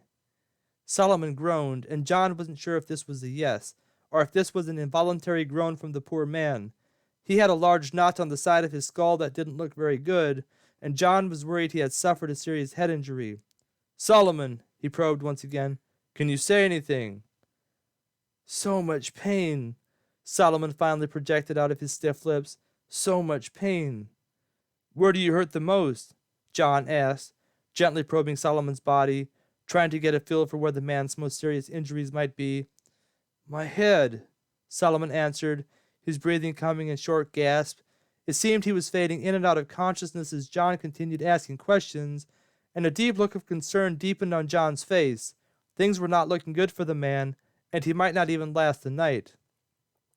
Seeing there was nothing he could do for Solomon's physical status, John decided to try to prepare him for eternity. Even in the short time he had known Solomon, which was just a few days now, he had been looking for an opportunity to witness to the man. This was the kind of man John was, always concerned about eternal matters and where men's souls went after death. "Solomon," he asked anxiously, "can you hear what I'm saying?" Solomon opened his eyes, but didn't say anything, unable to speak and unable to nod his head. "Solomon," John continued, without waiting for a reply. It looked like Solomon might be able to understand what he was saying, and it was now or never to plead for his soul and beat off the devil's hand while there was still time. "Solomon, I don't know if you're going to make it through the night. Your time might have come, Solomon, to stand before Almighty God and give an account for your life. Solomon, you may not like what I'm about to say, but time is short, and I'm going to get straight to the point. You're a wretched sinner, and if you die in this condition, you will burn forever in a raging lake of fire that God has prepared for the devil and his angels and all who remain in their sin. But Solomon, this doesn't have to be your eternal destination. You can choose eternal life. The one true God, the one and only God, sent his Son to earth to pay the penalty for mankind's sins and draw all people to himself. The Son of God came to earth and they called him Jesus according to the angel's command. Jesus lived a perfect life, died on the cross, and was raised back to life 3 days later. Before he ascended to heaven, he told his disciples to take this good news to the ends of the earth, baptizing men and teaching them his commandments. Well, Solomon, I am here to tell you this before you die. Maybe you'll live, maybe you'll die. I don't know. But what I do know is that now is the time to get right with God. Solomon, your life appears to be fading away into the eternal abode where you will spend eternity. Will you confess your sins this moment and accept what Jesus did on the cross for you, confessing him as Lord and Savior, and making a commitment that you will follow him and obey him whether you live or die? It seemed in John's mind that he had never shared the gospel this quickly, and he hoped it made sense. But then he remembered that even in his own weakness and inability, the Holy Spirit could take what he had said and apply it to Solomon's mind, causing him to be born again. And as Solomon stared at John, his eyes beginning to radiate understanding, John realized his conversion was taking place right before his eyes. A tear trickled down Solomon's cheek as he slowly reached out and squeezed John's hand. I don't deserve anything good, he whispered, and I don't know if there is a God, but I am willing to believe what you just said. I have no other hope. My sin is ever before my eyes, and I could never make everything right before I die. Solomon closed his eyes, and John thought he was gone, but then he opened them. John, he whispered, can I be baptized before I die? John's heart skipped a beat as he heard the precious words proceed from Solomon's mouth. Simeon was taking his turn keeping watch, and John looked over at him. Simeon, he ordered, wake everyone up.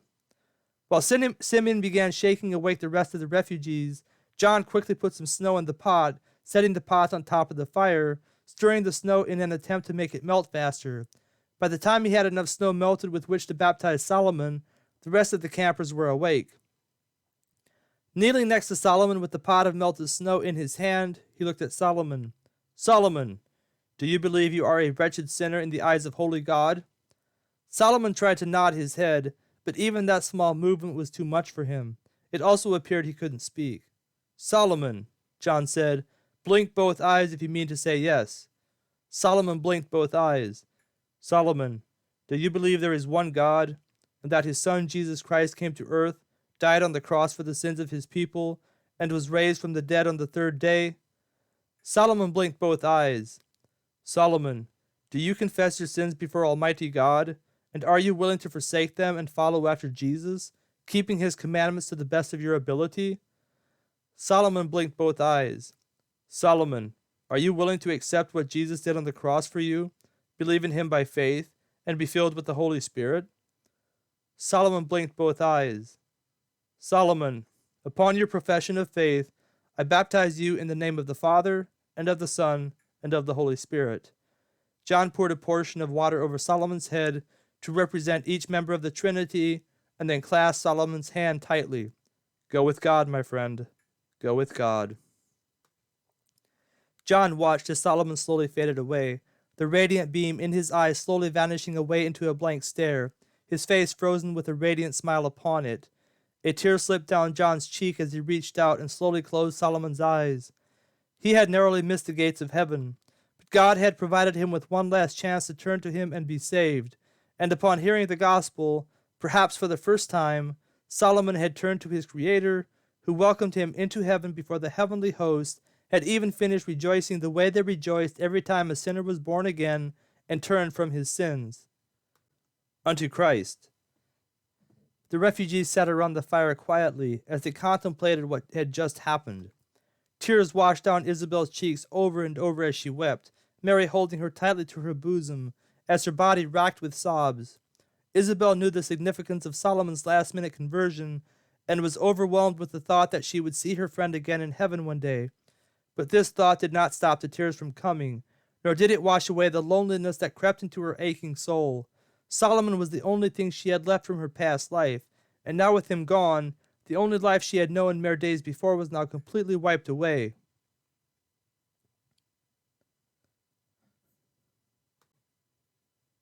Walter sat and stared at the fire, deep in thoughts of his own. He himself had never made a profession of faith despite John's many attempts to convert him. John was persistent with his message of the gospel, and by now Walter knew that message as well as anyone. And yet he didn't feel the tug at his heart that signified the touch of the Holy Spirit when he began transforming hearts of stone into hearts of flesh. And yet, Walter wasn't unaware of what was at stake. He knew that if he died this very moment, he would burn in hell for eternity. And yet, he didn't turn, for whatever reason he couldn't explain. And so he just sat and stared into the fire, wondering how belief in God could actually help people in moments like these. Walter struggled with the same thoughts that Isabel did, wondering how a good and all-powerful God could just stand by and watch people suffer and die without doing anything.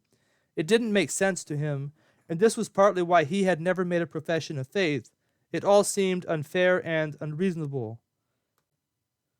But little could he understand that it did comfort those like John and Mary who understood the significance of what had just taken place.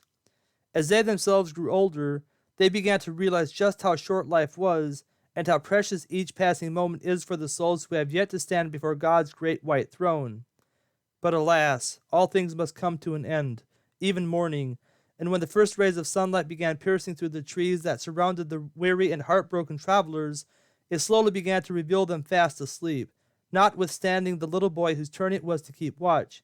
But he too was now fast asleep, unable to keep his little eyelids open, the weariness of it all too much for him to bear. And so they slept while the sun rose above them, ne'er a one stirring until it had crossed half the distance between the eastern horizon and the exact point overhead. But, as if been having poked by the Spirit of God, Mary awoke to a bright sunny day that was rapidly melting the snowfall of the previous 2 days, revealing an opportunity for the refugees to continue their journey home, wherever that was to be. Mary quickly awoke her husband, who had fallen into a deep and restful sleep, who then in turn awoke the rest of the campers. It was time to mosey on up the mountain and see what was on the other side. It would be a difficult trek even if the snow melted, and they would have to keep an eye out for any Nephilim that might be out and about on this mountain, the same mountain they lived upon not that far to the east. And thus they gathered up their few belongings they had, with Walter taking over for Solomon, carrying Solomon's spear in his own hand, his own knife tucked away in a leather pouch that hung by his side. Soon they were once again tied together, trekking up the mountain diagonally, moving northwest, away from the Nephilim and their horrid raid upon the human race. Few words were uttered as the travelers struggled up the side of the mountain, each member lost deep in their own thoughts. Isabel thought about Solomon, while John and Mary thought about the new home they would need to establish, a new home that would be the beginnings of a new civilization, a civilization born out of the ashes of others. The 7 sons of John thought about the wild adventures ahead of them, and Walter thought about Isabel. Each of the travelers had been given a portion of meat to carry along the way, and when it looked like they had covered half the distance remaining to the top of the mountain, John decided it was time to stop and rest for a short time. Moreover, the mountain was no longer as steep and perilous as it had been, and he wanted to set up scouts so as to prevent running into any Nephilim that might be nearby.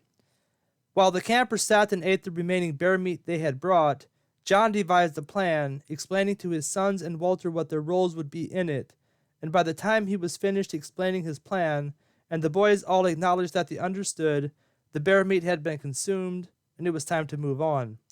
Several hours later, as they neared the top of the mountain, all eyes were looking up, wondering what lay beyond it. The boys were spread out in a circle around the exterior of the group, gliding along stealthily, keeping one eye on the center and one eye toward the forest that surrounded them. They had devised hand signals with which to warn the rest of them, and were ready at a moment's notice to use them. But no disturbance was to be had, and as they neared the top, the one thought on everyone's mind was regarding what lay on the other side. What would they find? Who would they find? And most importantly, could they survive whatever elements lay on the other side? Chapter 19. The Valley of Paradise. The sun was setting, and the evening dusk was falling upon them rapidly as the little group of refugees neared the top of the mountain where they hoped to find a quiet place of rest. They were all exhausted, and especially Isabel, who was not accustomed to such travail in the hard world she had not known until she was forced out into it by means of the heavy hands of wicked men. She had read about such a world in her books, but she herself had never known such a world. And it was this thought that her mind dwelt upon as she struggled to continuously place one weary foot in front of the other, her eyes longing to be at the top of the mountain, where the promise of rest awaited her tired and aching body. She had always fantasized about living out in the wild elements of nature far away from the picture-perfect world of the aristocrat civilization, but now that she was living in her own fantasy, she was quickly realizing that this life she was now living was not everything that she thought it might be. But alas, here she was against her own will, and that was that, and with every step she took as she pondered her current circumstances, her eyes filled with greater hope as the night of rest upon the top of the mountain drew closer and closer. And then they were at the top, and as Isabel stepped up over the peak of the mountain, her eyes were greeted with a delightful scene that mere words cannot even begin to adequately describe. But try to describe it, we must. As Isabel stepped up over the peak of the mountain, her eyes fell upon a series of mountain ranges stretching out far into the horizon, and with the sun still setting in the west, a beautiful sunset greeted her weary eyes, peeking through the mountain ranges to the west. She gazed upon it for a moment, lost in the beauty of a creation that could only be made by the hands of an infinitely powerful and majestic creator. And then her eyes swept down, and they were stopped in their tracks as they fell upon what she instantly began to hope would be their future home. At the bottom of the mountain whereupon she currently stood, between this mountain and the mountain that lay to the other side of this paradise, lay a large valley enshrouded by great big oak trees that appeared to be as ancient as creation itself. Her eyes grew big with wonder as they cast themselves upon the lake that lay in the center of this valley, its icy water having effectively evaporated the snow that had dared to fall upon it as it lay motionless where God had seen fit to put it. The valley itself was barely covered with any snow at all, with green grass surrounding the lake that lay in its midst, and snow appearing only at its upper edges as it began to disappear into the harsh mountains surrounding it. It was here that these refugees could only hope would be their future home. But this valley lay yet a great distance from them, and it would be a dangerous trek down the steep side of the mountain that lay as a great gulf between them and this paradise. But descend it they must, for they could hardly survive upon this mountain whereupon they stood. but for the moment they must make camp and survive another brutal night out on the mountain. The wind was blowing hard against them from the north, sending a chill through Isabel's body as she stood and gazed at the paradise far beyond the great divide that threatened their journey there. "Boys!" John's voice rang out over the whistling wind. "Start gathering firewood. We will make camp here on the south side of the mountain out of the wind." John's 7 sons scattered into 7 different directions, quickly gathering up a nice pile of firewood, which was soon ablaze, warming up the cold, weary refugees, who yet had a place to call home. In the meantime, while the 7 young sons of John engaged in their activity, John himself and Walter, his young mentee, ventured off to see if they couldn't secure a feast of meat. They weren't gone very long before they returned with 2 large hunks of venison, greatly delighting the beleaguered travelers, who watched with anticipation as the meat hung suspended over the fire, slowly turning brown and crisp. Every now and then one of the boys would approach the cooking meat and taste a sample of the flesh, his eyes filling with delight at the mere taste of the sweet venison. While they waited for the flesh to finish cooking, John recited Psalm 23 from memory before commenting upon the psalm that seemed to come to life in their current circumstances. "The Lord has been good to us," he said as he gazed around at those whom God had entrusted to him as their leader. "He is our shepherd, and as the psalm says, we shall not want." We may look around and think we have much to be in want of in our current circumstances, and yet, have we not a fire to warm us, food to nourish our stomachs, and snow to melt into water to soothe our parched throats? We may be like the world and dwell with our thoughts upon that which we have not, or we may see what the good Lord has blessed us with, and say with the psalmist, "The Lord has prepared a table before us in the presence of our enemies." Tonight we dine in the presence of our enemies. We know not where they are tonight, but I have a feeling they lurk close by, and we must be vigilant as we lay our weary heads down upon this hard ground to get the rest that God has provisioned us with. And rest well we must, for we must be moving out before the sun begins to rise in the east. The Nephilim will most surely be out and about upon this mountain now that the snow has stopped. There is much meat to be had on this mountain, and I am certain that this has sustained them over the years, and they will be out hunting now that the weather has permitted such activity.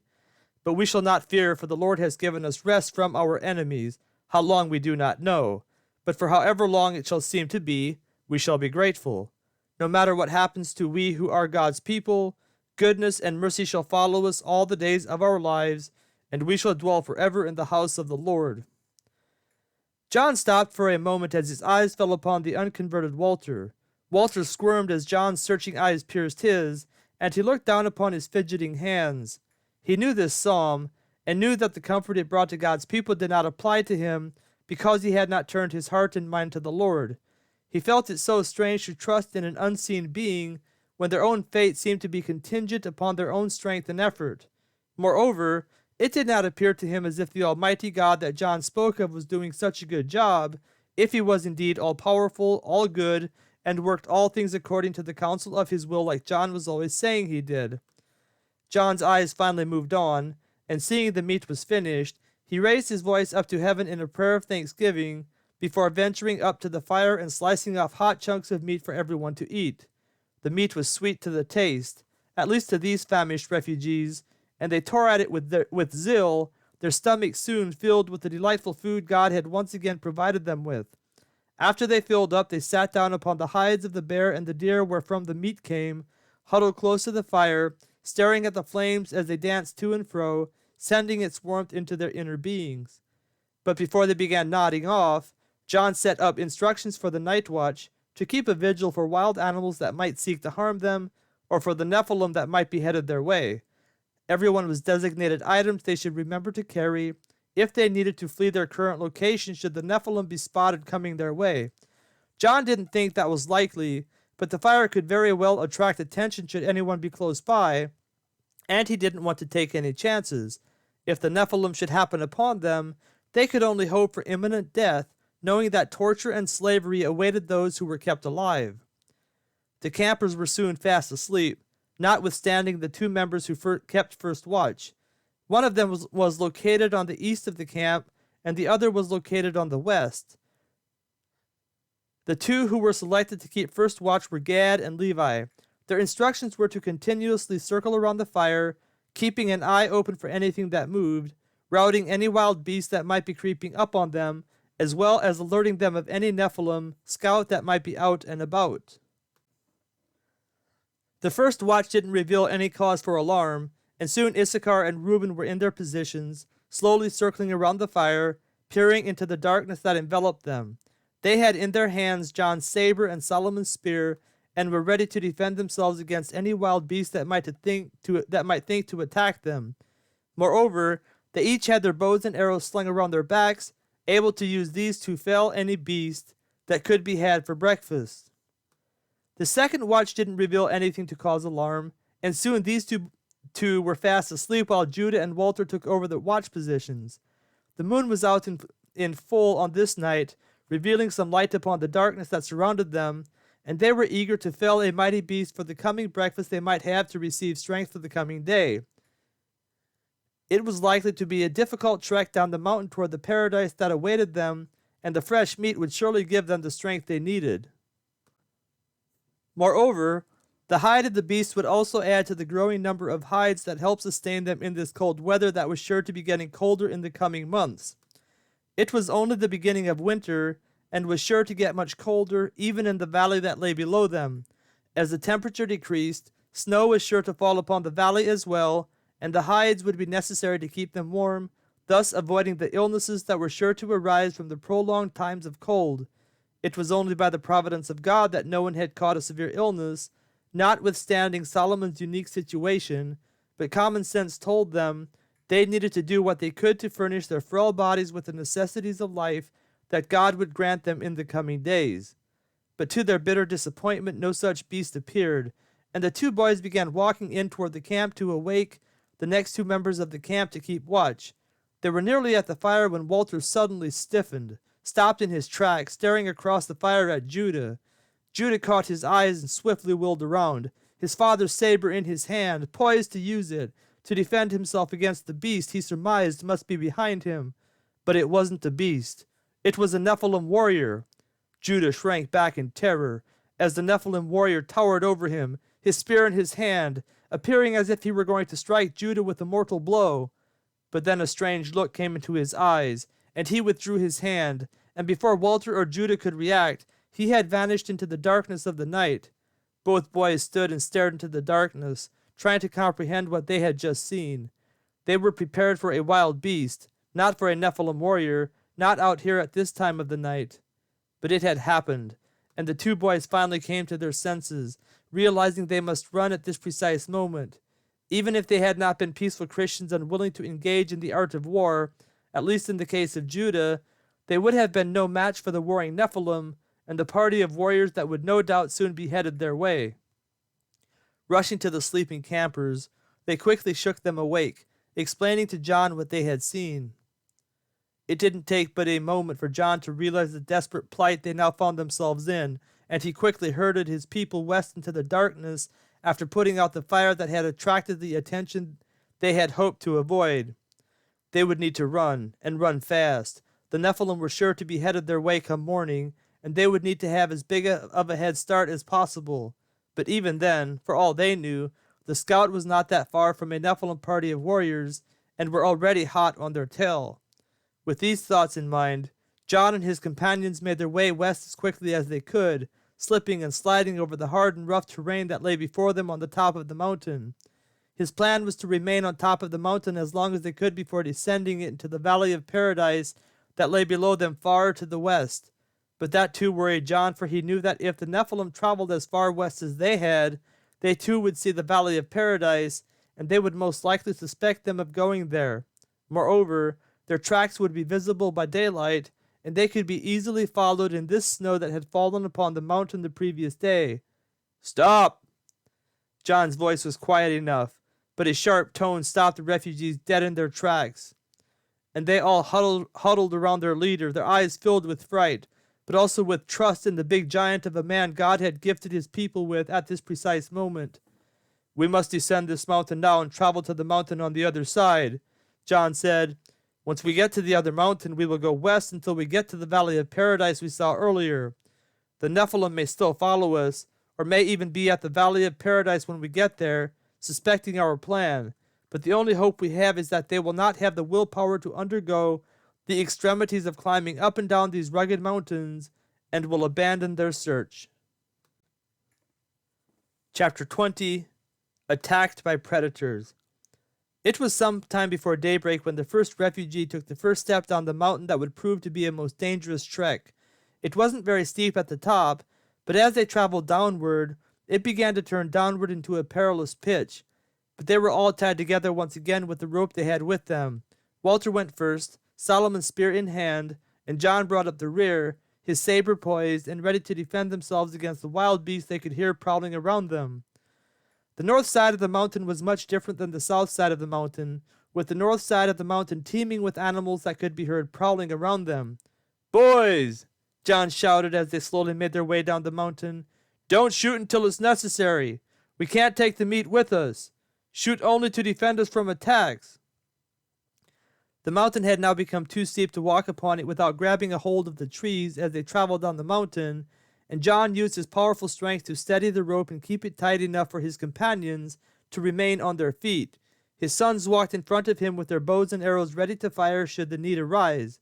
But John was worried about them, fearing the ones closest to him would suffer bodily injury from the weight of the others pressed upon them. But there was nothing that could be done any more, for to stop now was not an option. Even if they could have found a spot to rest upon, time was of the essence, and they needed to put as much distance as possible between them and the Nephilim. They could not fight them, and thus their only hope was to outrun them. John was not a man to be trifled with, but he was also a man who didn't believe in taking the life of another man. The weary travelers had been descending for some time when suddenly a shout went rippling across the wind. It was Walter, who had, just in time, seen a wolf leap at him, its teeth bared, a deep, ugly growl vibrating up through the chambers of his bloodthirsty throat. Walter raised the spear in his hand and thrust it downward as hard as he could, sinking the spear into the wolf right behind its head, right into the meat of its neck. The wolf went down and was dead upon impact, but Walter's quick move sent his feet flying out from underneath him, sending him slamming onto the hard mountain ground beneath him. He groaned as he hit the ground, the wind knocked out of him. But even as he fell to the ground, his motion yanked Isabel and Mary too much to the side, and they too slammed to the ground, the rope quickly entangling them together. Even as the three refugees in the front slammed onto the hard mountain ground, an arrow came flying past them, sinking itself into another wolf that had come lunging at Walter. The dead wolf tumbled to the ground and went rolling down the mountain, but then another wolf came out of the darkness, and before an arrow could prevent its attack, it had Walter's arm clenched between its teeth, a deep snarl spewing forth from its bloody mouth. "Boys! Grab a hold of the trees!" John yelled as he swung his saber without thinking, slicing the end of the rope that tied him to the others. His sons did as they were instructed, stopping the others from sliding down the mountain, and John quickly began to descend past them toward the action that was happening below. As he began to pick up speed, trying to steady himself upon his feet as he slid, his heart nearly stopped when he saw a large brown bear come creeping out of the shadows, mere feet away from the three in the front who were tangled up. It all happened in a matter of seconds, and John knew he had one chance to save those whom he loved most. Still picking up speed, he swung up his saber and aimed it directly at the large bear in front of him. The brown beast roared as it saw him coming at him, and turned toward him, a ferocious growl erupting from its large mouth with its yellow teeth. Had John had time to say a prayer, he no doubt would have, for this was a fight he wasn't sure he could win. If his saber didn't hit its mark the first time, there wouldn't be a second time. The bear's paws were massive, and John felt a shudder go through him just before making contact. The bear snarled as John's saber sank into its chest just below its head, reaching for John with its teeth, its paws grabbing hold of him in a death-like grip. John gasped for air as the bear's paws sank into his body, wrenching on his saber with all his might. But barely had the struggle began when John's weight proved to be too much for the bear to stop his momentum, and the next thing John knew, they were both tumbling down the mountain. While John engaged the bear, Judah, who had been attached to the rope just below John, also sliced the rope with his knife and was close behind his father as he too slid down past the others. But he didn't have his eye on the bear, It was the wolf that needed his attention, poor Walter now having suffered several gashes on his body from the snarling, clawing wolf. The wolf was about to attack Walter for one last time, its mouth aimed toward Walter's throat, when Judah came sliding to his aid. But Judah was too far away to get a good swipe at the wolf with his knife, and with no other option to help poor Walter, Judah reached out and grabbed a hold of the wolf's paw as he slid by. And it was then that the fiercest battle ensued as boy and beast went tumbling down the mountain, the wolf snarling and clawing its way toward Judah as Judah stabbed at it with his knife while trying to dodge the trees headed his way.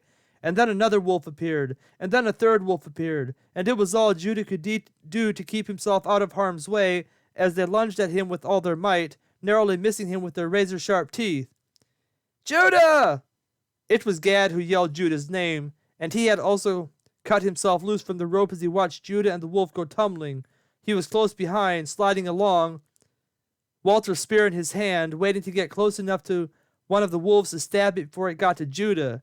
His moment finally came when Judah slammed into a tree, his momentum downward brought to a sudden stop, giving the wolves the opportunity they needed to attack their prey. But Gad had other plans. Judah lay at the foot of the tree, the wind knocked out of him, and a wolf was prepared to spring upon him, when from out of the darkness appeared little Gad, Solomon's spear gripped firmly in his hands. The wolf never knew what hit him as Gad thrust the spear into his side, stunting the forward momentum of the vile beast. Gad whipped out his knife from his sheath and slashed at its head, catching it across the side of its face. Then he sliced it again, causing blood from its throat begin to spill forth on the snowy ground, and then he stabbed at it, catching it in the side of the head, and it was dead. But the other wolves had regained their footing and were crawling toward them, crouching on their legs, ready to spring forward upon them. But just as one of them launched back in preparation to fall upon its prey, an arrow came out of the darkness, whistling through the cold winter air, slamming into the wolf, sending it rolling down the mountain. Another arrow sailed past Judah and Gad, and a snarl could be heard as another wolf went tumbling down the mountain. And then it was over, at least for now. But there were sure to be more beasts prowling around them, waiting for the opportunity to attack them. It was Simeon and Issachar who had followed their two brothers down the mountain, both of them finding their marks with their arrows, saving the lives of their two brothers. At least one of them. Judah lay up against the tree, curled up in the fetal position, moaning and groaning as Gad began to tend to him. Below them lay another man also moaning and groaning from his encounter with the brown bear. Blood was slowly oozing from his torn body, with large gashes ripped into his powerful torso. His left arm lay limp beside him, and a large knot was beginning to form on the side of his head. The brown bear lay several feet away from him where it had come to a stop at the bottom of the mountain, no more life left in it. John's powerful thrust with his saber had effectively done the job, albeit it took some time for the blow to finally fell the mighty beast. Above them remained the rest of the travelers, who were now attempting to begin their descent once again. Walter was in bad shape, with large cuts all over his body, his shirt shredded by the claws of the fierce beast that had dared to attack him. His arm had a large gash on it, inflicted by the teeth of the wolf. Thus wounded, he was in no condition to propel himself down the mountain, and thus they began to slide him down the mountain as best they could, having wrapped him up in the bearskin they possessed. Zebulun took charge and led the way down as best he could, slipping and sliding from tree to tree. The others stretched out diagonally, also venturing from tree to tree, so as to prevent a rapid descent that might inflict more harm than had already been inflicted. The sun was now coming out, and was well on its way above them when the weary travelers finally reached the bottom of the mountain. They had cut across the mountain toward the west, and had entirely missed the location of the others. Moreover, by the time they reached the bottom of the mountain, they were apart from John by some distance. Not knowing which way to turn, the boys quickly set to making a fire to warm them up, and Mary set to tending to Walter, who was groaning in agony from the cuts that were spread across his thin body. Once the boys had melted some snow into hot water, Mary ripped a piece of cloth off of what remained of Walter's shirt and began cleaning his wounds with the hot water as best she could. To the east of them, the four brothers had finally made their way down the rest of the mountain. By the time they had reached the bottom of the mountain, Judah was able to walk on his own, albeit not without some pain and difficulty. But with a little rest he was going to be okay. As for John, He was in terrible shape when the boys found him. He lay in the snow where he stopped sliding, remaining still and unmoving as his 4 sons huddled around, trying to figure out what they should do. Thankfully, they had the deerskin with them, it having been tied onto Simeon's back for transport, and they quickly wrapped their father into it, one of them rubbing him down vigorously while the other 3 set to building a fire. They knew it was a bad idea to start a fire, especially during the day, for the smoke would no doubt give away their location. But they knew their father could not survive otherwise if they did not get him warm, and thus they took the chance. And so it was that they thus spent the morning, warming themselves and their father by the fire, hoping and praying he would soon regain consciousness and tell them what to do. As hardy as these lads were, they weren't yet of age, nor did they have the experience of life to know what to do in such situations as these. To their utmost relief, their father began to stir when the sun had reached the midway point above them. "Father! Father!" Gad said as he shook his awakening father. John groaned. "Father!" Gad said once again as the other boys came up and huddled beside him next to their father. John slowly opened his eyes, staring at his 4 sons, trying to comprehend his surroundings. His eyes caught a glimpse of the remains of the bear, which the boys had butchered while they waited for him to awaken, preserving the skin as best they could for future use. John's eyes flickered with remembrance, but when he moved ever so slightly, a deep groan echoed up through his parched throat. Simeon quickly grabbed a handful of snow, putting it up to his father's lips, slowly feeding it into his mouth. John gratefully ate the snow, the cold precipitation relieving his parched throat, bringing a faint smile to his lips. "Looks like we made it through another night, boys," he said. "Glory be to God." But then a worried look came over his face. "Where are the others?" he asked. Gad shrugged his shoulders. We don't know, Father. They never came down the mountain last night, or if they did, we didn't see them." John thought for a moment. "They will come down the mountain west of here. Go out into the clearing and look for smoke that-a-way. If they are off the mountain, they will probably have started a fire." Barely had he finished speaking when Simeon rushed off toward the clearing at the edge of the forest wherein they sat, and a sharp cry echoed back toward them. Simeon came rushing toward them with a smile on his face. "I see smoke!" he cried. "I see smoke to the west of here." John smiled. "We'd best get moving that way. If we don't get there by nightfall, they might start moving west to the Valley of Paradise. It will be best for us to travel together." But even as he tried to get up, his right leg buckled beneath him. "Ugh," he groaned as he sank back into the fetal position. "Boys, get me a stick I can use as a crutch," he finally said. "We have to get to the others as quick as possible. Then we can set my broken leg." He paused for a moment before adding, "and my broken arm. We must get them set as soon as possible, or there will be permanent damage. But for now we must run as fast as we can. The Nephilim must be close by. We could be discovered at any moment." Chapter 21. Struggling to survive. The going was difficult to say the least, and it looked like the boys weren't going to be able to get their father to the desired destination before the others departed ahead of them. John must have been of the same sentiment, for he looked at Judah, his most daring and capable son. "Judah," he said, "run on ahead and find the others before they leave. Tell them of our situation and instruct them to wait. We will be along shortly." Judah was about to run off as instructed when John gave one last command. "Judah, stay close to the tree line. If you cannot locate the others in this manner, return to us. We will reunite with them later as the good Lord sees fit. It will do no one any good to have you lost out in this barren and forsaken land all by yourself. Mother and the boys will be fine if we should remain separated for some time yet. They will know what to do. God will guide them as he sees fit."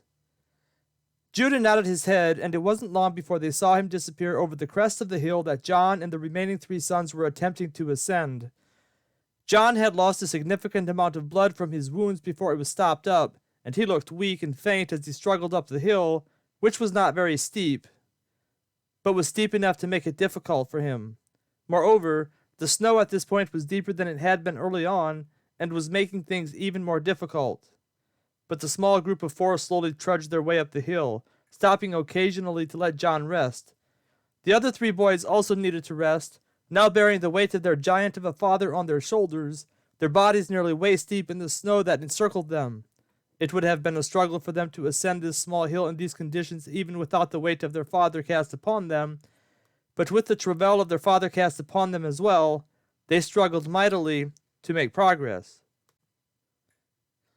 But progress they made, clawing and crawling along, digging a path for their father when necessary, and they finally reached the crest of the hill, the sun now directly overhead them, turning the snow into a heavy slush. The sight that greeted their eyes on the other side was a welcome relief, as they saw there wouldn't be much snow to dig through along the next part of the way, with only a few inches lying on the ground, at least on the decline of the hill. There appeared to be more snow in the valley below, but for now they would have some reprieve. But John was in great agony, and decided it was time to hunker down and rest for a bit, taking the time to set his broken arm and leg before moving on. His boys followed his instructions, wrenching around on his arm and leg until they were straightened out as best as could be had, and pieces of wood were attached so as to help keep the bones straight while they healed. The wood was hard to come by, but the boys hacked at nearby branches with their knives until they had what they needed. The process was slow and painful, and John set his jaw with determination as his boys attended to him. Only once did he moan audibly during the process, and that was when they attempted to straighten out his leg. But then came the most painful part, which was to clean the wounds on his body that were inflicted by the bear. Using a piece of his shredded shirt, Gad had slowly cleaned out the wounds as best he could, the cold snow upon John's body sending shivers down his spine. A fire was roaring by this time, warming up the refugees for the time being, and it was at this time John's most serious wound needed tending to. The bear had inflicted upon him a most serious gash on his back, the wound that had bled the most and was now red and looked mighty infected. Seeing there was no other alternative but to try to kill the setting infection through searing the wound, John instructed his sons to clean their knives and stick the blades into the fire until they were orange hot. The boys did as instructed, their eyes filled with fright for their father's sake, for they could not imagine the pain he would need to endure under such an ordeal. But it had to be done, and soon the blades were orange hot and ready to be applied to the large open wound that lay across John's body at least 12 inches in length. John sank his teeth into the bearskin that covered him partially, and waited for the pain to be inflicted upon him. The boys moved swiftly as they applied the tips of the 3 knives to his body simultaneously, their eyes filling with tears while their father moaned, his body flinching involuntarily from the immense pain that permeated his being. But soon the ordeal was over, and the boys applied some snow to the burnt flesh before wrapping their father up into the bearskin, the same bearskin of the mighty beast that had inflicted him with these wounds. And thus the afternoon passed as John dozed off, and the 3 boys sat around the fire, contemplating their next move. But there was nothing to do except to wait, and to pray that God would hear their pitiful prayers, and once again deliver them from the shadow of death that hung over them. They were exposed to the raw elements of the mountains, surrounded by beasts and men who sought their opportunity to tear them to pieces.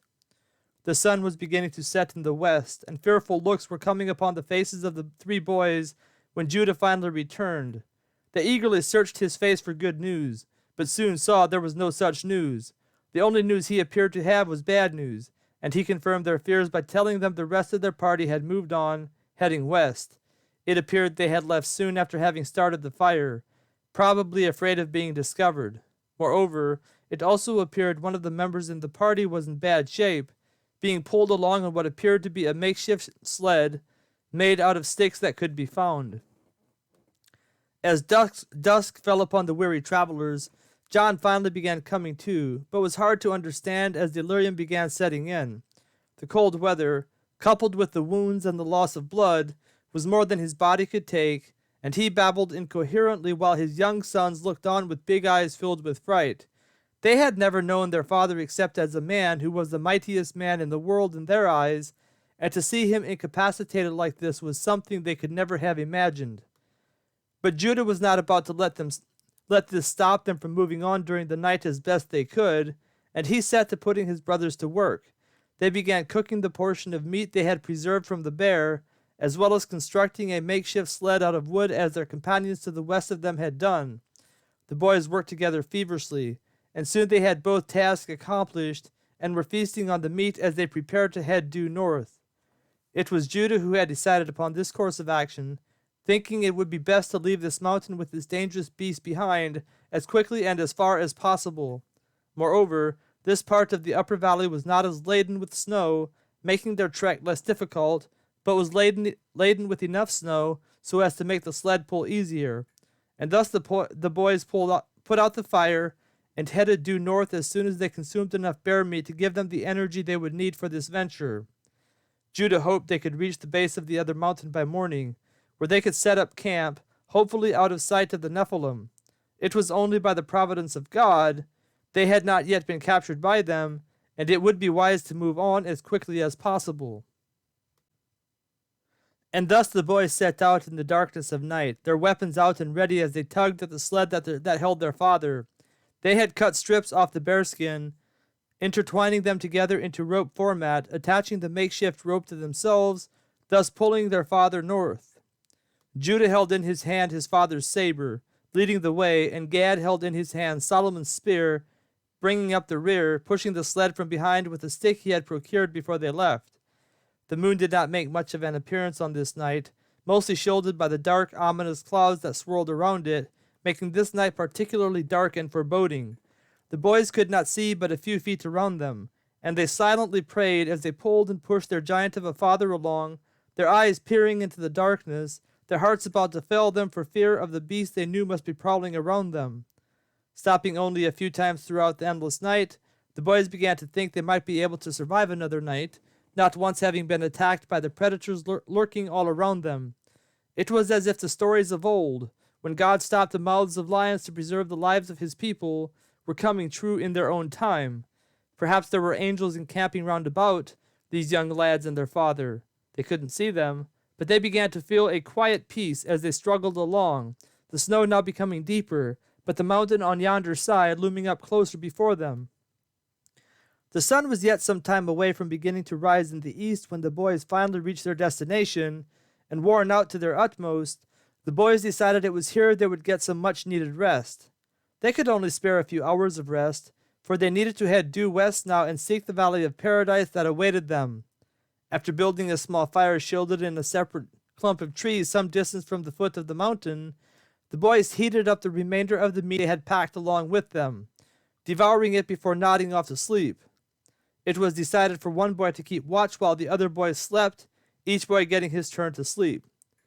And thus the remainder of the night was spent in this way, each boy getting a portion of the sleep he needed. They needed much more, but the sun was soon rising in the east, and the boys were all awake by the time they could see the large orange ball of fire begin peeping over the crest of the gigantic mountain to the east. John had pitched and turned all night, incoherently mumbling from time to time, his beaten and battered body causing him immense pain, his forehead covered with perspiration despite the frigid temperatures that had set in on them. Each boy had tended to the fire and to their father during his turn to keep watch, and their father was able to survive another night, albeit it was a difficult one. But alas, morning came, and so did the need to move on. The boys strained with their arms and legs as they pulled and pushed their father west, their eyes ever searching for any predators that might be lurking around them, their weapons poised to defend themselves. But once again, the providence of God was on display, giving them the strength to travel west, as well as safety from the predators that roamed the mountains around them. Despite the frigid temperature of the previous night, the sun shone upon them brightly, and the boys soon found themselves begin to sweat as they trekked westward. It was a welcome relief from the cold they had endured the extent of the previous days, and their spirits were buoyed by the sun rays that cast themselves upon their weary bodies. Their faces began to light up, and soon they were filled with hope that they might survive after all. And then their father came to for a short time, and didn't babble incoherently as he did through the night, but seemed to be passing into the recovery stage, albeit slowly, as it would take many days and nights for his arm and leg to heal enough for him to be of much use to those whom he formerly led. But now that their father was in no condition to lead, it was up to his sons to take charge. The boys surmised amongst themselves it would take another day or two to get to the valley of paradise they had seen from the top of the mountain days earlier, and knowing they would need the strength to make it there, it was decided two of the boys should venture up into the mountain and try to secure some meat for dinner. Moreover, their father hadn't eaten in some time and needed the strength so as to continue his recovery. Judah took charge of this venture, selecting Issachar to go with him, Issachar being one of the best archers among them. The other two boys set to making camp, deciding they would construct a little makeshift abode for them and their father out of whatever wood and branches they could find. As dusk began to fall upon them and darkness began to surround them, the little abode was beginning to take shape. Their eyes watched for their brothers as they worked, nervously scanning the western sunset as they watched the sun set faster than they would have liked. But the sun finally set without any sign of their brothers, and they began to fear the worst. But not wishing to give in to their fears, the boys began building the evening campfire, trying to mask it as best they could from eyes that might be directed their way. Their father was now awake, which lifted their hearts immensely, but he too was beginning to worry for his sons, praying that they would be okay. But there was nothing they could do but pray and wait, hoping against hope that it was God's will for the two hunters to return safely and to return with meat for the fire. Chapter 22. We must keep moving. It was a clear night on this particular night as John and his two sons awaited the return of Judah and Issachar. The longer it went before they returned, the more desperate the situation looked. But just about when they began fearing the worst once again, a slight sound was heard coming from the trees north of where the little camp was. Not knowing what it was, Simeon and Gad reached for their bows, heeding their father's command to wait to shoot until they could identify it was an animal. But the boys were ready and waited as the sounds came closer, and then two figures appeared out of the darkness that surrounded them, and to John and his two sons' delight, it was Judah and Issachar. It was a happy reunion indeed, despite the fact they had come back empty-handed. According to them, they hadn't seen one animal, nor had they seen any signs that animal roamed this mountain. If so, they were in a mite of trouble, for they could not survive very long out in these conditions without food. But it was not all sadness, for the two boys returned intact, and for that everyone was mighty glad. With nothing to eat for supper, everyone turned in for the night, notwithstanding the lad who kept watch. It looked to be a safe night tonight, considering that apparently all the predators that might cause them trouble were over on the mountain to the south. This was both good and bad, for they would be safe, but they would also be hungry. Once they reached the Valley of Paradise, they could send hunting expeditions while they began to rebuild a civilization. But until then, they would need to go hungry, or so it seemed. The night passed over them without much disturbance, each boy taking his turn at night watch. The fire cracked and popped, giving them the warmth they craved on nights like tonight. The abode that lay next to the fire also helped to block the cold wind, as well as conserve the heat of their bodies, making John and his sons as comfortable as they had been in a long time. It was nothing compared to what they had known before their flight from Bartertown, but compared to the past few days, it was a welcome reprieve. The sun finally began casting its yellow hues upon the refreshed travelers, and they began waking up one by one. Soon they were all lounging around the campfire, preparing to head west once again. Not that there was much preparation, since they didn't have any food to prepare for breakfast or any supplies to pack up before heading out. Their father still lay on the wooden sleigh they had made, and this is where he would remain indefinitely until he could walk once again. Maybe once they reached their new home, they could make him a pair of crutches so he could move around some on his own. The sun was fully in view as the boys and their father set out, and the morning passed by without anything to impede their progress. It was tough going, though, with the sun turning the remaining snow into a slush, making it harder to pull and push their father along. But the boys persevered, and by lunchtime it became apparent they had made good progress. But it was at this point that the refugees' stomachs increased their demand for nourishment, reminding them it was time to eat. The four boys began feeling weak and weary as they tried to push forward, sometimes getting on their hands and knees to help push and pull their father west, looking like common mules as they labored through the snow, driving forward with every fiber of their being. The sun was drifting rapidly into the western horizon when John decided they had better stop for the day and set up camp for the night. His boys were exhausted and in desperate need for rest. Moreover, he wanted two of them to go up into the mountain again and see if they could find them something to eat. The boys were relieved to finally have a breather from the difficult task at hand, and quickly complied with their father's instruction. It was the same process that had occurred the night before. Judah and Issachar went off in search of food, while Simeon and Gad remained back and built a small abode for them to lodge in for the evening. The two boys who remained behind were mighty effective workers despite their smallness of stature, and climbed into nearby trees, hacking away at branches with their knives and their father's saber, soon having the materials needed to construct a small structure. They had the simple dwelling finished before dark, and stood back to admire their work. "Good job, sons," John said from a distance as he watched his two sons with admiration. He was awful proud of them for having survived as well as they did, and could only imagine what they would accomplish in the future. They were small in stature, but mighty in spirit. It was as if they were born for a time like this, able to live in the wild outdoors with the best of them. Dusk was now falling, and John and his two sons set to worrying once again about Judah and Issachar like they had the night before. With every passing moment, it looked less and less like they would be turning with meat for the fire, and this was beginning to pose a serious problem for the refugees. It was one thing to go without food for a time, but not at a time like this when so much energy was spent throughout the day. They needed food, and they needed it now. But alas, Judah and Issachar returned once again with the word that there was ne'er even a hint of animals upon this mountain. This part of the mountain was even more barren, and looked to be completely void of any and all life. The four boys and their father stared at the fire hungrily, as they sat in silence contemplating their dilemma, imagining a hunk of meat roasting in the flickering flames. But there was no such hunk of meat available, and soon they began turning in for the night, their weary minds and bodies falling asleep before they had barely laid down on the bearskin floor of their simple dwelling. Morning soon came, and with it the rising sun. The snow in this part of the mountainous region was nearly melted, and it became nearly impossible to pull and push their father along on the wooden sled they had made. Recognizing it would be futile to attempt such an endeavor, John instructed his sons to construct him some crutches using the wood from the sled. The endeavor worked quite well. Matter of fact, the wood and the bearskin rope soon concocted in such a way so that John could slowly hobble along. It was slow going, to be modest, but the giant and his four midget sons forged ahead, their hungry bodies threatening to fall to the ground at any moment, their feeble legs unable to carry them any more.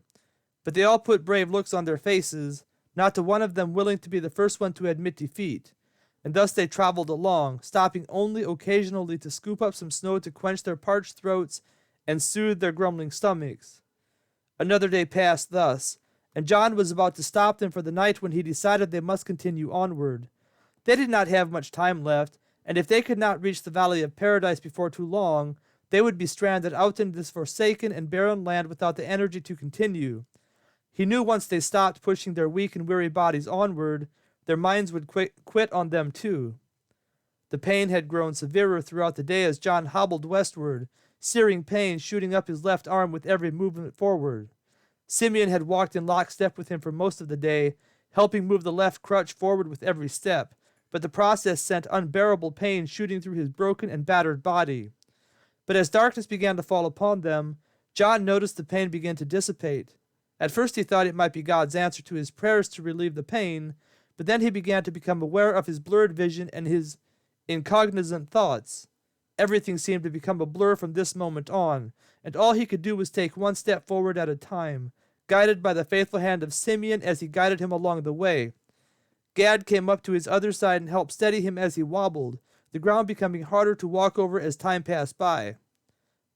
A wolf howled in the distance, sending shivers running up and down the spines of the young boys. John didn't seem to notice, his focus entirely on his walking. To fall now, to stop now, was to stop all forward progress in the future. They had to continue walking.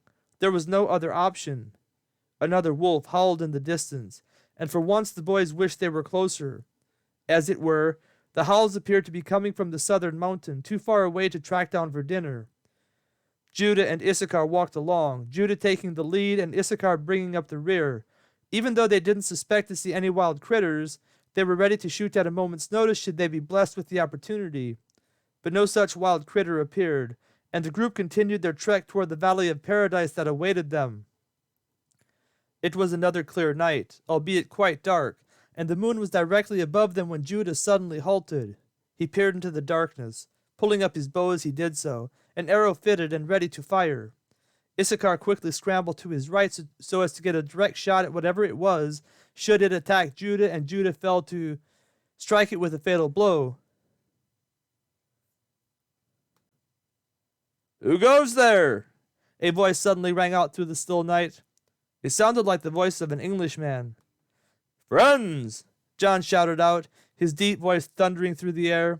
John suddenly becoming clearly aware of his surroundings. He and his 4 sons had stopped moving, and the refugees awaited for a reply from where the first sound had come. "How can I know you are friends?" the voice called out again. "We're Christians," John replied. "We mean you no harm, and even if we did, we have not the strength to inflict it upon you. We haven't eaten for several days now, and have not much hope left to remain in this world." John was now wobbling on his feet, his 2 sons straining to keep him upright. He had said what had come to his mind, knowing that if this man was of the same mindset as the Nephilim who were looking for Christians to murder, they were finished. A figure suddenly appeared out of the shadows wherein the voice lurked, and the refugees were surprised to see an old man come hobbling out toward them. He was unarmed, and appeared to be at their mercy should they so desire. Judah quickly pulled down his bow so as to give the stranger no reason to fear them. The old man slowly made his way to John, and seeing his plight, looked around at the 4 little boys and said, "Quick, let's get this man to my camp. I have only a little food left, but ye shall eat of it so much as ye desire. I too am a Christian, and it looks as if God has led me here for such a time as this." The boys all quickly surrounded their father, who was about to faint away entirely, but before he did, they were able to walk him over to the camp of the stranger. Quickly spreading out the bearskin, they laid poor John down. John laid back and appeared to go to sleep. But the stranger slapped him over the face several times, putting some food in his mouth, making him eat. Just the act of eating seemed to revive John, and he ate what he could before finally passing out. The boys tore at the small portion of meat the stranger possessed, talking while they ate, telling the stranger what they could about their current predicament and what had led them here. The stranger listened without saying a word, his eyes never flinching an iota when they told him of the Nephilim raid on Bartertown. But when they told him about the massacre of the Celibates, his eyes filled with tears. "Dear God," he prayed quietly as he listened, "why must such evil be allowed to exist?" Chapter 23. Someone is coming. The sun was already rising in the eastern sky when John and his 4 sons began to awaken from the deep slumber they had fallen into the previous night. The old man was already awake and smiled at them as they began to wake up one by one, as if an alarm had gone off inside their heads. "Good morning, gentlemen," he said, a toothless smile engulfing his red, weather-beaten face. He looked even older in the morning sunlight, but there was the gleam of life in his eyes that depicted plenty of fight in this small and thin man. "How are you all feeling this morning?" John grinned. "I feel as if I was kicked by several mules," he said, his raspy voice bringing the old man to his feet. The old man walked over to one of his pack mules, pulled a waterskin from the pack, and walked over to John, handed it to him. John accepted it gratefully, slowly letting the cool water trickle down his parched throat. Water had never tasted as good as it did this morning, and he smiled gratefully as he passed it on to Gad. "We appreciate your kindness, mister," he said, looking at the old man intently. "It's God you must thank," the old man returned.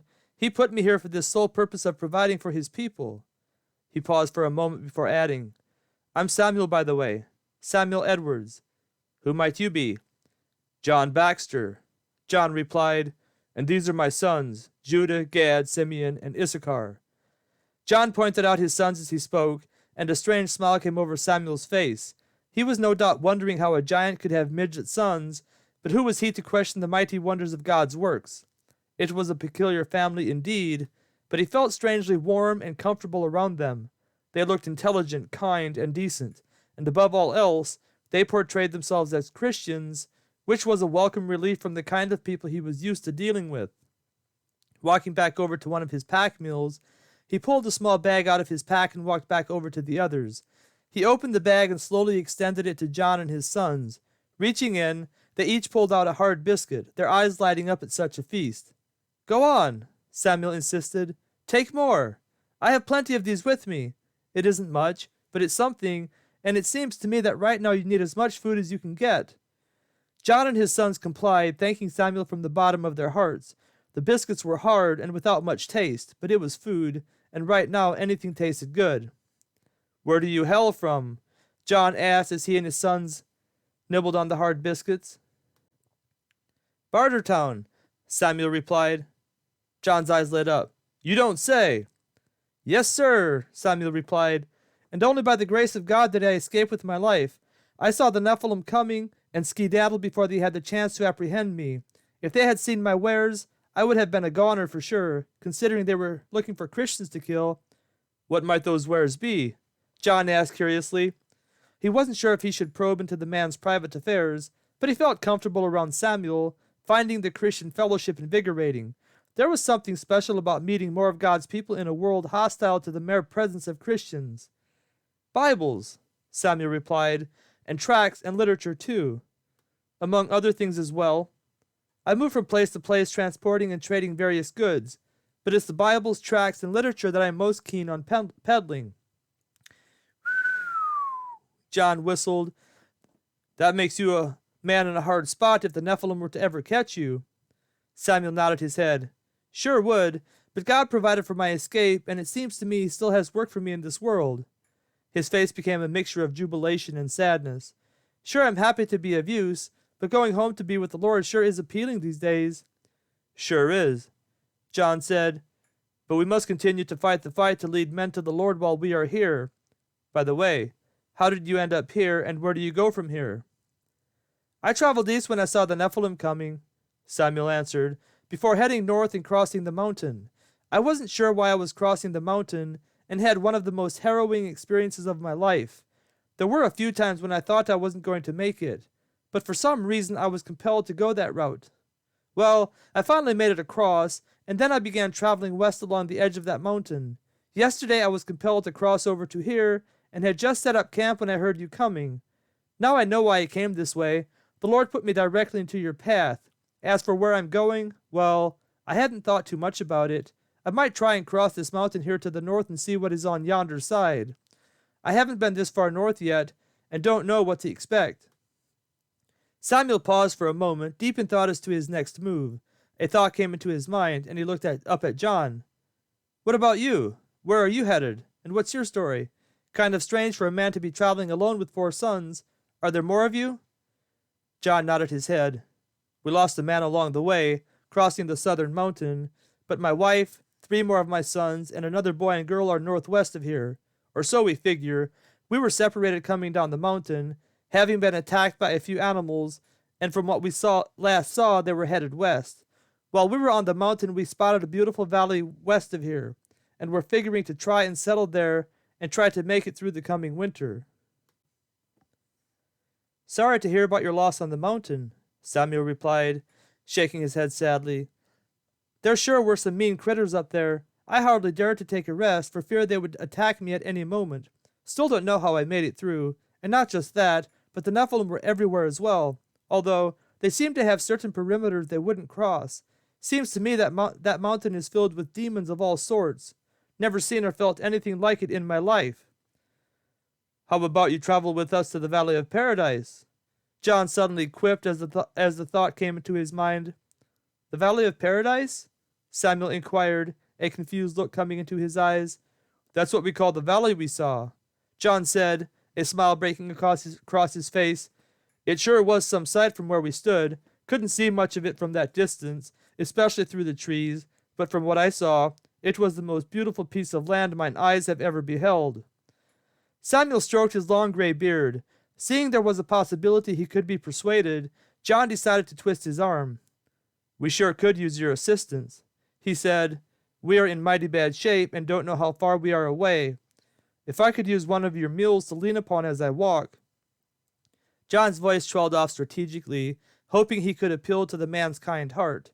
He was being sincere, and although he wasn't keen on begging, or even asking for help for that matter, he knew they needed assistance in the worst way. It worked. "All right, gentlemen," Samuel replied. "The good Lord has put me in this position for a reason, and should I fail to do my duty, He may scourge me. After all, doesn't the Bible say that whomsoever the Lord loves he disciplines, for he looks at his people as his children, and what parent wouldn't discipline his child for being disobedient? John smiled. Not sure if we can ever repay you, Samuel, but I have no doubt you have just added to your reward in heaven. And that's enough reward for me, Samuel said. Enough reward indeed. Having thus settled this matter in such fashion, the 2 men and the 4 boys began preparing to leave when suddenly they began making out sounds coming from the other side of the hill to the north of them. Quick, Samuel insisted. Get inside the tree line. If it's the Nephilim, we will need to run. Hearts began beating rapidly as they quickly erased as much sign of the camp as they could before making their way into the interior of the forest that began at the base of the mountain. Samuel hadn't built a fire the night before, not wishing to attract attention, and it seemed he had acted wisely.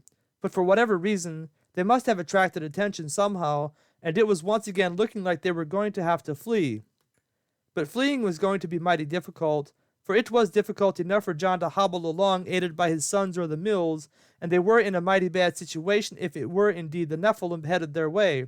In fact, it would be nearly impossible to cover their trail in this wet, slushy snow that had not yet disappeared completely. It was looking mighty bad indeed. The refugees halted their progress into the mountain as soon as they were well out of sight, and peered through the trees to see who was indeed following them. Who knows? Maybe it was more refugees like them. After all, with Bartertown now under siege, there were sure to be other escapees looking for a new home, if any survived the attack, that is.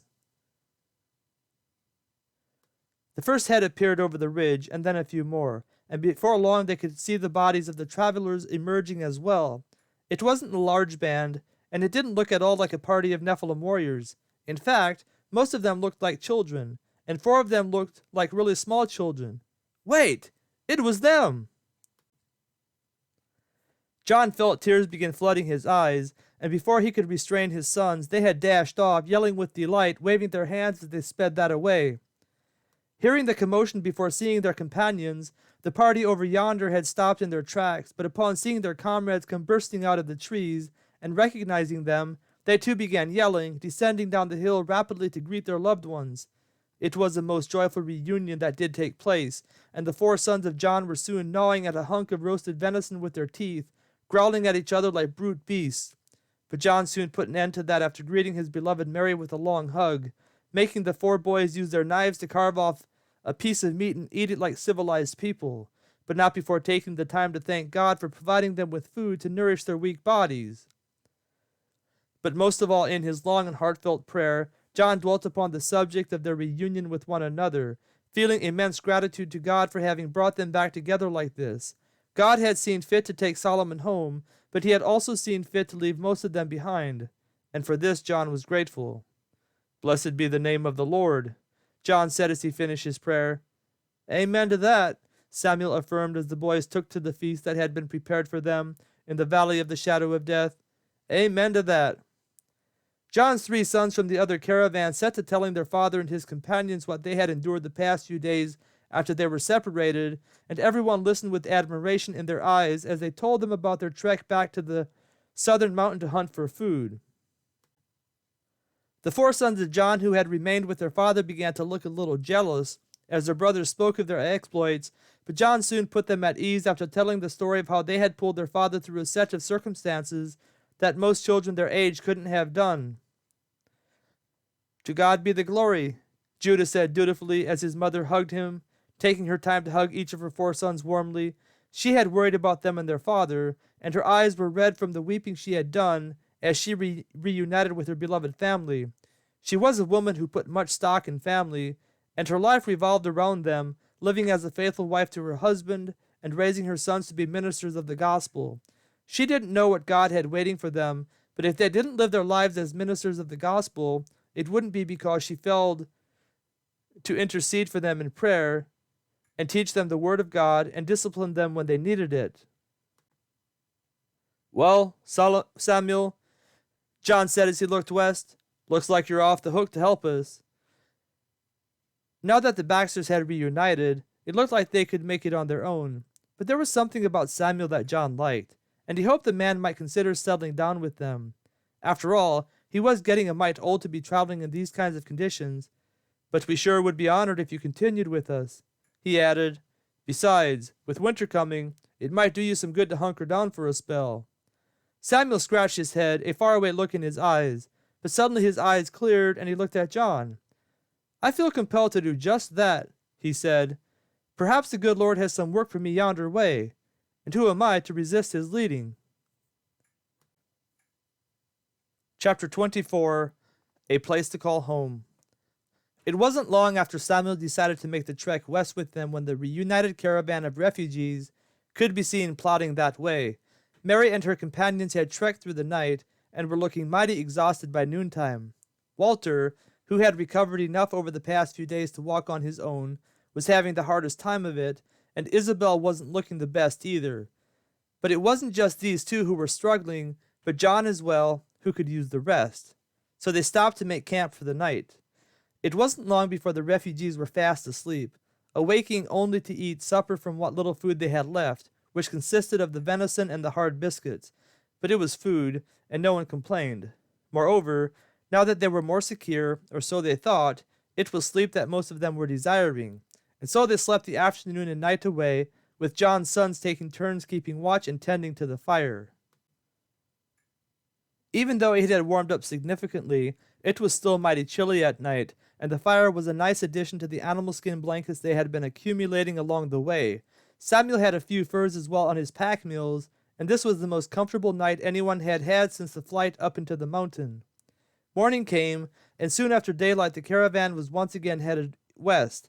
The Valley of Paradise was proving to be further than they had initially thought, and they were beginning to wonder if maybe they had missed it, or that maybe their eyes had played tricks on them beforehand.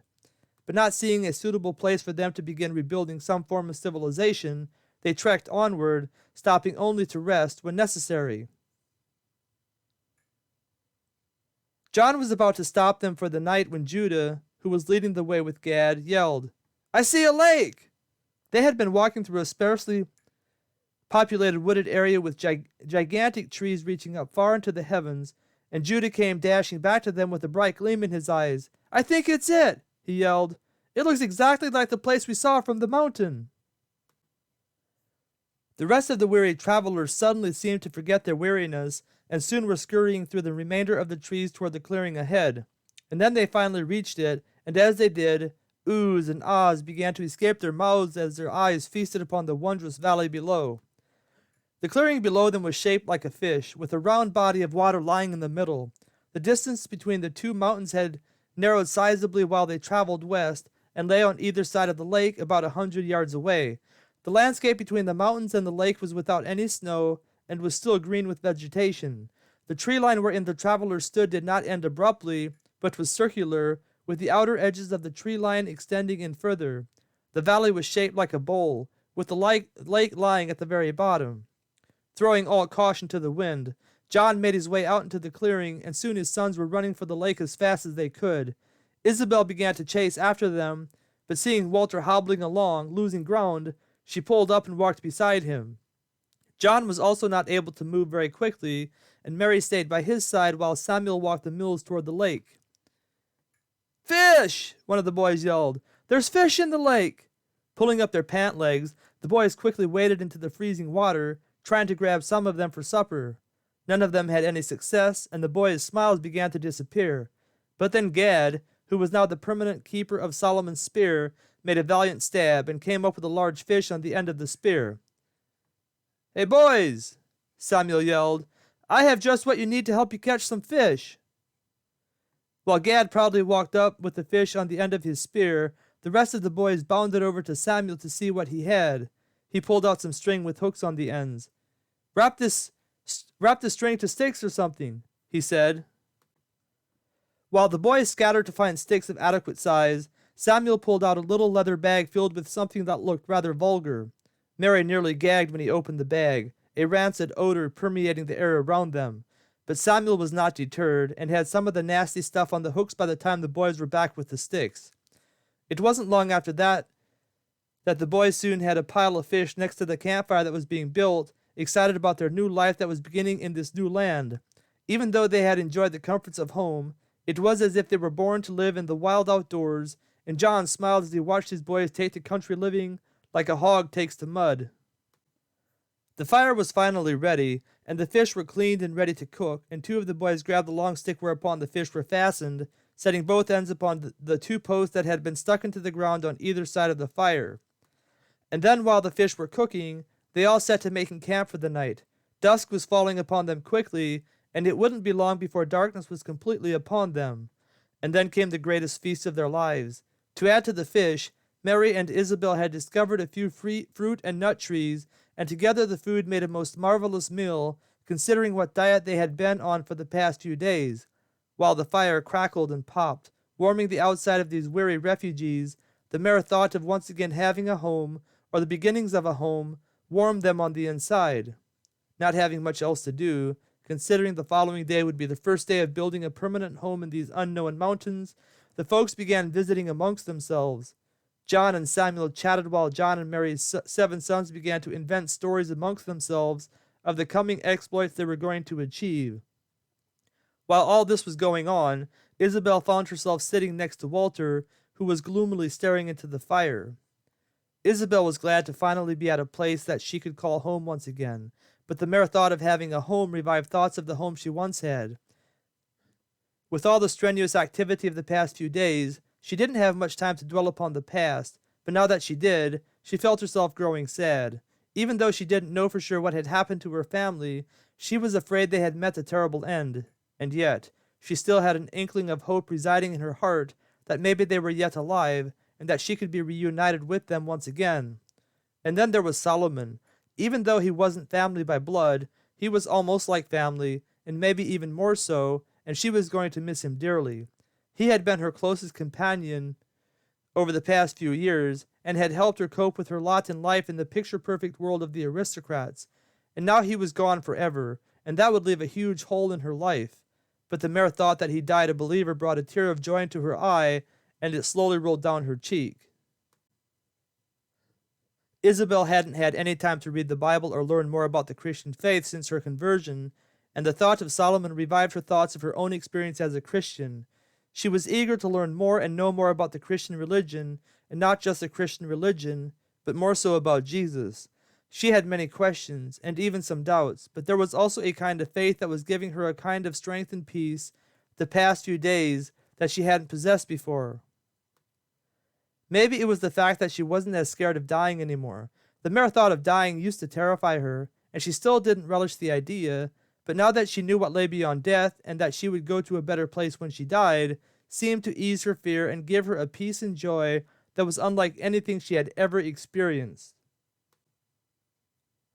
Or maybe it was something that couldn't be explained. For some reason, she had this faith that there was a God, and that it was the one true God of the Bible who was that God. It was kind of strange for her to think of there being only one God, nor did she understand the Trinity in full, but she knew she believed it by faith.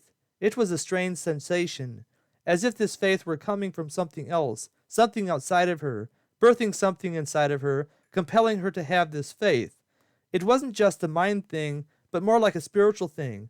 Either way, all she knew was that she possessed this faith, and for that she was glad. Isabel paused in her thoughts and looked over at Walter. He was sitting there beside her ever so calmly, lazily staring into the fire. His body was healing rapidly, but he would have scars for the rest of his life.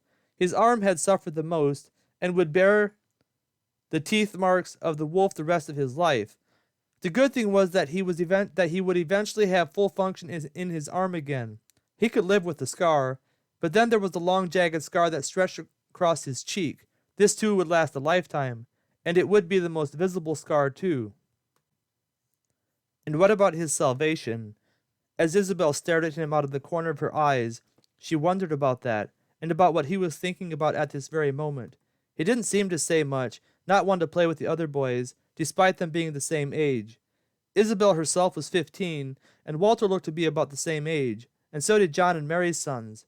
But Walter was different. He was quiet and moody, perhaps scarred from a past life that no one really knew about, and this thought set Isabel to thinking a whole bunch of other thoughts. But Walter must have caught her staring at him out of the corner of her eyes, because he finally looked over at her. Isabel blushed, having been caught in the act of staring, knowing it was horrible manners to do so.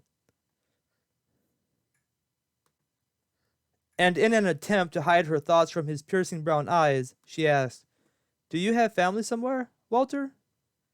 Walter didn't say anything as a dark look came into his eyes. He looked back at the fire and stared into it sullenly, and it looked like he wasn't going to answer Isabel's question. Deciding to put him at ease, or attempt to do so, Isabel quietly said, "It's okay, Walter. You don't have to answer that." To her surprise, Walter suddenly said, "I have family northeast of here. Or as far as I can tell. I mean, they are northeast of here as far as I can tell. At least what is left of them." He paused, and it looked like he was finished with the subject, but then he continued, talking in such a way as if he needed someone to confide in. "My family got caught up in a radical movement led by a man named Martin Luther. My father converted to his version of the Christian religion, and then my older brothers began peddling Bibles and tracts across the continent. I was too young to participate, or so father thought, but then one day they came and took father away. My brothers joined up with the movement, and I was left behind with my mother." A tear slipped down Walter's cheek as he thought about his mother. "But then mother became ill and died. It was hard on her when father was taken away, and especially when he was burned at the stake as a heretic." Walter choked up on his last words, and Isabel felt hot tears begin searing her cheeks, and the two sat in silence for a spell as Walter struggled to get his emotions under control. "That's why I'm not a Christian," he said. "Some professing Christians claiming to be Christians burn other professing Christians at the stake because they disagree with them.